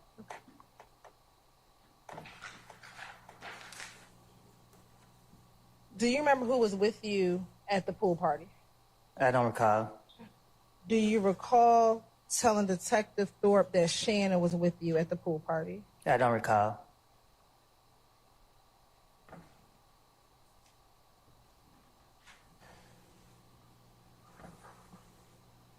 Now, on the shooting on the highway, do you recall how many cars were shooting at your car? I don't recall. Do you recall telling Detective Gaither and Detective Dennis that it was 2 cars shooting at you, or excuse me, 2 cars with you on the highway, your car and another car? I don't recall.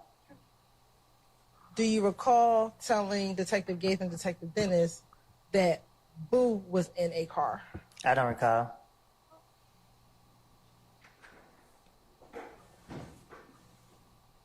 When you heard the pow, pow, pow in the vehicle, what did you do? Thought I was tripping. Did you duck down in the car?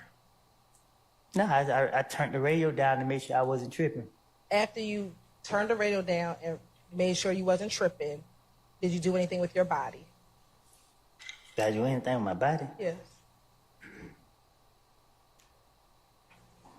I don't recall. Do you recall telling Detective Gaither and Detective Dennis that you ducked down in the vehicle? I guess. I don't recall. Okay. Were you able to drive the car after the shooting? Yeah, I didn't leave it. Do you recall telling Detective Gaither and Detective Dennis that the car stopped working? You tried to hit the gas and it stopped working. I don't recall.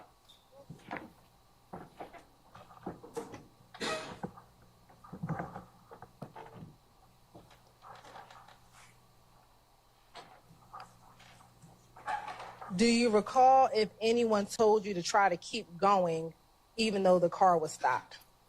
I don't recall. Okay. Do you recall telling Detective Gaither, God bless you, Detective Gaither and Detective Dennis that he was telling me to go, go, go, and I'm like, I can't because the car don't work? I think the car did start working for a second. Huh? I think the car did start working. Do you recall anyone trying to tell you to go even though the car has stopped working? I don't recall. All right.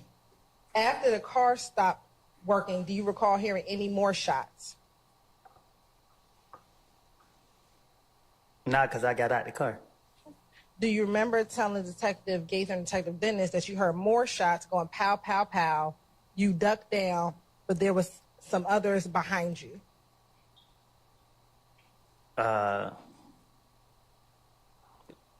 I don't recall, I guess. Okay. Do you not recall? Don't say I think that's what happened.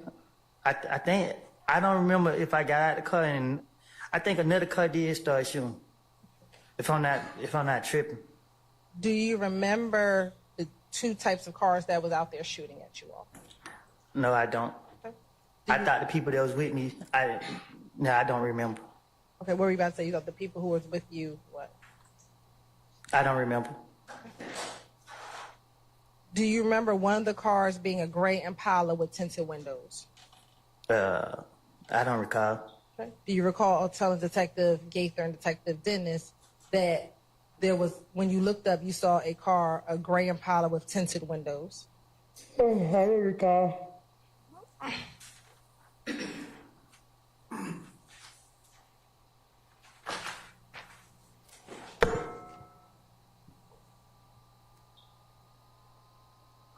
Do you recall hearing even more shots after those first 2 set of shots?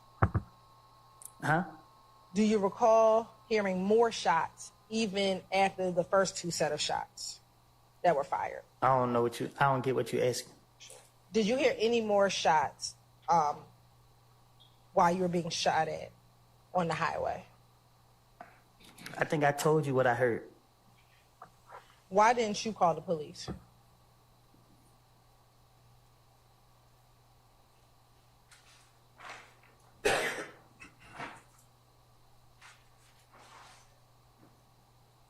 Why didn't you call the police? Gotta get my lick back. You want to get your lick back? I don't know why I didn't call the police. Okay, well, what did you just say? You want to get your lick back? Ask and answer. I stay in that question. Was your brother in the car with you when it was getting shot at? No, So why did you have your brother call the police and not you? because it was his car. But did the shooting happen to you? The shooting happened to the car. Okay, while you were in it? The car was shot, not me. While you were in the car was shot? The car was shot, not me. I understand. While you were in the car. I stay in the objection. So, because the car was shot while you were in it, why didn't you call the police? Because it wasn't my car. I didn't have license. It wasn't my car. So did you not call because you didn't have a license? I stay in the objection.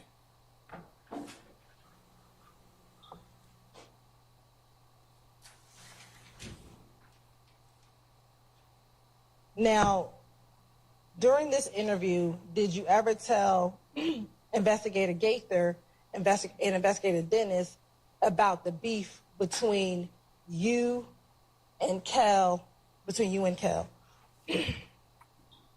Probably so. What do you recall telling her about the beef between you and Kel? Probably whatever I could have convinced them to make them believe. Make them believe what? Me. And so were you telling them the truth? It depends on who listening. It was Gaither and Dennis. I don't know. What you saying? I asked you, did you tell them the truth? Your response was, it depends on who's listening. I stay in the question. Did you want to tell the truth to Dennis and Gaither?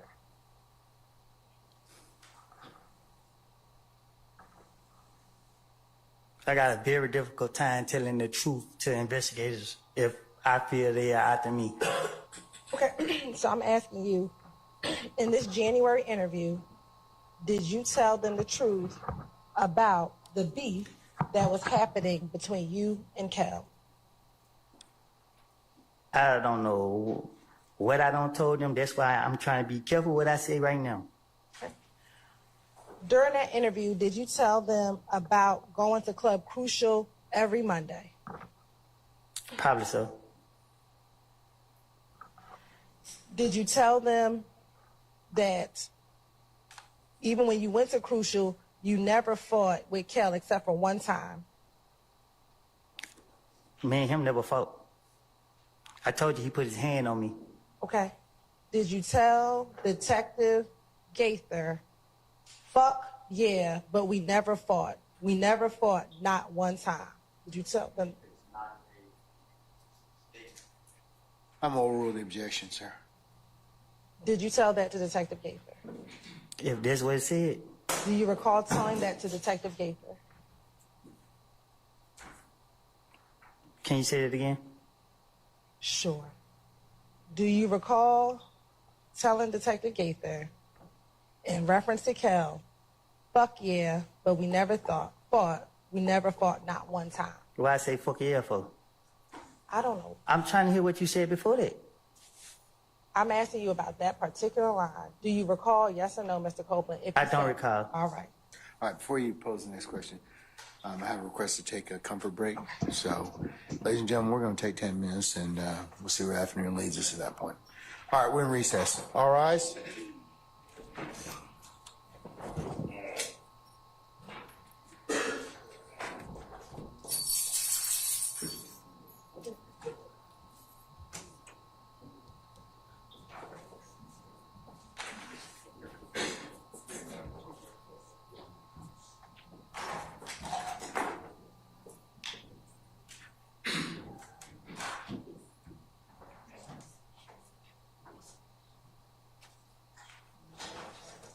All right, ladies and gentlemen, our jury's left us. We'll be in recess 10 minutes.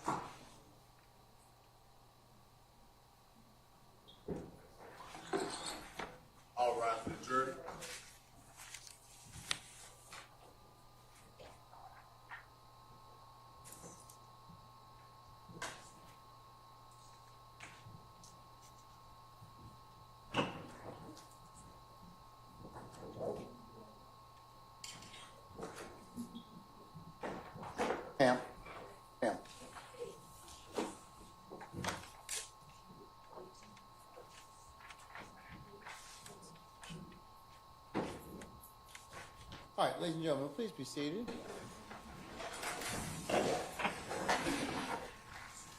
Deputy Hudson, all jurors present? All jurors present, Counsel, Your Honor.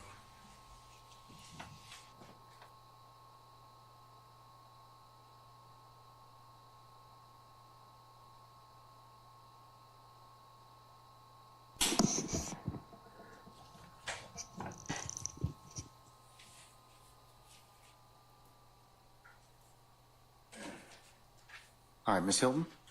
Madam, you may continue.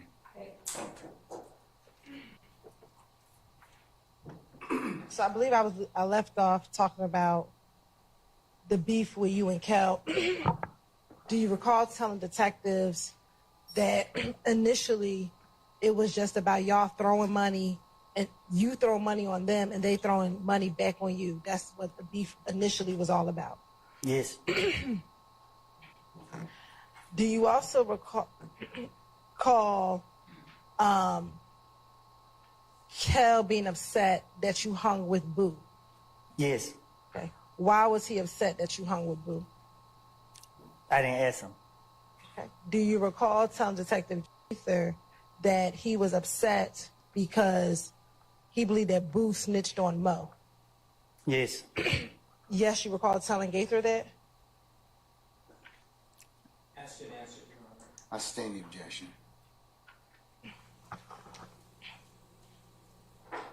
Do you recall independently Kel being upset with you because you hung out with Boo? Do you remember that? Yes. Okay.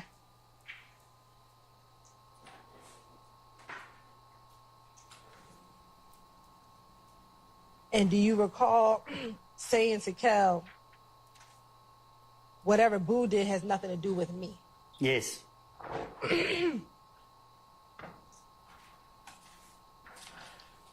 Now, do you recall in this January 28th interview speaking with Detective Gaither and Detective Dennis about this conversation between Thug and Kel at the Cascade skating rink in more detail? Can you say that again? Sure. Do you remember in the January 28th interview talking to Detective Gaither and Detective Dennis about the conversation that Kel and Thug had at the Cascade skating rink? Yes. Okay. What do you remember telling Detective Gaither about that phone call? I don't recall. Okay. Do you recall telling Detective Gaither in this January 28th interview? Sir. It's a prior and consistent statement. I'll rule the objection.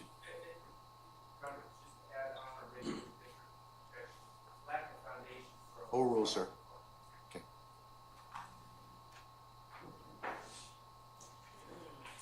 You may answer the question, sir. Do you recall? I'll ask the question again. Do you recall Thug and Kel speaking while at the Cascade skating rink in 2015? I don't recall. Okay.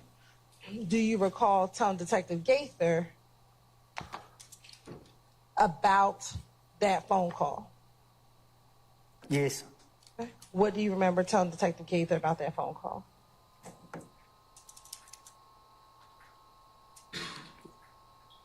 My word for word? Whatever you remember.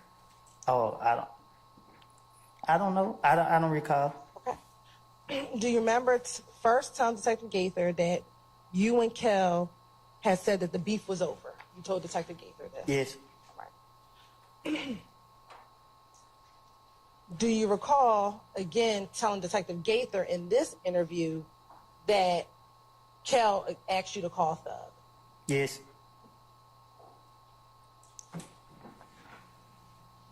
Do you recall what Thug said in 2015 to Kel? Yes. Yes, you remember what Thug said? I don't recall what was said. I don't remember what was said. Okay. I don't remember me talking to the investigators about it. All right. Do you remember telling Detective Gaither that when Kel got on the phone, that Thug said the beef ain't over with until you pay for my window? You shot my window. Yes. Yes, you remember telling Detective Gaither that? I don't remember what I done told the police. Okay.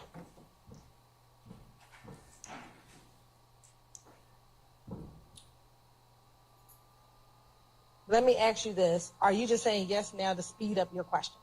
Most definitely. Okay.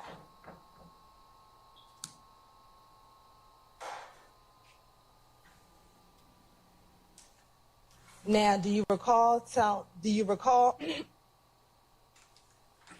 independently that after Thug told Kel, beef ain't over with until you pay for my window, you shot my window, that you told Kel what you told Kel? Yes. What do you remember telling Kel? Yes. So you told Kel, yes? Yes. Do you recall telling Kel, look, what y'all got going on, this has nothing to do with me? Yes.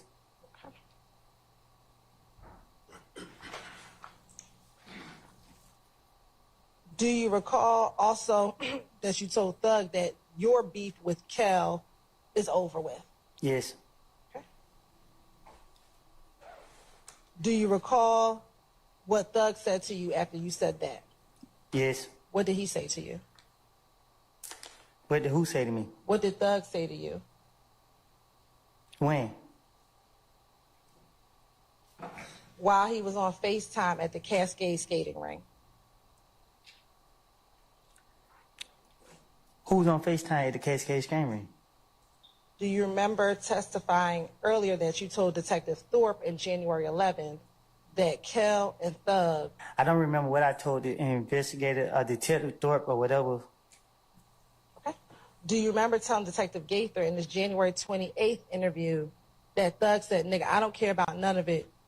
Look what y'all got going on. You still shot at me. Just pay for my window. You gonna pay for my window. Hey man, I ain't letting that go. Yes. Yes, you remember Thug saying that? Thug said that? You said yes, so I'm asking you, what do you remember? Cause I keep telling you I don't remember. You keep asking me questions, so I'm just saying yes. Okay, so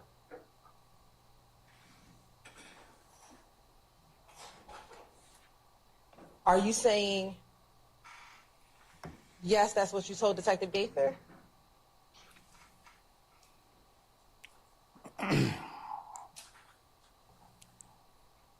I know I ain't complete school, but I think I'm speaking proper English. I told you, I don't recall nothing I said to no polices. You keep sitting right here asking me the same question over and over and over and over and over. I'm tired of it. I'm drained. Okay.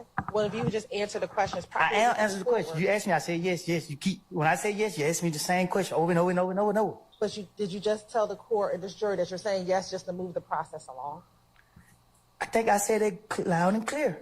So again, will you just answer the questions and we can move the process along? You keep asking, okay, yes. Is that, what are you answering yes to? Your question. Are you lying when you say yes? Huh? Are you lying when you say yes? Am I lying about what? Any question that I've asked you so far? Oral, sir. I can't be lying because I told you up front that I don't recall. During the January 28th interview, let me ask you this. Do you remember back in 2015, after Thug and Kel got off the phone, did you speak with Kel any more about that conversation that he had with Thug? I don't recall. Okay. Do you recall telling Detective Gaither that Kel asked for you to call Nut so that y'all could talk about what his conversation was with Thug? I don't recall.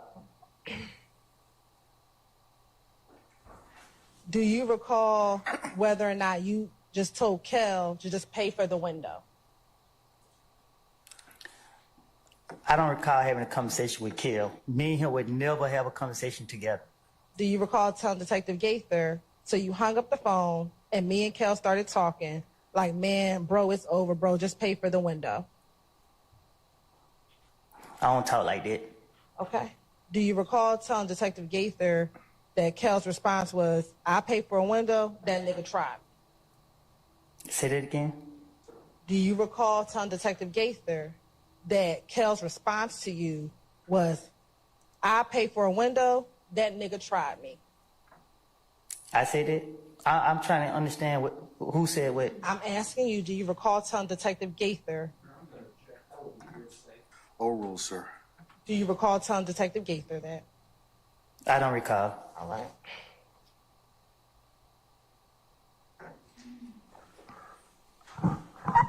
Do you recall telling Detective Gaither that you said you told Kel you got a problem with Thug, you don't have a problem with me? You asking me what now? I'm asking you, do you remember telling Detective Gaither that in response to what Kel said, you said to Kel, you got a problem with Thug, you don't have a problem with me? So why am I talking to Kel if that was true? I don't recall. Okay. I don't recall. Thank you.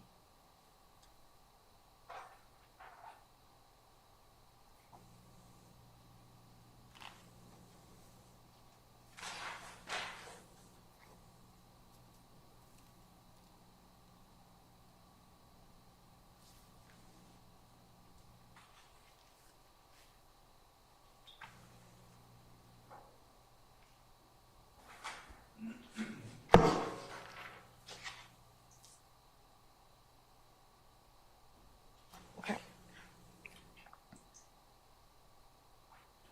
Do you recall telling Detective Gaither also about the night at Club Crucial when Kel hit you in the back of the head? I probably did.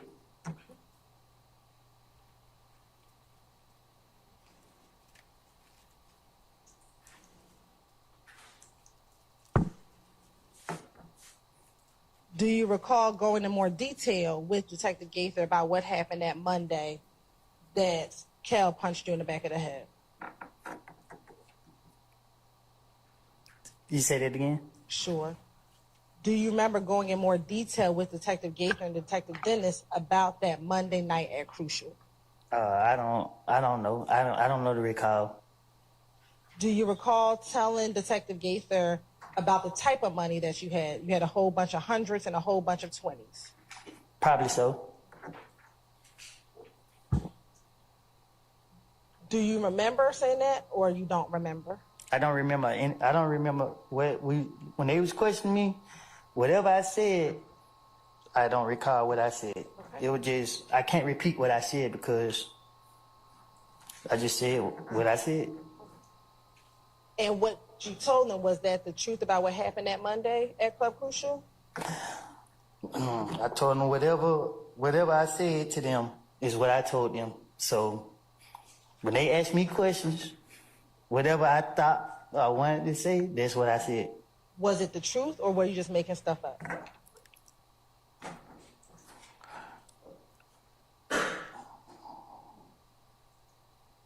I don't recall what I was telling them, so I can't answer that.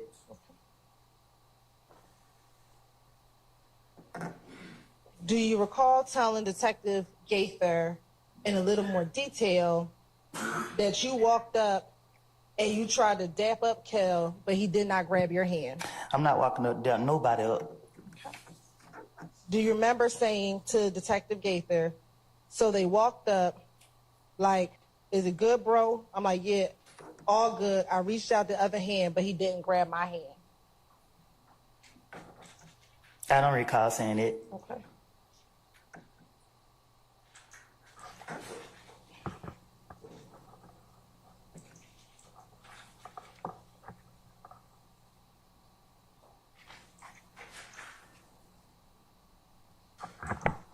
Do you recall seeing an individual named Pokey at Club Crucial on this same night where Kel punched you in the back of the head?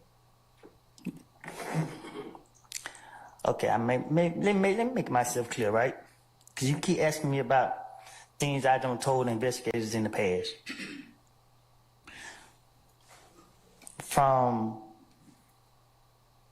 I can't say from when to when, but so much was going on. My name was on everything. The police kept coming to grab me. Every time they grabbed me, I had a different story for them.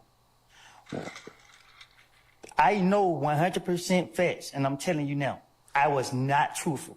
I was saying whatever they wanted me to say. I was saying whatever I could come up with. I was trying my best to convince them that I didn't do nothing, that I'm an innocent person, and that people put their hands on me. When they ask me about any of these things, you sitting here keep asking me step by step by step by step. And I'm telling you now, because you asked me, was I being truthful? Okay, I know I wasn't being truthful. So is your testimony today that you lied in every interview that you did in 2015? See, you the way you asking that, I don't recall what I was saying in the interviews, but I'm telling you now, when they was questioning me 2015, 14, whenever they was questioning me, I was lying. I was making up stories. So when they were asking me about this right here, I was making it up. When they were asking me about this right here, I was making it up. And when they was getting me and they would let me go,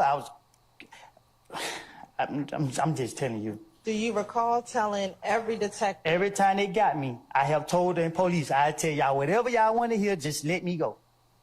Do you recall telling every detective in every interview, you got to believe me, I'm telling y'all the truth? Okay. That sound like me. Do you recall telling every detective in every interview that you can go fact check what I'm telling you? Say that again? Sure. Do you recall telling every detective in every interview that you had in 2015, you can go check what I'm saying so you can believe me? Probably. I don't know if I said it or I ain't said it. In some of those interviews, were you in custody? Were you arrested in some of those interviews? I think so. Okay. Do you recall telling detectives in those interviews that you're just trying to get out of jail, so I'm going to tell you all what happened so you can check it and I can get out of jail? Yeah, I told the investigators that I remember, I think, in one of the interviews, they was locking me up and my child's birthday was coming up. And when they got me, I said, listen, man, whatever y'all want me to say, I would tell you right now. Just tell me what to say and I would say it. Tell me what y'all want to know and I would tell you. So if they would have asked me about President Trump, I would have had a story about Trump. If they would ask me about you, I would have had a story about you. Whatever to convince them that I ain't do nothing, it wasn't me. That's what my intention was. So you're asking me about interviews, and I keep telling you, you keep asking me step by step by step by step by step by step by step by step by step. This is what I did. When they got me on this day, and I was going to jail, I try to come up with something to tell them. That's why I can't tell you what I said. I was making it up. What benefit would it be for you to lie to the police if you were trying not to be in trouble? I was hoping to convince them so they could let me go. So why would you lie to convince them? What you mean? Why would I lie to convince them? Right. Why would you lie to convince them if you wanted to not go to jail? Why would I lie to convince them to not go to jail? Right. But they don't know that I'm lying. Well, they didn't let you go immediately, did they? Sometimes they let me go. Right. But So when the time they let me go, I thought I was smarter than them. did the detective say that they had to fact check what you said before they let you go? Can you say that again? Sure. Did the detectives tell you that they had to fact check what you were telling them? And you know, in certain situations. Right. And so what benefit would it be to lie if they told you that they had to fact check it? Oh, it was no benefit because what they did was they picked and chose what they wanted to take from me, and they still left me in jail, so they came back and beat me in the butt. Okay. So going back to my question from January 28th, 2015, did you see Pokey at the club cruise You want me to ship? be honest with you? I think I just did. I just told you the God honest truth of what I did from January from 2014 until 2021. Every time they got me, they already know me. They already know I got a whole bunch of bullshit to say. I'm going to ask you to refrain from cursing. What harm? Oh, sorry, everybody. No disrespect. I'm sorry about that. But Overruled, sir. Overruled, sir. What harm would have come from telling the truth about you and your friends? Can you explain it? Sure. What harm, why would you need to lie if you were just trying to tell them about what you and your friends were doing? What? I sustain the objection. Going back to the January 28th interview, understanding that you said you lied, did you tell Detective Gaither that you saw Pokey in Club Crucial on the Monday night where Kel knocked you in the back of the head? I don't recall what I said. Do you know who Pokey is? Yes, I do. Who is Pokey? A friend. Of who? Me. Okay. Is Pokey related to anyone?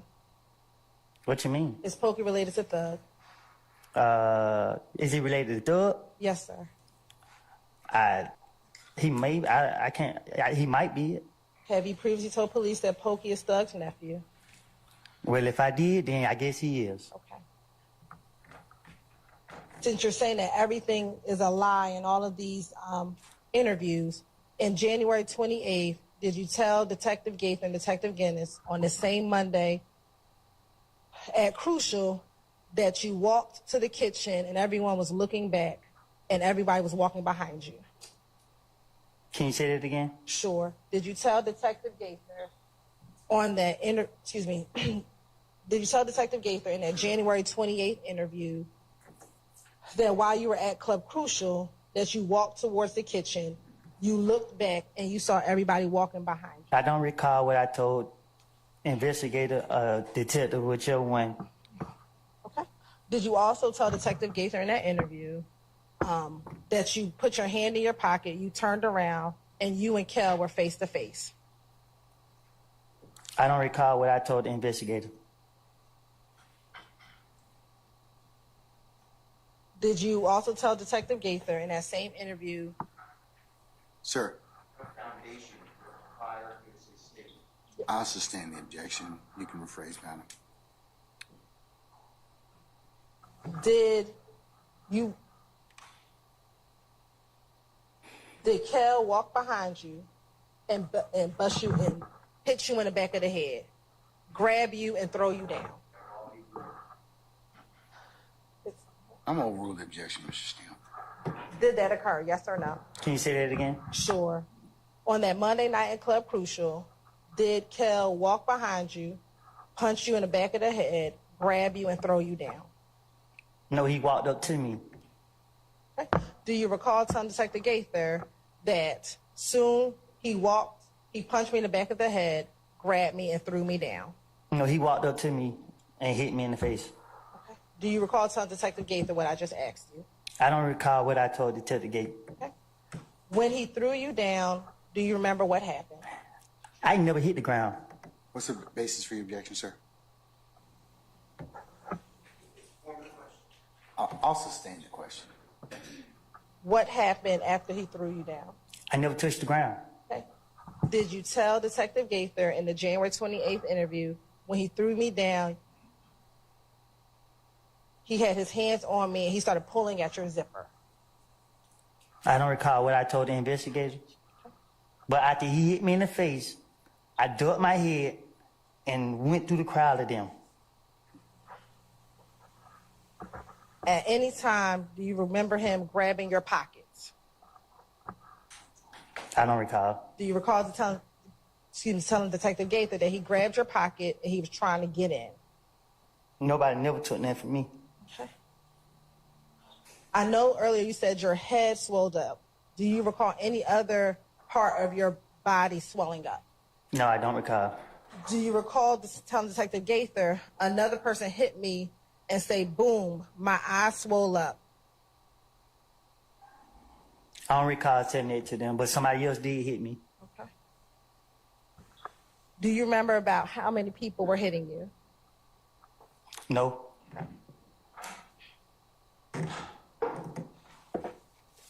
Earlier you said that you ran out of the club.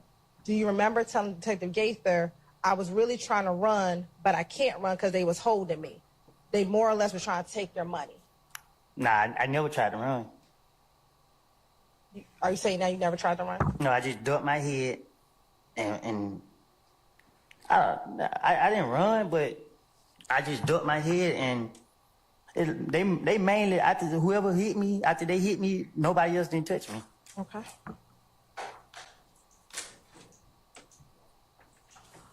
Did they ever try to grab your money? I don't know if somebody tried to intentionally grab my money, but as I'm going through a crowd of people, I was brushing up against people grabbing me and stuff, but not in a way that actually take something from me that I recall. Do you recall telling Detective Gaither they were grabbing the money, but they wouldn't get it out the zipper right? I don't recall what I told investigators.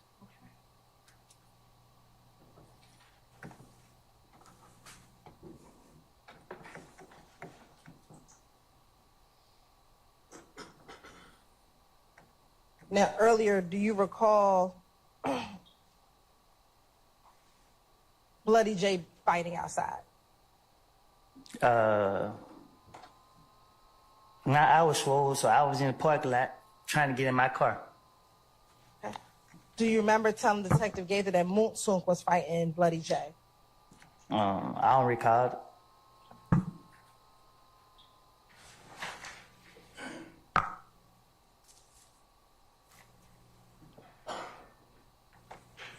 Now, what was your relationship like with Bloody J? What you mean? Were you cool with him? Was I cool with him? Yes. I don't know how to answer that. Okay. How would you describe your interactions with Bloody J? What you mean?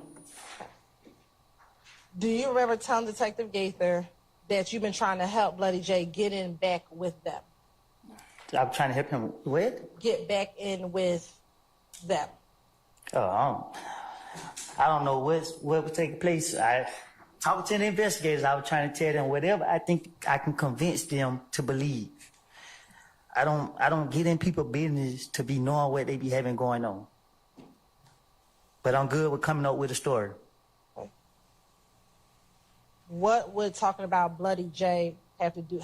Why would that help you get out of? Because the investigators they just, I don't know, like they so focused on me. I'm trying to get them off of me. They need to go focus on somebody else and get their attention off me.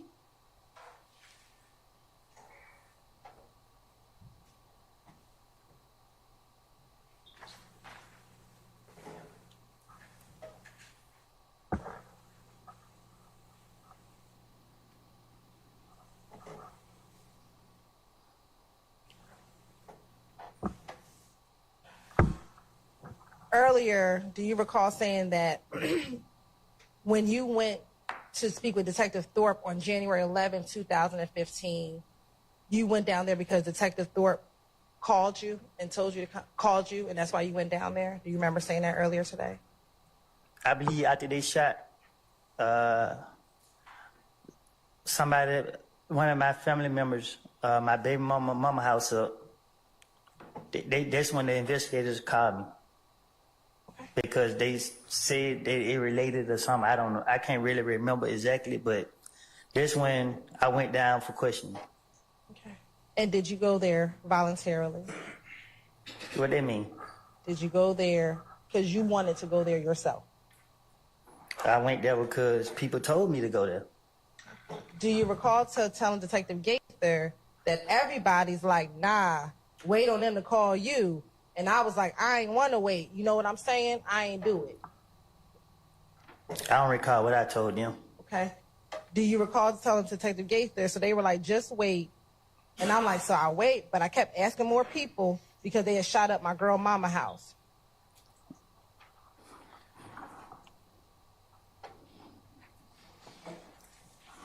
Most times I talked to the police, they had to come and get me. Did they come get you on January 11th? They didn't have to. Okay, you drove down there you had Moonsunk take you down there. Because everybody was telling me to go down there. Okay. And Moonsunk, didn't you encourage Moonsunk to come and talk to the police too? Say that again? Did you encourage Moonsunk to come and talk to the police? I think I remember telling him that they said, man, you did it. You need to come in here with me. And do you remember him telling him, nah, I'm going to wait for them to come to me? No, I think he told me to give the investigator his number and tell him if they wanted him to call him, if I'm not mistaken. Do you remember telling Detective Gaither, I came out here, I got Montauk, and I'm like, you don't want to come in and talk to him, bruh? You know your name in it, bruh. And he's like, shit, I'll wait on them to call me. I know Detective Gaither she got somebody against me. She making her business to try to get me. So anytime that she trying to question me, I'm gonna spin her every chance I get. But I do not recall what I told her when she questioned me, but when she questioned me, I know she trying to get me.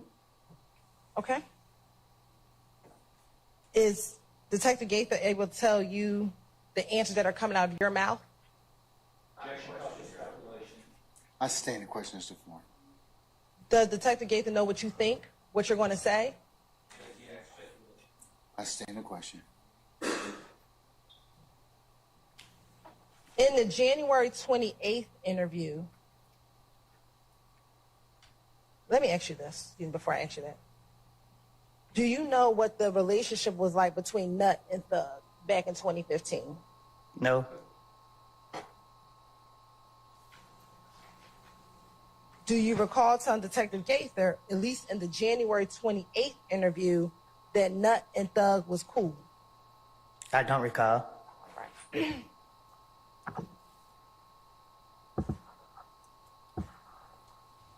Do you recall telling Detective Gaither, on God, I didn't even know? There's objection. I sustain the question. I'll sustain the question. I think the question was, back in 2015, did you know the relationship between Nut and Thug? It's still subject to foundation. I'm sustaining. But now I'm impeaching him on what he told detective about his knowledge of the relationship. I sustained the question before it. You still need to lay some foundation as to how they knew each other in that particular time period, okay? That was the basis of Mr. Steele's objection. Back in 2015, were you familiar with Nut? Yes. And were you familiar with Thug? Well, what do familiar mean? Well, you just answered that you were familiar with Nut, so... No. I sustain the question. When I just asked you, were you familiar with Nut, and you said yes. Why did you say yes? Because people have different definition of things, and I knew of Nut. Okay. If that's the same, then I guess. Did you spend more time with Nut or with Thug back in 2015? I spent more time with Thug. I didn't hang around Nut. Did Thug ever speak with you about his relationship with Nut? No. Did you ever observe Thug and Nut together? I never saw those two together. I never been around those two together. No, it never crossed my mind. So how were you able to tell Detective Gaither that Nut and Thug was cool? Because they're questioning me, and I'm trying to get them off of me, and she asked me questions about Nut and Thug, I guess, and I'm telling her whatever she asked me. Let's say she asked me a question about the sky. I'm gonna say, yeah, I seen the sky. It's blue. Whatever she asked me, I'm gonna agree to that. I'm gonna say whatever she asked me. If she asked me about this reporter right here, I'm gonna say, yep, she's sitting outside me with white tennis shoes on. I'm gonna say something, just because I want her to believe I'm telling her the truth. That I want her to get me out of jail. Well, she has on white tennis shoes, don't she? Don't you got on white tennis shoes? She got on Chucks. Right, and they white, right? What color your shoes is? Okay. She got on Chucks. So you telling the truth? What color your shoes is? She said they white. Right, so you're telling the truth then? Well, it depends. See, you pick what you want to tell them. So did you also tell Gaither in another interview that Nut and Thug had problems? Can you say it again?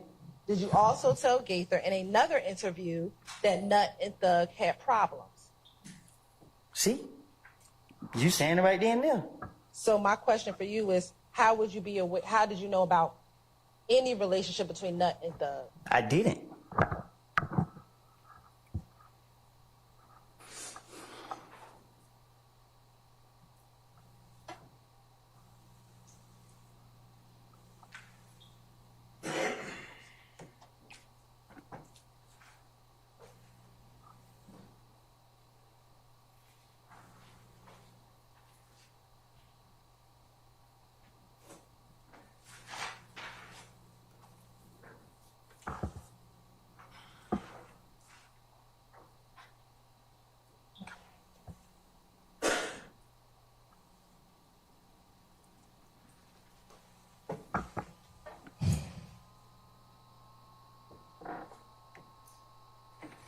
Earlier, I asked you about the time you spent in Miami.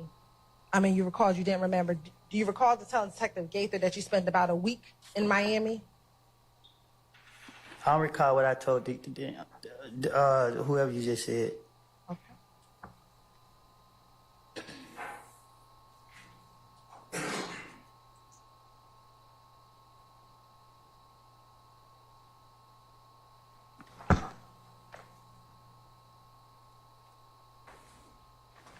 Now, when you came back from Miami, did you have any concern about Thug and you and your relationship? What you mean? Did you have any concerns about Thug and you and your relationship? You asking me? I am. Yeah, did I have any concern? Yes. I just left on with Young Thug? Yes. And what my concern was? I'm asking you if you had any. If I just left with him, why would I have any? Okay. Do you remember telling Detective Gaither, so we came back and it was like Thug was trying to get rid of me? You feel what I'm saying? Had to switch it up. You had to switch it up. I had to switch it up. Why did you have to switch it up? Because they kept targeting me. Who is the they? Investigator Gaither and Dennis. Why did you have to switch it up to say that Thug was trying to get rid of you? What would that? Oh, I don't know what I don't. No. Oh, let's go back. Okay. Now I said that he was trying to get rid of me. Yes. That's what I told her. Yes. I don't recall what I told her. Okay, you don't recall that.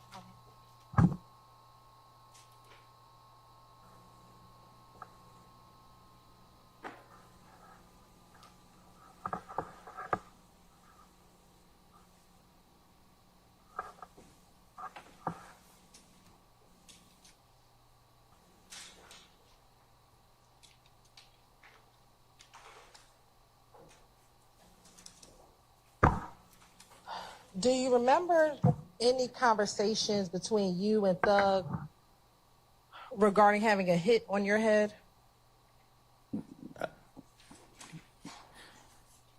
You said, do I remember having a conversation with Thug about somebody having a hit on my head? Yes. No, I don't recall. Okay. Do you recall telling Detective Gaither that Thug called you and said, bruh, they said I got a hit on your head? And you were like, bruh, you do? And he was like, nigga. And then y'all started laughing. Oh, you saying that I said Thug had hit out on my head? That's what I'm trying to, yes, do you recall? I thought you were saying that me and him having a conversation and you saying someone else said he had a hit, someone else have a hit on my head? God bless you. Are you saying that Young Thug had a hit on my head? I'm saying, do you recall having a conversation with Thug in which you discussed having a hit on your head, was my initial question. Can you ask me that one more time? Sure. Independently, do you recall back in 2015 having a conversation with Thug about having a hit on your head? So it was a conversation, I'm trying to make sure I understand you. It was a conversation I was having with him. Yes. And I told him that he had a hit on my head? Just generally. I'm trying to see, am I understanding you right? Right, I'm asking you. I'm clarifying. Do you recall generally just having a conversation with Thug about having a hit on your head? Just generally. So you saying, I'm trying to, I don't understand you. Sure. You saying I'm talking to him Me and him talking, I'm telling him that he has a hit on my head. No. That's what I'm trying to see what you're saying. I'm asking you, do you remember just being on the phone with Thug and having a conversation about a hit on your head?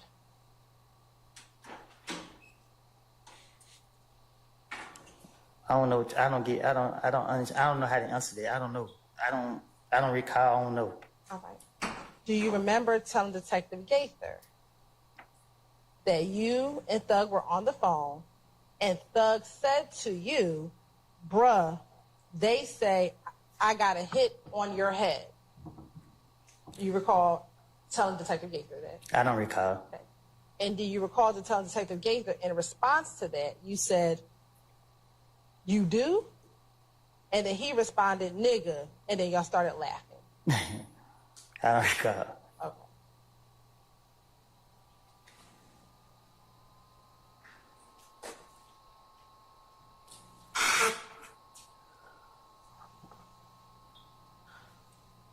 Do you recall Thug telling you about any concerns that his family had with hanging around you?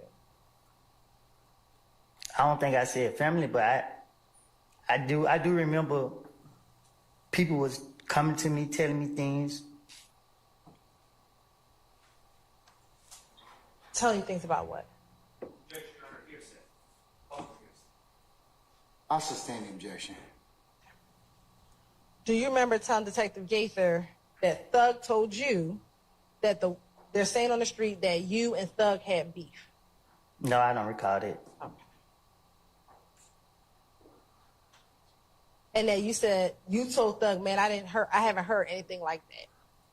I think I just told you that right now. Okay.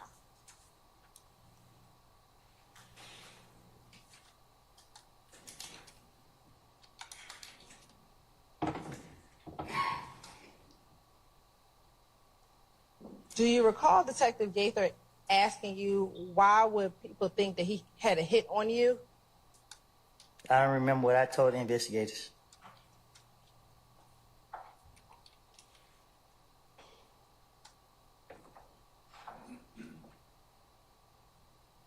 Do you remember telling Detective Gaither, like I told you, because everybody in the street saying I did it, and if they kill me, everybody, it's going to go away. Do you remember telling her that?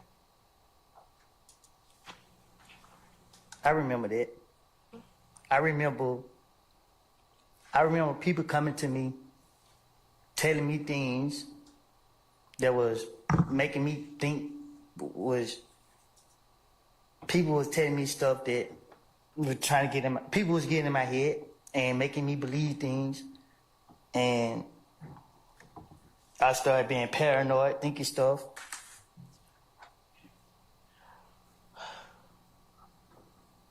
When you were in Miami with Thug, what was his demeanor like towards you? How did he act around you? What you mean? I was with my baby mama. Were you ever around him in Miami? Like,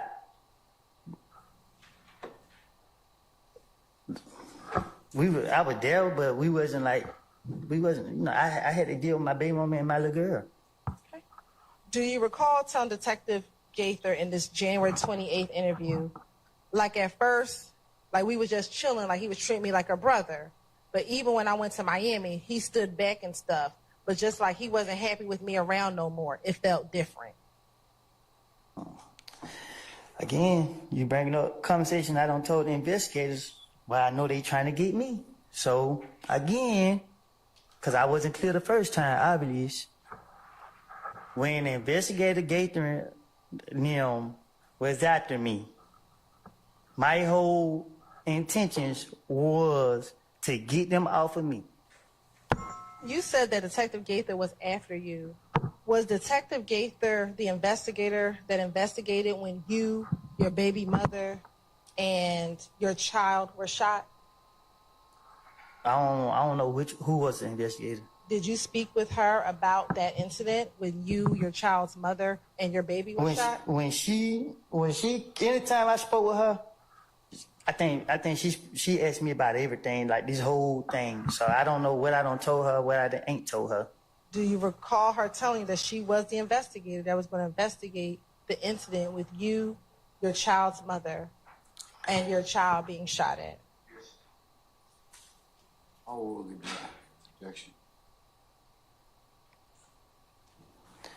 What I recall is, I don't know if it was Investigator Gaither, but at one point they was questioning me, and they was telling me, do I remember seeing this person right here? As in, they was telling me, this was the person that shot at me. So once I heard them bring up a person name, I started saying, this must have been shot at me. So We're going to get to that interview, but I'm asking you a question. I believe that the witness was finished with the answer. Let's find out. Were you finished with your answer, Mr. Copeland? Or Can you just see- something else you want to say? yeah. So when they was questioning me, and they was like, did you see Tay in the car? I didn't know why they brought his name up, but for them to ask me, did I specifically see Tay? Tay knew I stayed at, so I felt that Gaither was letting me know it was Tay who came to my house. So when she said that, I was like, oh, okay. Okay, but that's not my question. Was she the one who investigated you? I just remember when she was questioning me about me and my child being shot at, she brought up a person name to me and kept asking me about it. And she brought up two other names, but I didn't know them people to hang together, so I really didn't.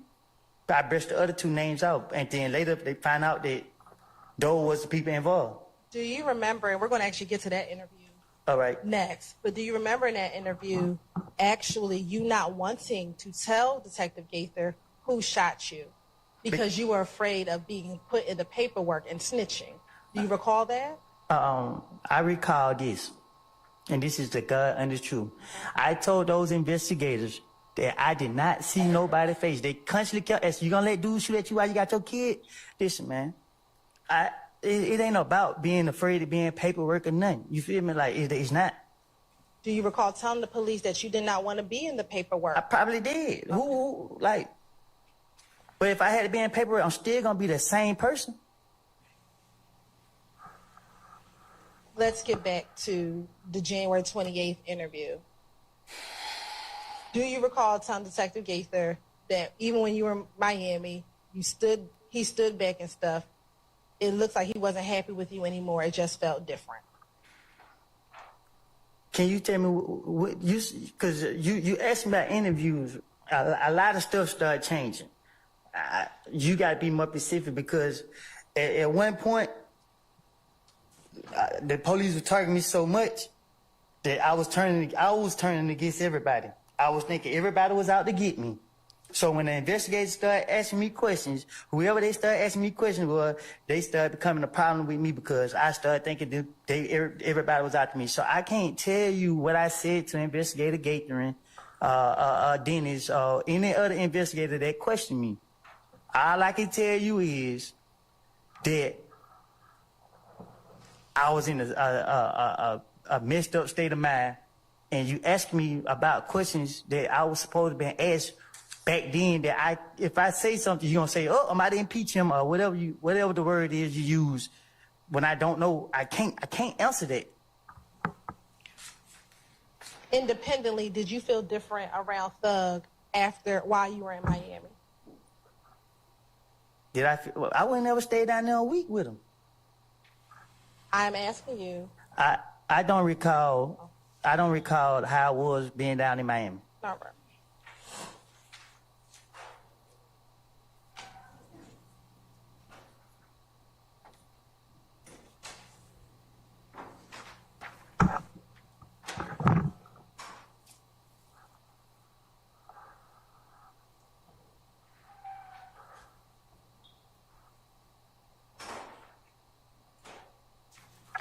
During that interview, do you recall giving Investigator Gaither Moonsung's phone number?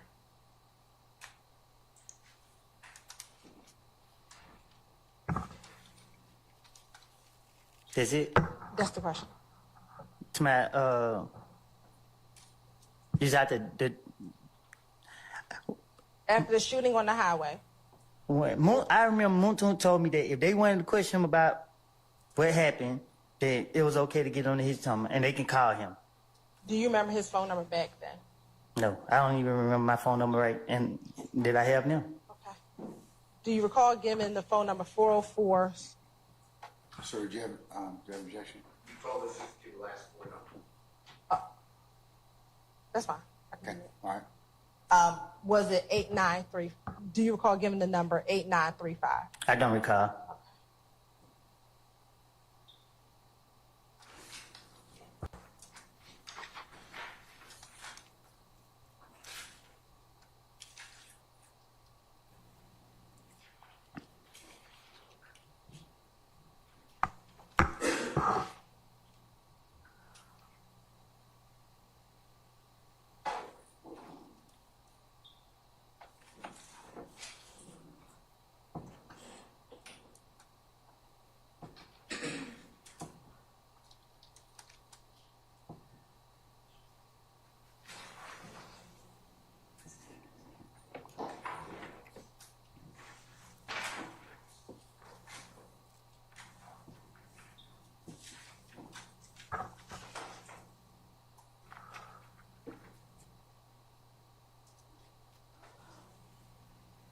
Now, during that interview, do you recall, excuse me, did you, after this was happening, after Nutt's murder and your home and your family's home being shot up, did you have someone purchase a gun for you? I had someone purchase a gun for me after the homicide investigator said that I had the rights to defend myself. And was that after your car had been shot at on the highway? No, I think it was investigator Thorpe who told me that. So I don't know when he told me that, but he told me that at one point. And did you purchase that gun yourself or someone else purchased it for you? Well, someone else purchased it. Who? Lady. I stand the question. Did Little D in this, is this a Little D from Cleveland? Let's I'm gonna hold off on the ruling on the objection till she poses the question. Is this the Little D from Cleveland? Yeah. Okay. Did he purchase guns for anyone else that you are aware of?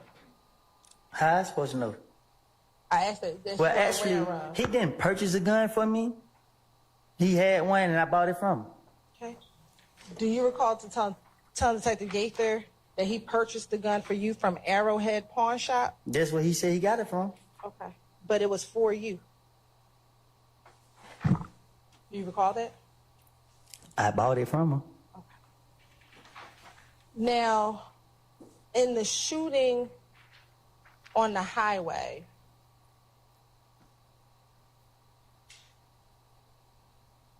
do you recall who was shooting at you? I don't. Do you recall telling Detective Gaither that it was Greedy who was driving one of the cars? No. They were doing 100 miles per hour. How you gonna see somebody? Do you recall telling Detective Gaither it was two cars, the second car, and Greedy was in the first car? No, I don't recall. Okay. And she actually confirms, Dennis confirmed, so it was Greedy, and your response was, yeah, Greedy was driving. Well, no. I probably just said it just because I remember the drive-by. They were going too fast to be trying to do anything.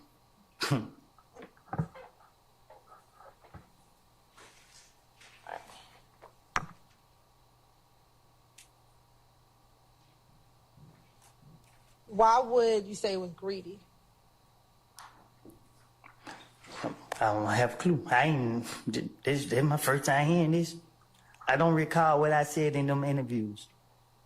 I told you once they would question me, they could have brought up anybody's name and tell me what I got to say about it. I'm gonna have something to say. Do you recall telling that Little D has seen him in the car? Huh? that little D had seen Greedy driving the car? We didn't have no conversation about this. I told you it was a turn the radio down to try to see that he hit. By the time I realized what was going on, the car was all the way in front of us. I didn't notice until the second car, it shot the window. When it shot the window, I was like, what the hell?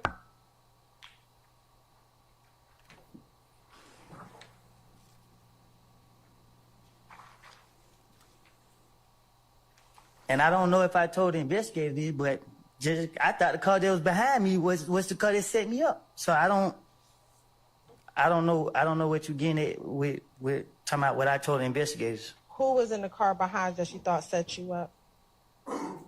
Boo? Why would you think Boo was going to set you up? Because I was paranoid. Why would Boo want to set you up? I don't know. I said that's what I thought. How if it's a car behind me, how am I getting shot at? I didn't know if they got shot at. I didn't know what would happen. I just knew I was paranoid.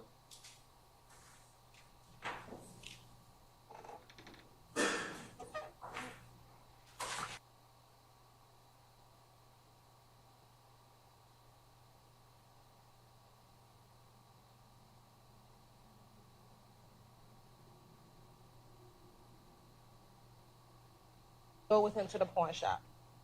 Did I go with him to the pawn shop? Yeah. I can't recall. Okay. Do you recall tell Detective Gaith and Detective Dennis, I can show you the gun I got, the same gun I had when I went right to the pawn shop. My buddy bought it in his name and went right back home. You tell Detective Gaither that. I probably did. I'm trying to convince them. And earlier when you talked about Boo being in the car with you, is that the big Boo, the picture we saw a few days ago? Big Boo wasn't in no car with me. Who's Boo? I said he wasn't in no car with me. In the car behind you, when you said it was Yes. Boo in the car behind you.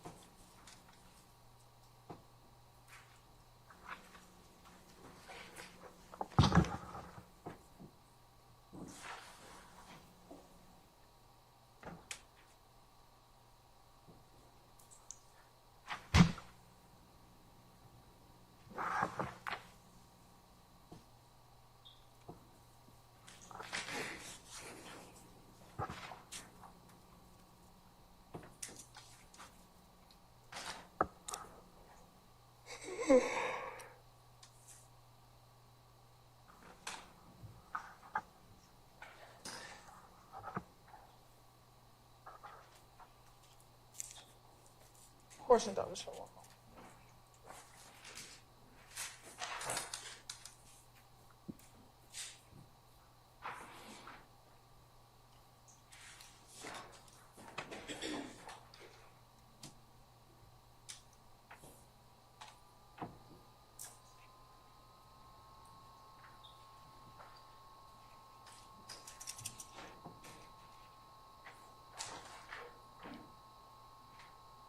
Now,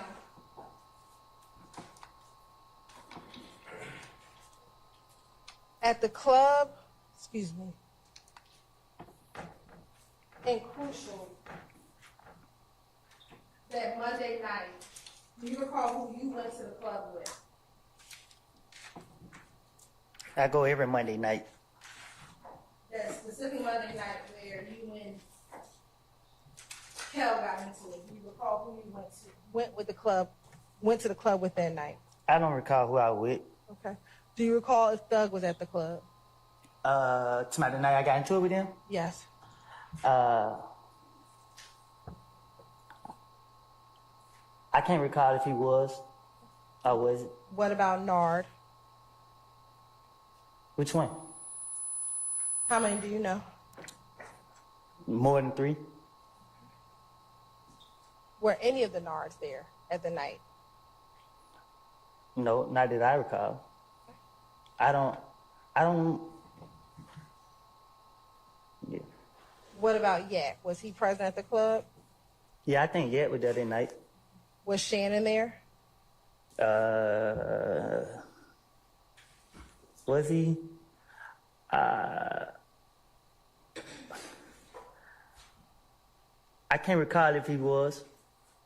Was Little D from Mechanicsville there?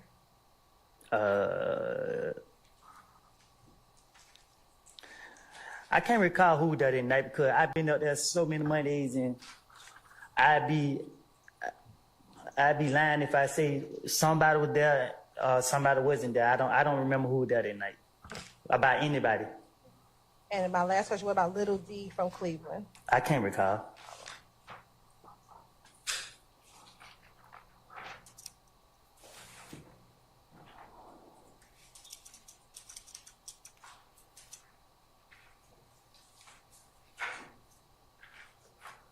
Now, after this interview, did you go and speak with police regarding what I just asked you about, which is the shooting between you, your child's mother, and your child being shot at? Can you know what you say? What about it? Did you speak with police regarding that incident? They came and spoke to me. Okay. Do you recall what happened the day that you, your child, and your child's mother was shot at? Yeah. If you can tell the jury what happened. My daughter, she was crying. She went and stopped crying. So we take her to the hospital. We came out the door. I seen the car, seen it at the stop sign. I had a gun. The car, they came my way. I stood in the middle of the street. They rolled up on the side of me. They let the window down and they tried to shoot me. And were they able to fire off any shots? I believe so. Where was your baby at when they fired off those shots? I don't know if she was in my hand or if I put in. I can't remember if I put in. It happened so fast. I can't remember if I put it in a car or if I had it in my hand. Okay. And after they started shooting, what, if anything, did you do? I told my baby mama to get down. And what did you do?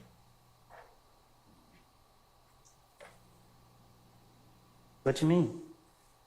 When they shot at you, your baby, and your girlfriend, what did you do?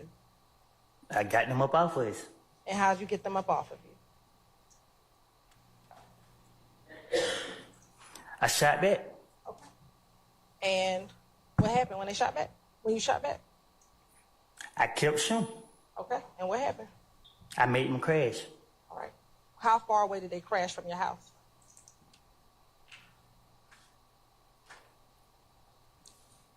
Not far. Was it about the distance that we are? Or was No, it further? farther. Was it back to the end of the courtroom? Probably so. Okay. Once they crashed, what happened? I grabbed my baby and my baby mama and I ran them back in the house. And were y'all able to make it inside the house? Did you go back inside your house or did you go to the neighbor's house? Well, she left her purse in the car. Okay. Well, she left the keys. We couldn't get in the door, so the neighbors let us in. Okay. And once they crashed, did they ever try to shoot at you all anymore? I started shooting again. Okay. And what happened? I kept shooting. Did they eventually leave? They had no choice. All right. Did you have to talk to the police about that incident with you, your child, and your child's mother? Yeah, the police caught me before I could leave.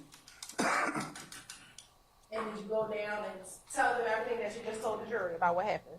No. What didn't you tell the police?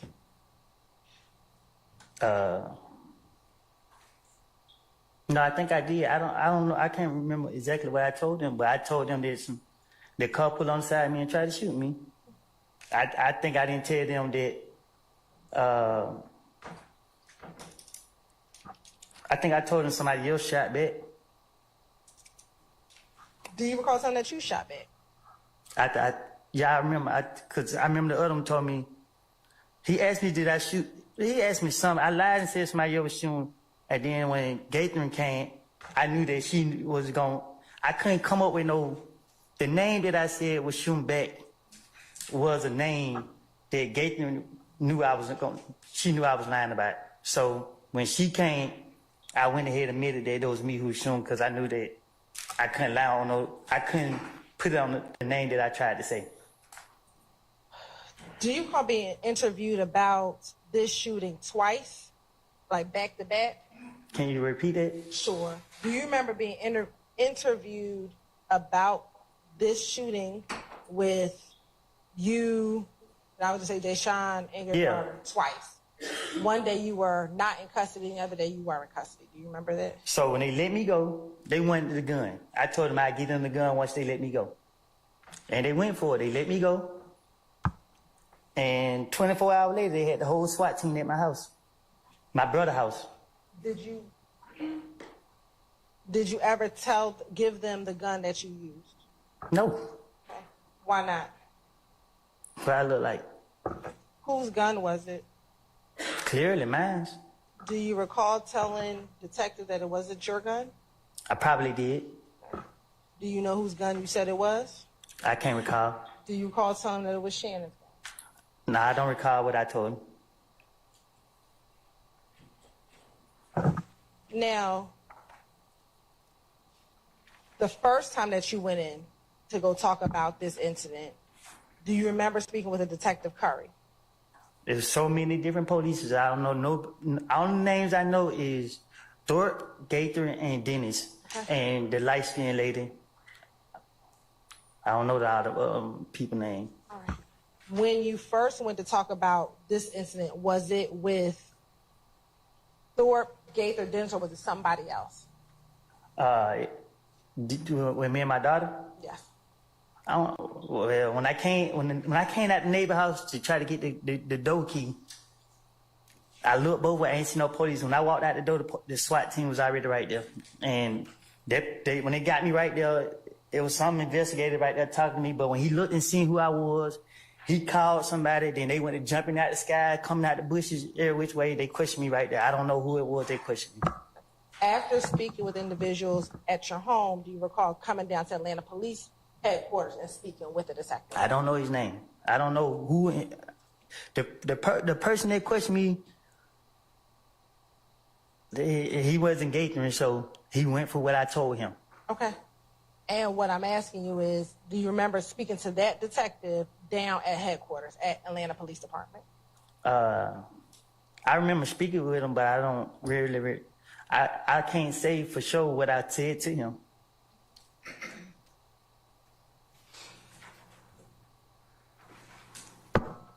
I know he kept saying he wanted that gun, and I kept telling him, if you let me go, I go get it.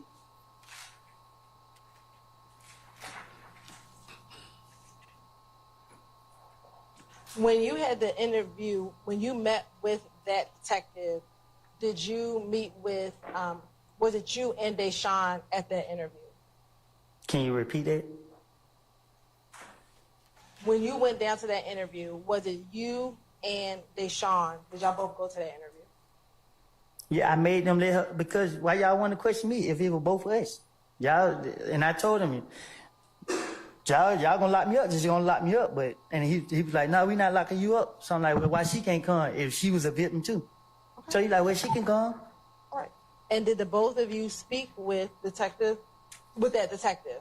I don't think she spoke with him, but because she didn't see nothing.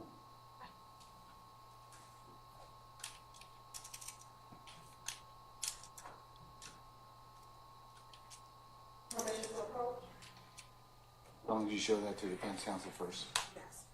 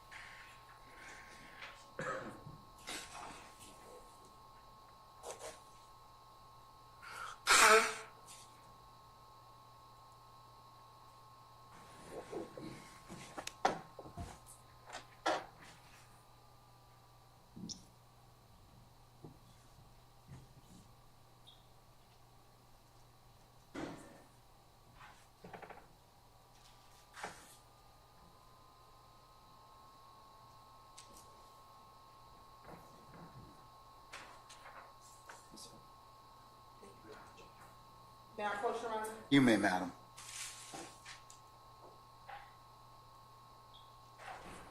I'm showing you what's been marked as State Exhibit 378, Yankee Charlie 1. Do you see yourself in that exhibit? Yeah, Do you also see Deshaun in that exhibit? yeah, And do you also see the detective in that exhibit? yeah. Your Honor, excuse me, this time say like Tender State Exhibit 378, Yankee Charlie 1. Okay. Any objection to states 378 Yankee Charlie 1? No objection. All right, it's admitted and may be published as you see fit. Publisher. Court's indulgence one.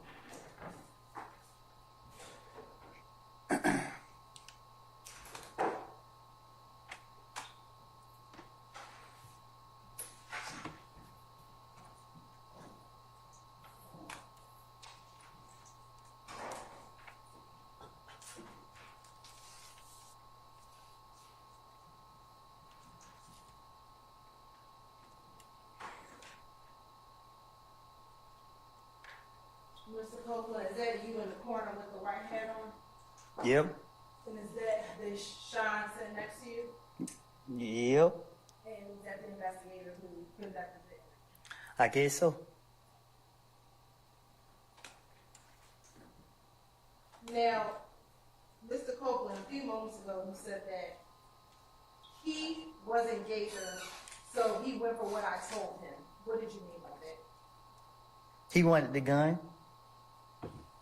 Okay, so why would you say that he wasn't Gator, so he went for what I told him? Because I know Gator she know me. Okay, and when you say she knows you, what does that mean? She know I'm about to bullshit her. She knows you. And again, watch your language. Oh, my bad. I'm sorry. And it's an adult forum. He can say what he wishes to at this point. What was your answer, sir? She know I'm about to play around. All right. Okay. Now, during the course of this interview, earlier did you say that you told him it was somebody else, or did you tell him it was you who actually did the shooting? When they caught me at the house, I was trying to sneak back out to the car and get the door key. So when the SWAT team seen me, and then he wouldn't let me go back and let them know that they had me. So I had to stay right there. So when the police started coming out the bushes and stuff, they questioned me right then and there. So I told the man who walked up on me, I said there was somebody named Tayshun. Okay. That was when you were still at The house. But when you got to the police department, did you tell him? Before I got to the police department, I think Gator pulled up at the house. I think somebody pulled up at the house that knew who I was, and they kept somebody Tay who, and I couldn't come up with no Tay that they didn't know. Okay. I wasn't gonna lie on nobody. Like I wasn't trying to lie on nobody and get them locked up at that time. So I'm just like, I can't lie on these nigga right now. So I went ahead and said it was me shooting. Okay. And after this interview, were you ever arrested for shooting at the car? Yeah, I most definitely was arrested the next day. No. Were you arrested for a probation violation? I was false arrested. They locked me up for not doing community service when I never had community service to do. Y'all held me in jail for 3 weeks for no reason. And that was because I didn't get a police that gun. That's what y'all did to me. Okay, but were you arrested for the probation of not doing community service? My probation officer told me she didn't put a warrant out on me and told me that there was something that had nothing to do with her. She couldn't speak on it. So I don't know. I felt I went to jail for trying to protect me and my family. All right. Did you ever have to plead guilty for aggravated assault for shooting at the car? No. Okay. Ms. Hilton, can I get you and maybe a representative too?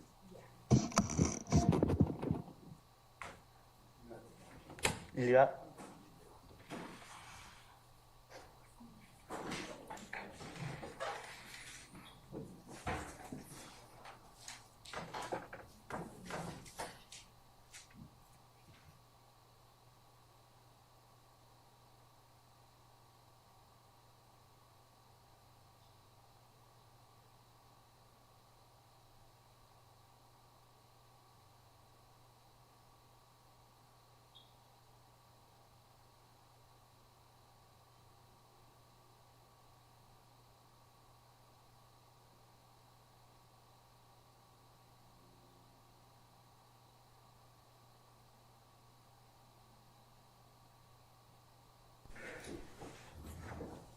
All right, ladies and gentlemen, we have reached the natural stopping point for today, and we're going to go ahead and recess you all until tomorrow.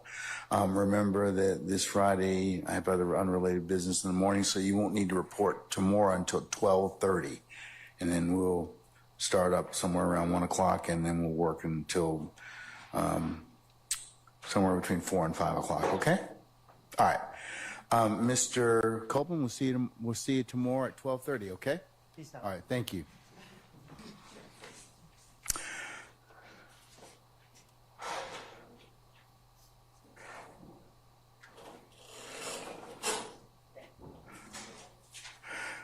All right, ladies and gentlemen, jury, any ministerial inquiry of me at this point?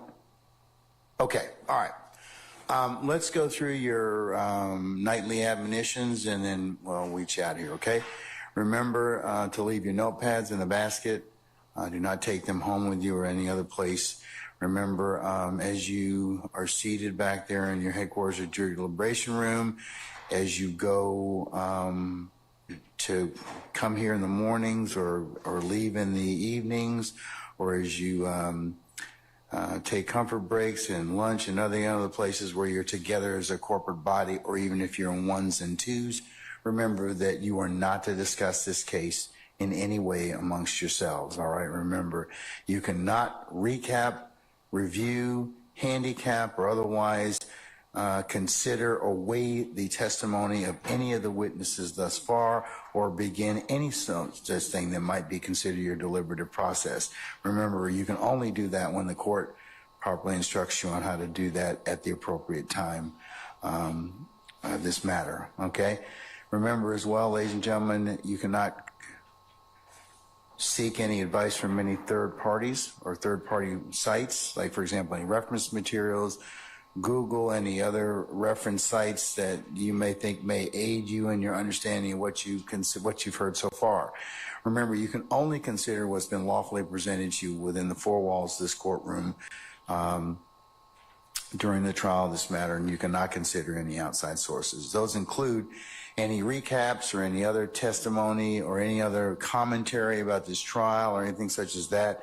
You would be forbidden from listening to that. You can only consider what's been presented in this courtroom. Remember that if any third party should try and reach you by any means, manner of communication, that your duty and responsibility would be to let myself and Sergeant Ingram know immediately. All right, and then remember, ladies and gentlemen, I told you as well that you've heard a number of scenes or you've seen maps that may depict different things. You cannot go by any of those places. You cannot do any sketches. You cannot take any pictures, and you cannot share any outside information you may or may not know about any of those places with anyone.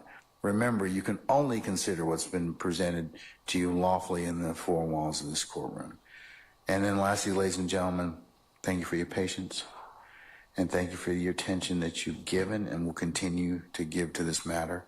And unless you have any other ministerial inquiry of me, 12:30 tomorrow, and we'll get started by 1 o'clock, okay? All right. All rise.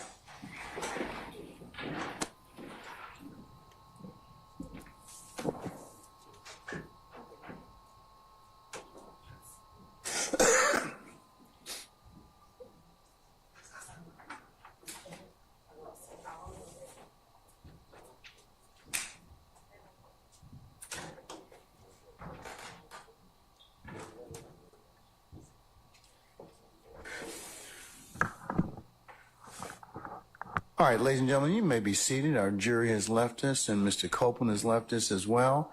All right, any ministerial inquiry of me before tomorrow morning at 12:30. All right, hearing none. Ladies and gentlemen, I'll see you tomorrow at 12:30, okay? All right, we're in recess.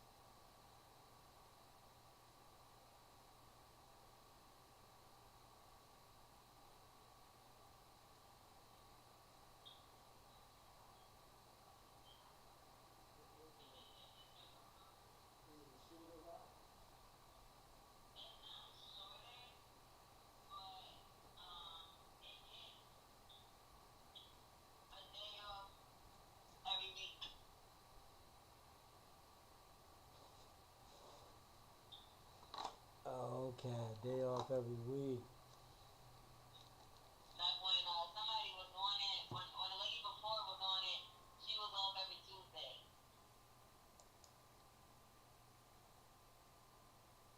Every Tuesday? Every Tuesday? Yeah, every Tuesday. Yeah, she'll get all 4 Tuesdays. All 4 Tuesdays and all 4 Sundays. Oh, so you gonna get another day off then? Yeah. That's why she asked me if I wanted it. I would like the court to look into the appropriateness. Mr. Copeland, to my observations around your courtroom, outside your courtroom on breaks, is surrounded by several members of law enforcement, the district attorney's office, and prosecutors, potentially other persons.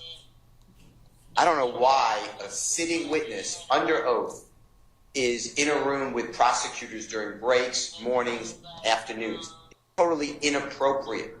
There are people who are in your court's door. There's a double door where the court sits to its right that aligns with the witness chair.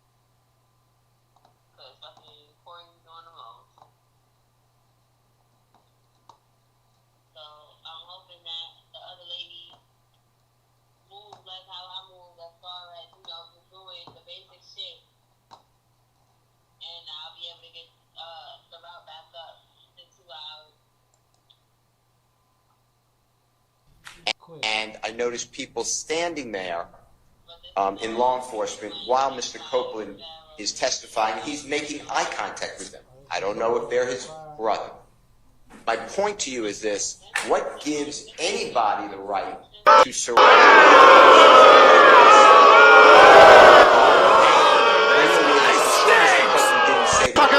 I don't know this, Your Honor, so if you think I'm wrong, then just strike it from your memory. But I'm sure he didn't say, hey, you guys want to hang out in this room a little while? So I believe that he is being led on a tether by the prosecutors, and it is coercion. It is inappropriate. And why would anybody not be recording everything he said? And why do I have to get it in drips and drabs? So I am objecting to the tactic